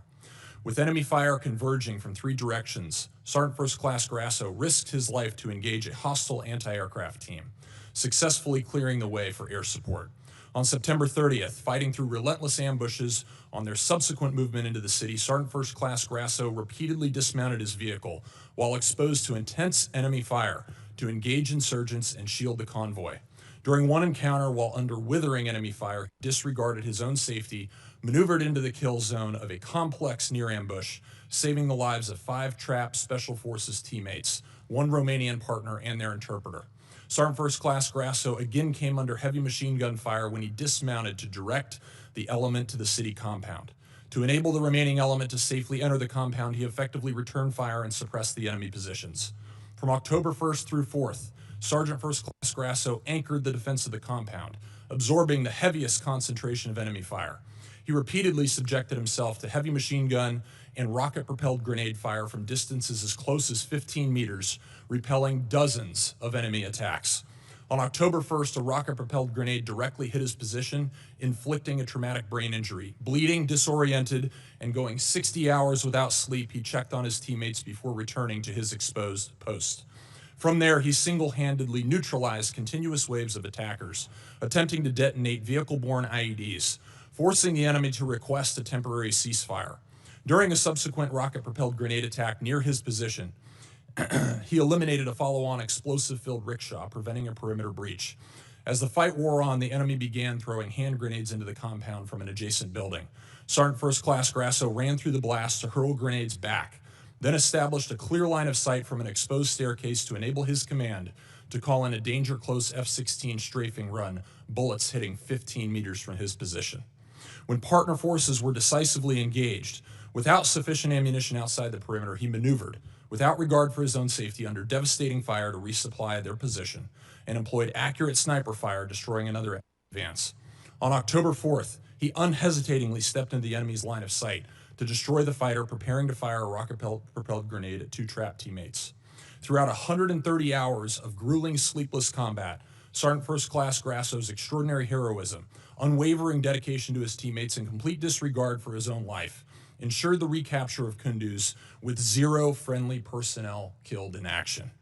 As these severe conditions took a toll on the element, his ability to fight through a traumatic brain injury with indomitable will and lethal precision inspired those around him. Sergeant First Class Thomas J. Grasso's heroism and selflessness are in keeping with the highest traditions of military service and reflect great credit upon himself, his unit, and the United States Army. I'm asking you to direct the board chair of HRC, Awards and Decorations Branch, to board Sergeant First Class Thomas J. Grasso's packet. I know these things to be true inside of this packet because I was there. And I'm here today only because I was one of those 5 that he rescued out of that near complex ambush. And I'm grateful for your service to our nation. Congressman, Thank you. We'll do it, and I'd love to meet the Sergeant First Class. Thank you. I think the gentleman yields. The chair now recognizes the gentlelady from Maryland, Ms. Elfreth. Thank you, Mr. Chair. I want to start by thanking SEAC ISOM and General Caine for inviting a number of us to the Pentagon last week to talk about the 1.8 million enlisted service members we have, the challenges and opportunities that we can work together. Every base that I go to internationally and every single major military base in Maryland over the last year, I insist on meeting with service members and hearing what we can all do better, Mr. Secretary. I want to assure you I insist on those meetings. There's a whole lot we could talk about today, war in Iran, and I too want to thank the families of the 14 service members we have lost in this war so far, both strikes in the Caribbean and the East Pacific, firing of a number of people we all respect on this dais on both sides, 61 days into this war. But I want to start with those quality of life issues, Mr. Secretary. A number of members of this committee met with survivors of sexual assault at Fort Hood, enlisted members and family members. You sat here last year and you said, quote, "I applaud Congress for the efforts that have been ongoing to address sexual assaults, which we do need to drive down to zero. That funding has not been reduced." I appreciate that, but the budget we have before us is level funded from last year, which you would agree is a realized cut year over year. So I want to give you the opportunity to talk about how you're still going to drive those sexual assault numbers down to zero via flat funding. I'm told we've added 5%, so it's actually not flat, but we remain committed to that. And I think you've seen throughout the force reductions, not enough. We want more. We want to go to zero, but we remain committed to that. We're going to hold you accountable for that. Thank you. I want to move on to Ukraine. I don't normally agree with Mitch McConnell, but as you know, the department is withholding approximately $400 million in appropriated security assistance to Ukraine. Despite some public belittling, Ukraine has stepped up perhaps more than any other ally for us in the Middle East. They're harnessing the superiority that they have generated from a hard-fought war with Russia. They are intercepting Iranian drones that threaten U.S. and partner forces in the Middle East. But Mr. Secretary, I'm very concerned about that $400 million. Can you please let this committee know, folks watching at home, the Ukrainian people, when they can expect that $400 million in Ukraine support passed by Congress bipartisanly last year to be released and put on contract for its congressionally intended purpose, the defense of Ukraine? So the department recognizes that $400 million was allocated for European capacity building, and as of yesterday, it has been released. As it released, an under contract released as of yesterday. How would you describe it, Jay? Not under contract, but released to be put under contract. Let me ask you a different way, Mr. Hurst. When will it actually be on the ground in Ukraine? That depends on what they buy with the money. Okay. We're going to take the advice of the EUCOM commander as we employ those funds for best use. Okay, we're gonna keep on that because it's incredibly important, as we heard from everybody, including the King of England yesterday. I'm gonna stay on our allies here. It's clear that the president didn't account for the Strait of Hormuz being closed, global market, oil market disruption, gas prices skyrocketing. Mr. Secretary, gas in my district, Maryland, not California, $4.11. The president did not notify allies abroad or Congress before he went to war. He has repeatedly berated and belittled our NATO allies, and I am not interested in Twitter diplomacy. I'm interested in our actual exit strategy from this war. So I'm actually going to pose it to General Caine, if I could. Well, the president did understand the risks and had the courage to undertake the endeavor nonetheless, which the American people voted for, that kind of courage in taking on that Iranian nuclear threat. General Caine, have you, or what have you formally and specifically requested of our NATO allies and European partners for operations in the Strait? Can you tell me escort duties, air defense, peace enforcement, specific requests of our NATO allies? Both us and state have reached out through a variety of mechanisms to pulse our international partners, not just in Europe, but in the Pacific as well, to see what capabilities could be brought to bear down there, as this is largely this is largely a we don't move much trade through there. I'll defer to energy, commerce, and treasury to But we've been comment on. specific with our allies about what we need. We have. Okay. Can I ask you for specificity on another issue that's been brought up today? From a military perspective, not a policy perspective, what will it require of our service members to actually eradicate any Iranian nuclear threat? Can you help us understand that? There's such a wide range, ma'am, of options in there, all of which are classified. It would be out of my swim lane, but we always deliver the full range of options, the associated risks, and the advice to go do the things that we would be asked to do. There's many. I can't speak for everybody on this committee, but I know we The would like more gentlewoman's details. time has expired. The chair now recognizes Mr. Mesmer from Indiana for 5 minutes. Thank you, Chairman, and thank you, Secretary Hegseth, General Caine, and Comptroller Hearst for being here today. Congratulations to all of you for rolling out the $1.5 trillion defense budget. I'd like to offer special thanks to Mr. Hearst and his Comptroller team for the work that it takes to put this budget together. It's a monumental task and important for our nation and our well-being. Secretary Hegseth, as you know, the theme of this year's NDAA is expanding the defense industrial base, and one of the key bottlenecks to that expansion is our workforce size. We are not producing enough skilled young workers, and too many regions with strong manufacturing potential remain underutilized. Would you support Congress working across committees on a national defense strategy workforce strategy that promotes technical training, apprenticeships, and proven school-to-industry pipelines?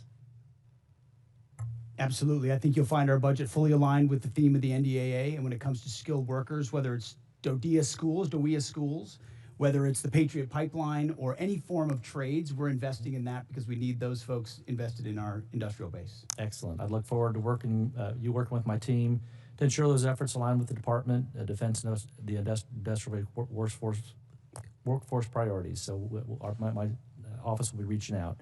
Also, Secretary Hegseth, we are in a shipbuilding crisis as the department implements President Trump's vision for a larger fleet.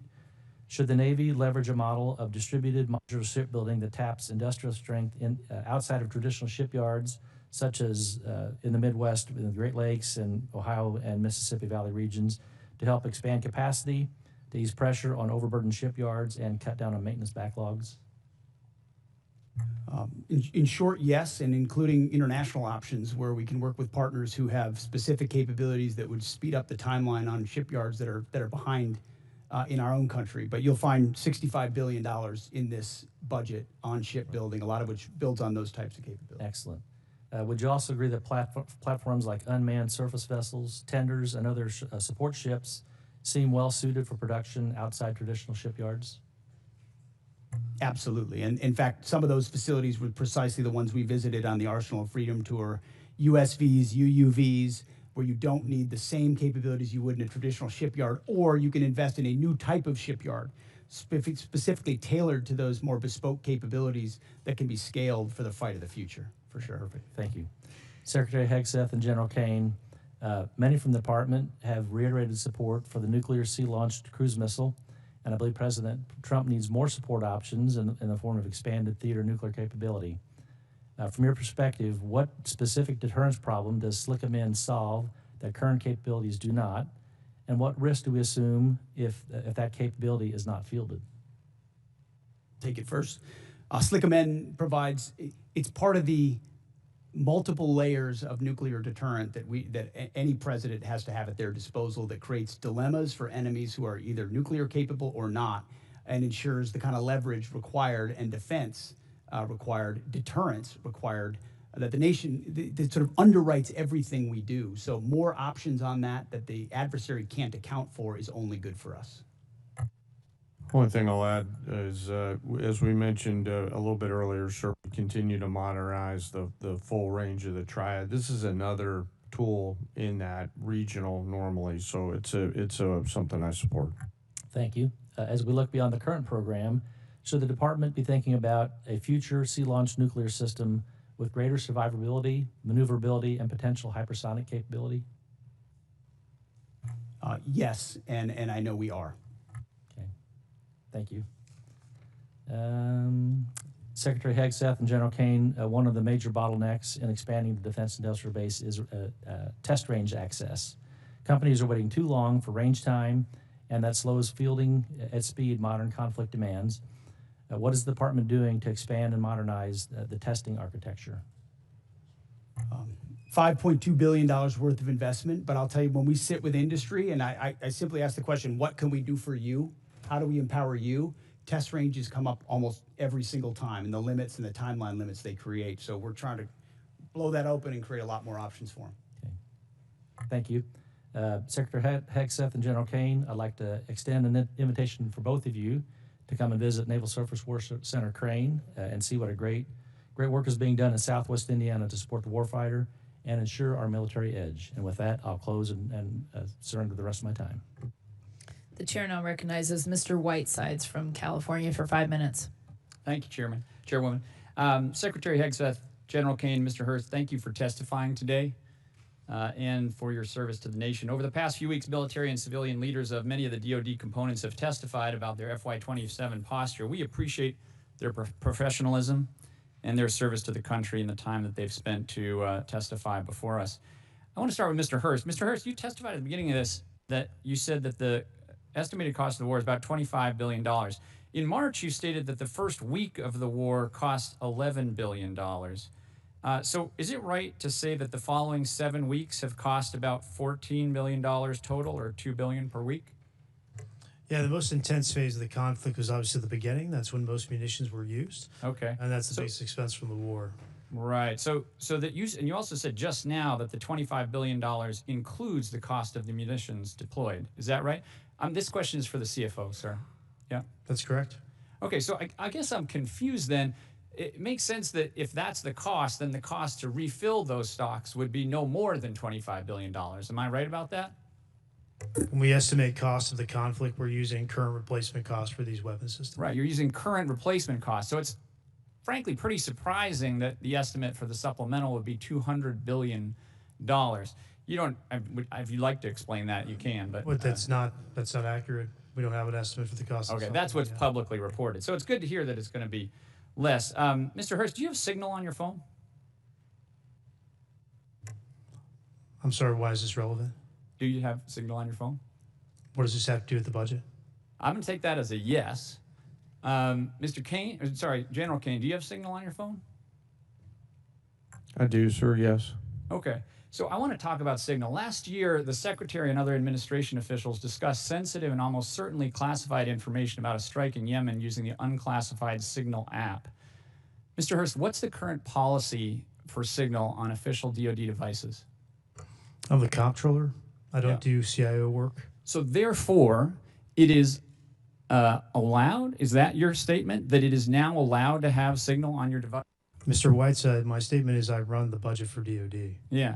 Okay, well, he's got it on his phone, so therefore it must be permitted. Sir, I got to go back and look if it's on my official phone. I was talking about my personal phone. I'm not exactly sure. I'll go back and look, though. Okay. Last month, FBI Director Kash Patel made a public announcement that Russian hackers are targeting Signal app users in the government, specifically stated that they were targeting individuals of high intelligence value, including current and former U.S. government officials. I hope that it is not official policy that you can have Signal on your official phones, and I would love to get a response from the department on that. We have now asked this question about 5 separate times and have never gotten a straight answer. I want to close by talking about helicopters. Mr. Secretary, I want to ask about the Army Apache helicopter that flew over Kid Rock's property on March 28th. An investigation was launched by the 101st Combat Aviation Brigade Command Leadership, but before that review is completed on March 31st, you terminated it via social media post. Did you personally direct termination of that review? I did. Okay. Now, the president said they probably shouldn't have been doing it and that I'd take a look at it. So did you talk to the president before terminating that review? Well, I don't relay what I talk about with the I president. think unfortunately that means that you did talk to him, which in turn means that you've just confirmed that the president himself overruled the leadership of the 101st Airborne. Mr. Secretary, you yourself have affirmed repeatedly the need for higher standards and higher accountability at every level of your agency. Commanders rely on established processes to uphold these standards. How does canceling a command-initiated review by the 101st Airborne Leadership support a culture of accountability? Actually, I think I'll ask that of the chairman. Sir, back to my earlier comments about the importance in my role of staying in the middle. What you're alluding to is, in my assessment, with deep respect for your ask, is a partisan question, and I think it would be inappropriate for me to answer that. Sir, I actually don't think it is. I think it is actually a very fundamental principle of accountability in our department, and I think it was the wrong decision. I'm going to close by just saying one thing. Mr. Secretary, you started this hearing by politicizing it, and I want to make one point. Poll after poll shows that the American public does not support this war, and support is dropping every day. We are all representing our constituents, which is our constitutional duty. And to state that we are politicizing it is an affront to Congress and every member in this House, and I yield back. You are time. politicizing it, Congressman. The gentleman's time has expired. The chair now recognizes Mr. Schmidt from Kansas for 5 minutes. Thank you, Madam Chair, and I want to thank all three of our witnesses for being here today and answering our questions. Mr. Secretary, let me start with you. A little bit off topic for today, but relevant. We are now more than 2 months into the funding shutdown for the Department of Homeland Security because folks at this end of the avenue have not yet been able to get to yes. I hope we're going to get to yes here shortly. I think we made some progress here today while we've been in this gathering.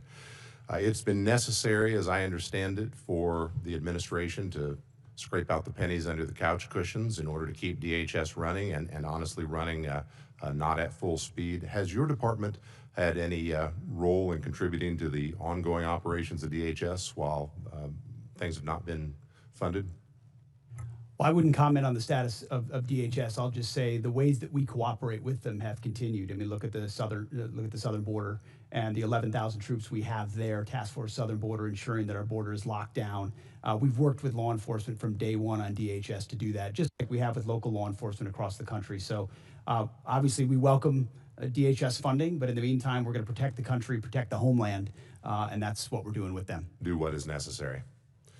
Very good. General, let me ask you, if it is more appropriate for the Secretary, we'll defer, but we've obviously been following with interest all of the developments and the publicly reported developments in Operation Epic Fury. There was some publicly reported activity a while back that I had reason to think might involve some Kansas service personnel. We didn't know from the public reporting. We have simply been trying to find out whether our folks were involved or not. We finally did get an answer. It took about 4 weeks, and when we got it, it was, for the most part, everything we read in the press, with one exception. It's a bit unsatisfactory when we're just trying to do our job and figure out whether our folks are implicated and whether we need to be doing something to help them, their families, or their folks back home. I know you take seriously the importance of providing that information, but can you just offer some reassurance that you do take those inquiries seriously and that was perhaps not? We do, sir. I'm not exactly sure the situation you're talking about, but I'll get the teams together and figure out what broke down there and fix it. Appreciate it very, very much. Mr. Secretary, let me come back to you. In talking with Kansans who either have been deployed or are in support of folks who have been deployed, I am under the impression that there has been a particularly high, especially early in the operation prior to the ceasefire, particularly high amount of concussive activity, and that we might be well advised to be prepared when folks come home for concussive injuries, for combat-related PTSD, perhaps at levels we aren't expecting, at least those of us watching from the outside of the operation. Can you say anything either about that in particular or more generally about what types of health and post-combat related health issues we ought to be preparing for when folks come home from this operation in particular? Well, I know, Congressman, all of that is tracked very closely. As it pertains to this budget, there's $70 million for more research on that. But I would note that as it's tracked and identified, also 90% of those with injuries in this conflict have returned to duty.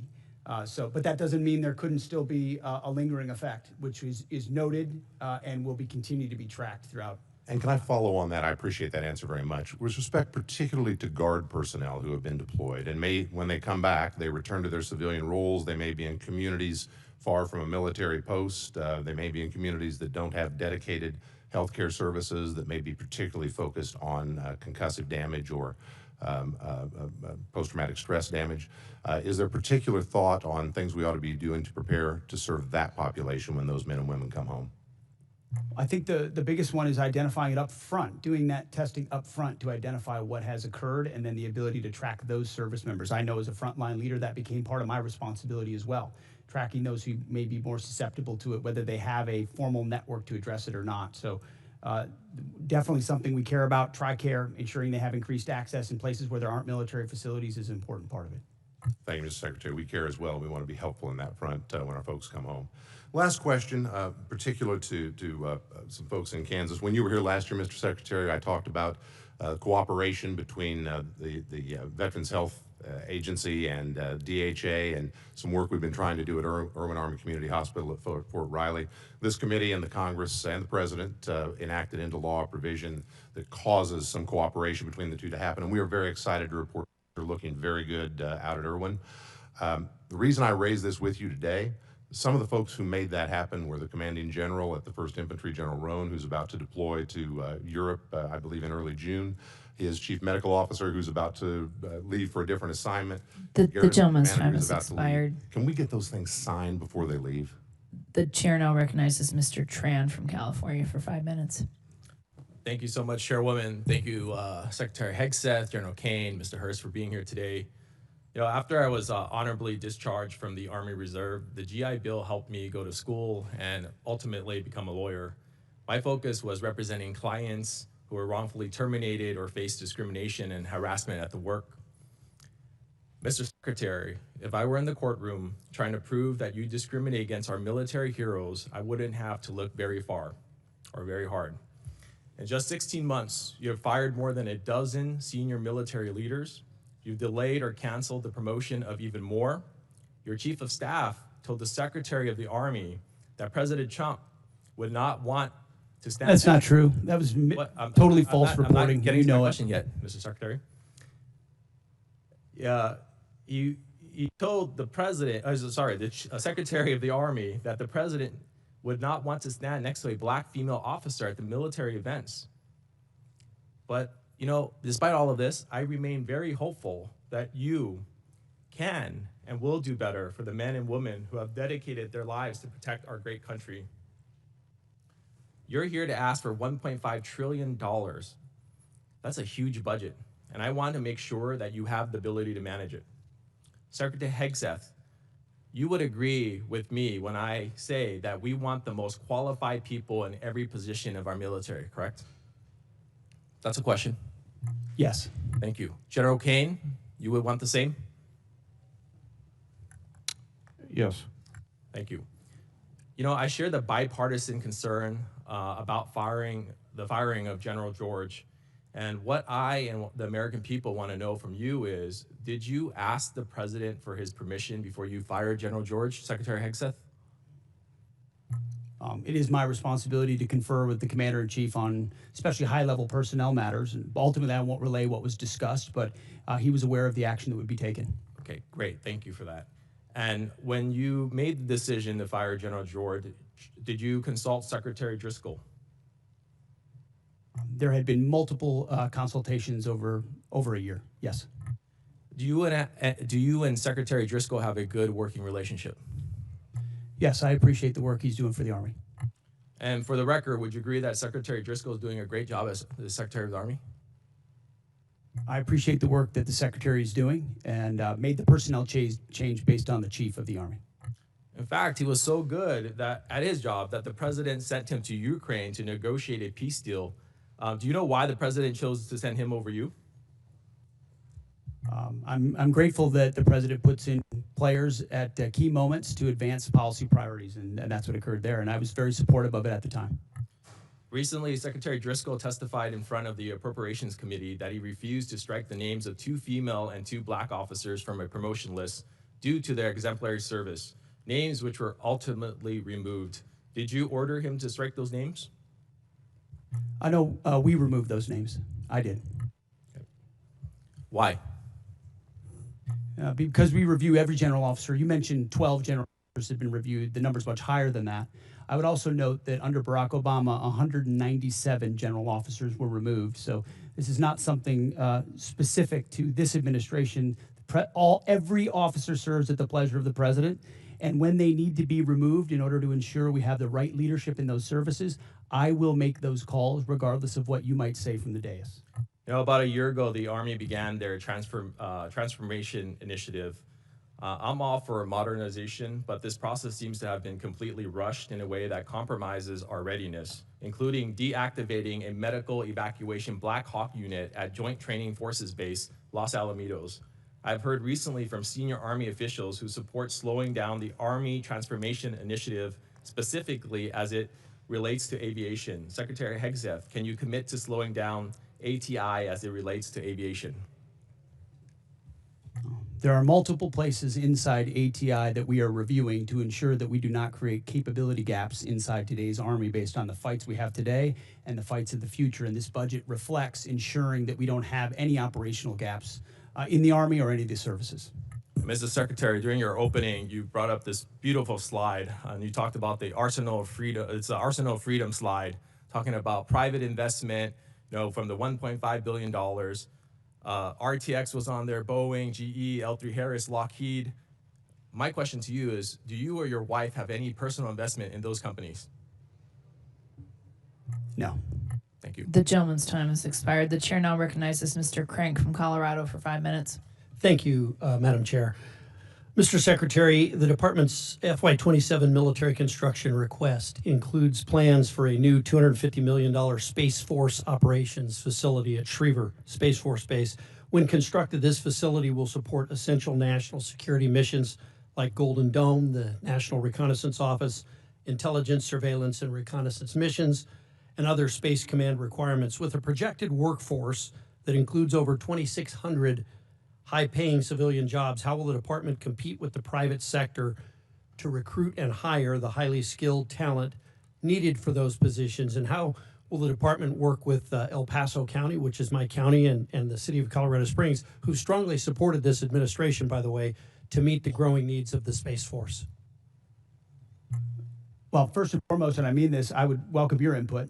That's usually what I say when I'm on the road and in the field with commanders is, okay, you ask me, we meet with battalion and brigade commanders all the time. They ask me a really detailed question, and the first thing I say is, what do you think?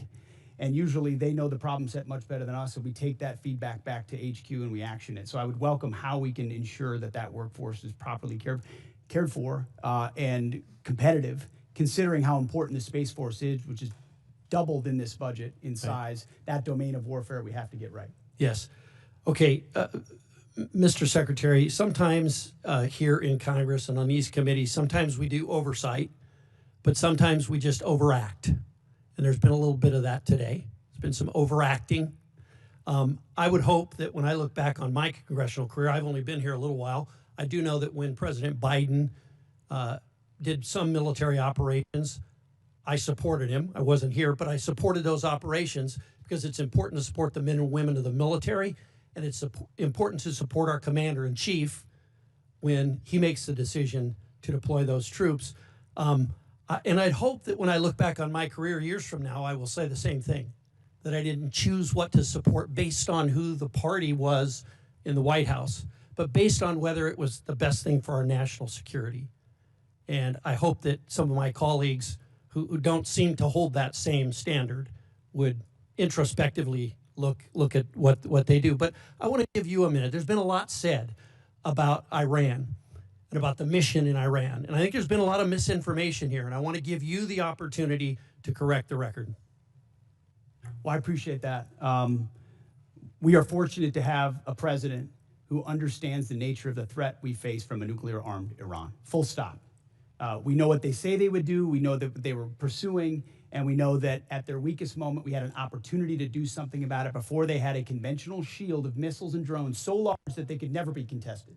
And then without inspections and from a bad deal, they could possibly race to a bomb. So the threat was right there in front of us. All it took was the courage to act, which no other president had done. And he gave us a clear set of objectives, which the chairman and I talked about from day one. In pursuit of ensuring that Iran never gets a nuclear weapon, you degrade their missile program, defeat their missile program, get at their conventional Navy, and ensure they don't have a defense industrial base so they can rebuild those capabilities. That's what we briefed from the podium. That's what we talked about. That's what we were focused on.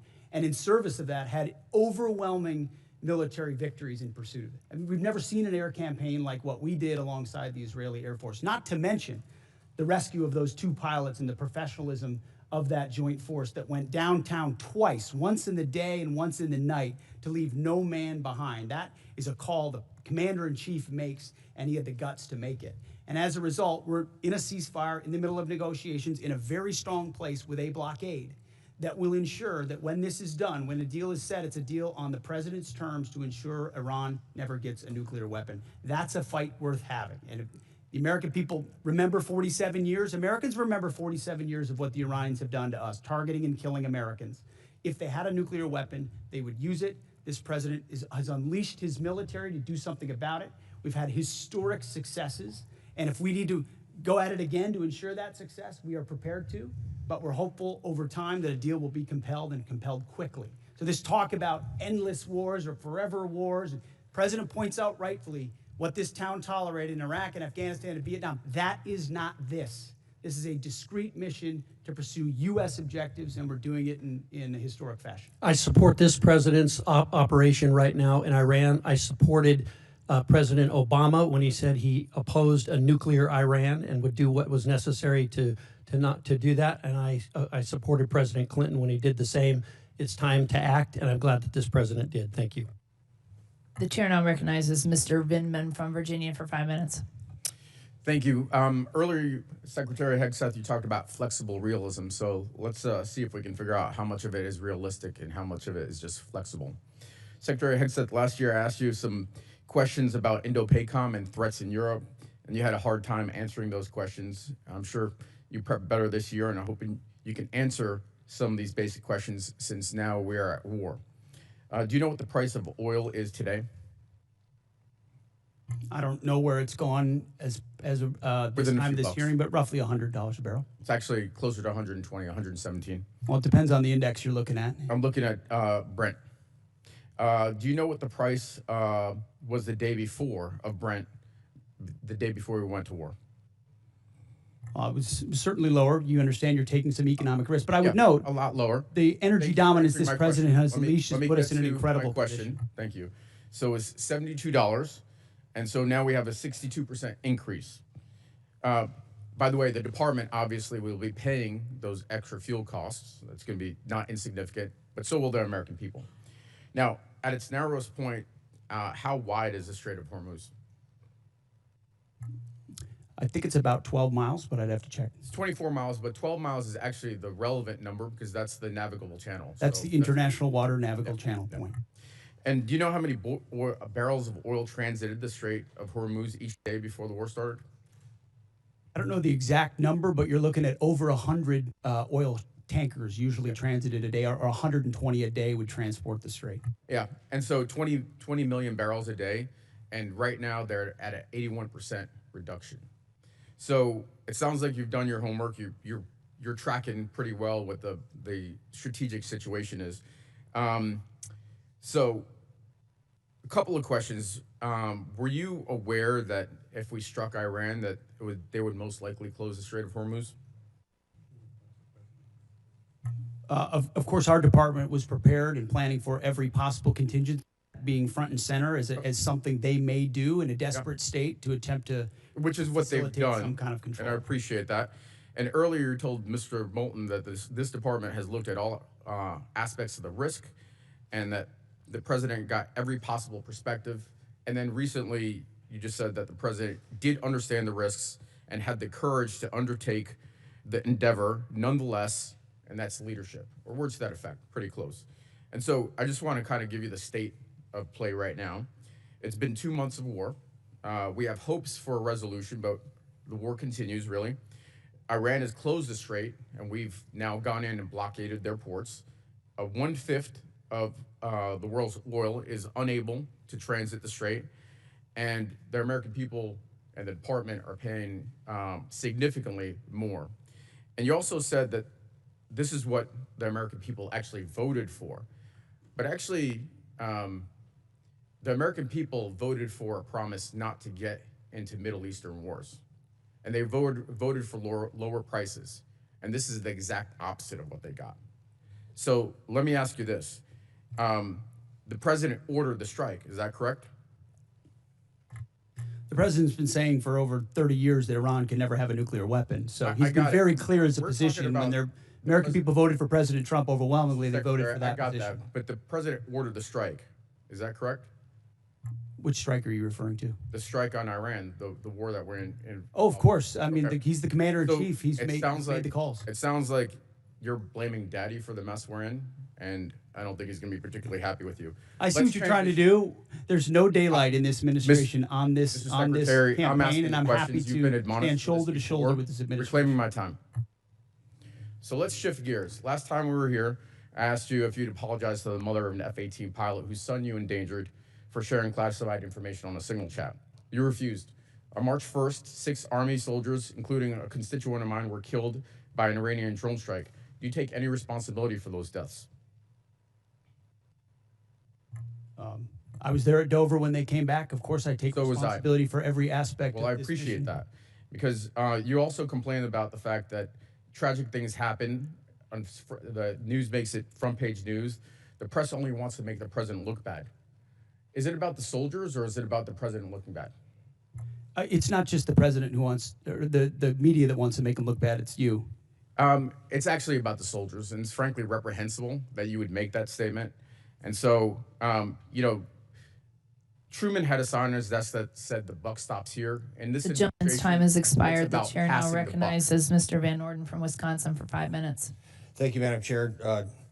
Mr. Secretary, it's great to see you. General Caine, Honorable Mr. Hurst, of course, my dear friend of over 3 decades, Master Chief Isom. How you doing? Hey, I have to be very clear here. I spent my entire adult life training for war, training others for war, or at war. And you very astutely mentioned to some of my Democrat colleagues that our generation has been involved, was involved in an endless war, a morass. And I've had, with Matthew Burns, I've had 22 of my friends commit suicide. And I know that you have recently instituted a specific office to help lower active duty veterans suicide in conjunction with my great friend, Secretary Collins. So I want to thank you for that. 2 months does not a morass make. However, it could be the start of one. And the difference between this administration and many previous administrations, I think that you understand, particularly because of your background and your SCA back there, and General Caine, you understand what it means to fight to win. And we didn't fight to win in Afghanistan. We didn't fight to win in Iraq. And it's palpable. I have more friends than I can count that are still on active duty in every branch of service, including the Coast Guard. And for a Navy guy, that's a big stretch. The morale of the men and women in the Department of War, in their case, the Department of Transportation, is exponentially higher than I've ever seen it, ever. And that comes from leadership, starting with President Trump, going through you, to General Caine, and through your SCA. And what some of my colleagues refuse to admit is that that's how you win. It starts with the man. It's the first soft truth. Humans are more important than hardware. And I want to thank you for setting that environment. I don't want to be at war, but Iran declared war on the United States of America 47 years ago. And those bastards are responsible for killing and maiming many of my friends. So this is not some esoteric political argument for me.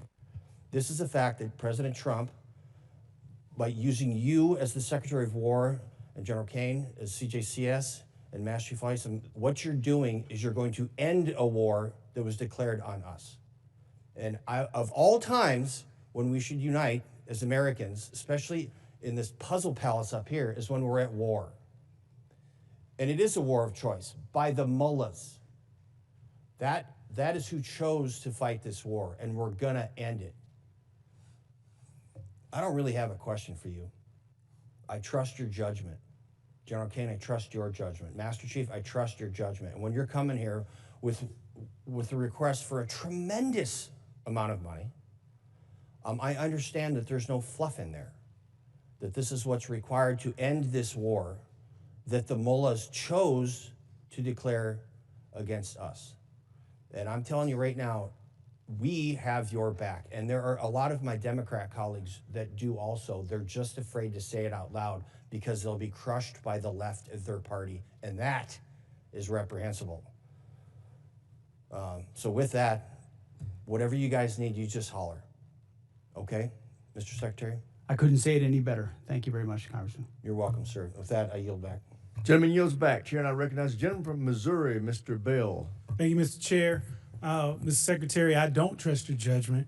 You made the comment to my colleague that there's no daylight between you and the president, which calls into question your role and, again, accountability. And so I got to ask, has there ever been any time that you disagree with the president on this war or anything in general? I would never betray conversations that we've had. Okay. The commander you can't in chief even deserves acknowledge candid that discussion you've ever in even private. disagreed with the man, like his choice of tie, that dance, anything. You haven't disagreed on anything.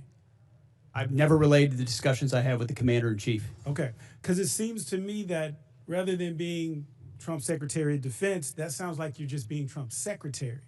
And we need someone who's going to be there that is actually advising, that is also pushing back when necessary and serving the country as opposed to the president. So you said you've never called him out privately or publicly, because we know that hasn't done. But have you ever said the words, and you don't have to tell me what it was about, have you ever said the words, Mr. President, I disagree with you? As I said, I don't relay the private conversations that a commander in You can't chief even acknowledge deserves. that, like if you've just said, Mr. President, you're wrong about this or you're wrong about that. You can't even acknowledge, you can't even admit that, if that's happened. You can ask it again if you want, but I don't relay the private Fair conversations enough. that a commander in chief The deserves. objectives of this war have constantly shifted and changed. You see that though, right? Like you can acknowledge that, because 1 minute it was to dismantle the Iranian nuclear program. But I don't know how that objective has not now been the listed objectives as far as I understand. Then there was regime change. Trump even said when announcing the start of the war, the hour of your freedom is at hand. It's yours to take. He also posted on Truth Social in January, help is on the way, to the Iranians posting in the street. Do you still believe in this particular objective? The objectives have been clear from the beginning, and I've supported the president throughout in having the courage to take on this threat. Okay, so then let's talk about what else has he said? So let's talk about the Trump doctrine. So on November 6th, the president said he was all about ending wars, not starting new ones. Yet in the so-called doctrine, the conflict has not answered why we're in the war. The objectives have changed. We're not sure about the exit strategy. This, to me, is the definition of open-ended or forever war. And you cannot claim to end forever wars while engaging in one. And then here's the one that really gets me. So I don't know when it's over when I feel it in my bones. So, Mr. Secretary, war decisions should be based on defined military objectives. You agree with that statement, correct? It's the commander-in-chief makes the call on behalf of the American people when our objectives are completed. There should be clearly defined military objectives. That's safe to say? Ultimately, the commander-in-chief makes the decision about So it's when our not safe to objectives are say. achieved. Okay, because I'm just trying to figure out, like, what kind of analysis, evaluation are we looking at with objectives when it's just what the president feels in his bones? Like, are we talking about like some Da Vinci Petruvian man or what? Like, what are we talking about when we just talk about feeling it in your bones? Because my thing is, we're not set up here to trust anyone's judgment. We're here to represent our districts and the American people. And so my next question is, the problem that I'm concerned with is that Iran continues to increase their negotiating leverage with us. And so we've been told that we've won this war, it'll be over in a few days, but now they didn't control the Strait of Hormuz, and now they do have leverage in the Strait of Hormuz. I remember even in the strikes in June, after the strikes in June, I should say, they struck Al-Udeid, and we never responded to that. As a matter of fact, Trump even said he knew that strike was coming and he allowed it. Do you agree with that? Ultimately, the president's been clear about his objectives, and if Iran thinks they're going to outdeal the best deal maker on the planet, they got another thing coming. But they struck us and we didn't strike back, and you're okay with that? He even said he authorized, he allowed it. He said that, and you're okay with that? The president has done many bold things for this country to ensure Iran never has a nuclear weapon. Okay, well, allowing another country to attack us, isn't that treason? Allowing Iran to get a nuclear Gentleman's weapon. time's Obama expired. was Chair willing now to do, recognizes the that's gentleman what from you want. Arizona, Mr. Amadei. I want to thank your team behind you for having the discipline and stamina for being here. I know what work was involved in doing this type of hearing, so thank you all. Mr. Secretary, I want to ask you about the A-10 Warthog. How effective has it been in the war in Iran? As I'm sure you know, it's a very effective platform. Yes. And so why is the Air Force, I mean, they've been trying to retire this platform for 40 years, since 1984. And it seems like it keeps proving itself no matter the technological advances that we have in the military. So why is there a need or a push to retire this platform? Well, the push to retire the platform was previous administrations, based on mostly requests from the Air Force. But given how, anybody of our generation knows how impactful, important, and significant the A-10 and the Warthog has been. And that's what you want when you need close air support. Full stop, everybody knows it. To include when you've got down pilots and you need to go downtown Iran. And it was incredibly effective in those missions. Now, there are other places where it's less survivable, and I understand that. But there's still most of the world where it is the most effective close air support platform. That's why I got with the Air Force Secretary. We extended it to 2030. And we're, per the president's guidance, going to look at other options, maybe other variants and ways in which we can keep the A-10 capability or platform on the battlefield for our warfighters who want that kind of close air support.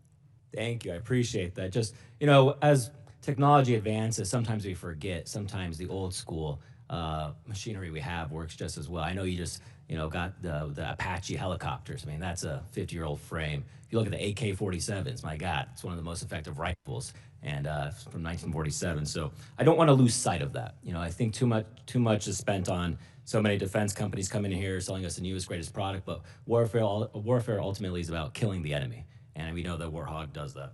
I want to shift focus a little bit to actually kind of old school as well. I know the SOF and PSYOP right now, there's been 3,000 positions cut, mostly on PSYOPs and civil affairs. How is, you know, I've been wondering, we have air superiority in Iran, and it seems like there's no internet connectivity in Iran. Are we doing any leaflet drops over there? We've explored a variety of different actions, many of which are classified, but that could restore additional communications capability to the Iranian people. I would love for President Trump's Truth Social post to be leafleted all over Iran, to be honest with you. I think that would encourage them to actually take to the streets. Moving to Iraq, I think there's budgeted right now about $118 million for the government of Iraq for the counter-ISIS mission. We know the problems that the Iraq government are facing right now. And you have personally said that you're going to certify, you know, the spending on it. I mean, do you think that this is an effective use of our money to give it to this government that we know is aligned with Iran and seems like it's becoming more difficult to deal with? It's very much an open question. We're paying very close attention to the new government there and the counterterrorism efforts, some of which have been successful over time and others of which have not in this conflict where Iraq has not stepped up in those efforts. And we're reviewing funding, basing every aspect accordingly, just like we did in Syria. The president directed that we leave Syria. We had 8 bases. We went down to 4, 2, and then 1, and now ultimately are in northern Iraq. And we'll review our posture throughout the region. Great. With that, I yield back, Mr. Chair. Chair now recognizes a gentleman from New Jersey, Dr. Conaway. Thank you, Mr. Chairman, and thank you and Ranking Member Smith for holding this hearing today. Thanks to the witnesses for presenting themselves to us to answer questions. At the outset, let me say that I'm proud of the work that our service members do every day to keep our nation safe, and I have profound respect for those who voluntarily put on the uniform to serve and protect our country. The Trump administration's reckless military actions are driving up costs for everyday Americans. This war, as you know, is not supported by a significant majority of the people in this country. The administration has increased military operations around the globe, including strikes in 8 countries, and the war in Iran is costing taxpayers billions of dollars. Estimates are by the time it's over, it could cost $1 trillion to the American people, a lot of that off budget. It's estimated that the first 6 days of the war cost around $12 billion alone, and we are now hitting 60 days of war fighting without a plan to exit this conflict. The administration has failed to transparently tell the Congress or the American people what the costs of the war are and why we are at war, and expects Americans to keep footing the bill. The comptroller has, and thank you for coming, sir, given us an incomplete number, and I understand we're in the midst of war and there's some, you do have some challenges in that regard. But Congress, I think, my colleagues would have appreciated a more thoroughgoing cost estimate so that we may properly conduct oversight as is our duty. I would agree with my colleague Ms. Goodlander about the department sharing the full breakdown of the cost of this war and understanding where every dollar is going. That number does not likely reflect the full costs of war, as you know. There are many estimates out there that say that this war will cost much more than you and the administration are putting before the American people. If you look at our past conflicts, when we went to war in World War I, and this has been mentioned, Wilson went to Congress and called for the American people to help pay for the war. Franklin Roosevelt went to Congress, asked for a declaration of war, and the Americans pitched in to pay for this war. Conflicts after that, sadly, too many of them are off budget and are leaving Americans with trillions of dollars in debt. Average Americans are suffering the consequences of this war in Iran, including increased fuel prices in my home state of New Jersey, where gas is now on average $4.20 a gallon. Diesel is almost $6 per gallon. In addition to increased fuel prices, everything costs more: groceries, housing costs, and the people have to pay for it, have not asked for this war, and I think are a little bit bewildered as to why we're in this war. I'm not disputing the fact that the Iranian regime is a malignant, dangerous regime that has killed its own people and indeed has killed Americans over the decades. I think where we disagree is what's the best way to get at Iran. Do we negotiate with them and control their access to nuclear weapons in a multilateral way that included even Russia in the deal and the agreement that President Obama brought forward, or do we go and try to and engage in a costly war in order to get at those nuclear weapons? I think that's where the principal conflict lies. How do we achieve the same goals? Costly war or through negotiation? And we've seen that apparently there wasn't a plan to deal with the action that Iran had to take, that is to close the Strait of Hormuz, because it's the only thing you can do when you are the weaker country in an asymmetric conflict. Of course, they were going to do that, and I wonder whether or not the president was apprised of this before he took the actions that he has taken. So let me just ask this question. And before this, make this comment too. This war is just 60 days so far. And this thought that Americans wish to bear the consequences of increased fuel prices, I don't think is borne out by the fact that, those costs impact people on a weekly basis, bi-weekly basis. Mortgages come and have to be paid. Groceries have to be bought on a weekly basis. And those gas prices are squeezing the American public.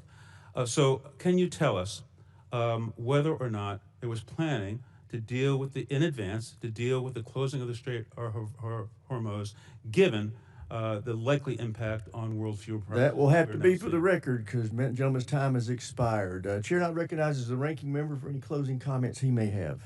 Well, first of all, I want to thank the chairman for conducting this hearing. Obviously, there's a lot of passion on both sides, a lot of partisan stuff being thrown around. I think on this committee, we're all trying to serve the men and women who serve us as well as we possibly can.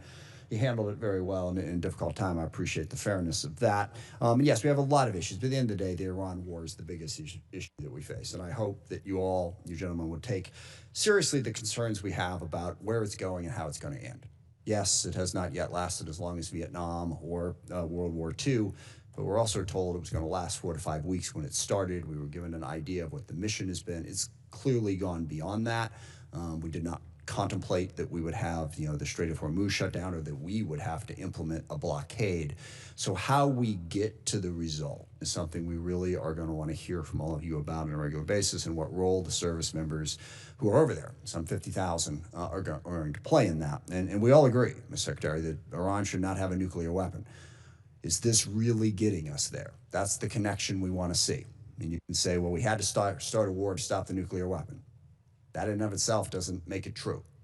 How is the war and the military action actually stopping that nuclear weapon? How does it put us into a better position? I think that's what we really need to hear, and what we'll have to continue to work on long after this hearing. But I thank our witnesses for coming before us.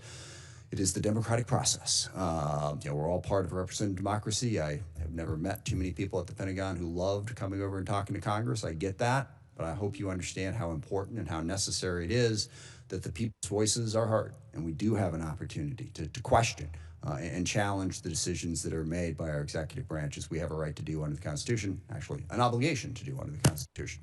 So I look forward to continuing the conversation. I thank the chairman again, and I yield back. I thank the ranking member, and I thank the witnesses. Thank you for your service to our country. Thank you for 6 hours of tough duty, and you've done a great job. I want to end this hearing the way I started it. This is a historic budget request by this administration. We are in unacceptably low levels of spending historically, and this president is meeting the moment with a budget request that meets the requirements that we have to meet if we want to remain at peace. This is about peace through strength. This budget will help us have peace through strength, and I urge my colleagues who are not in this chamber to pay attention to what we talked about today. This department, I think, is done an admirable job of defending the budget. And with that, thank you for being here. This hearing is adjourned.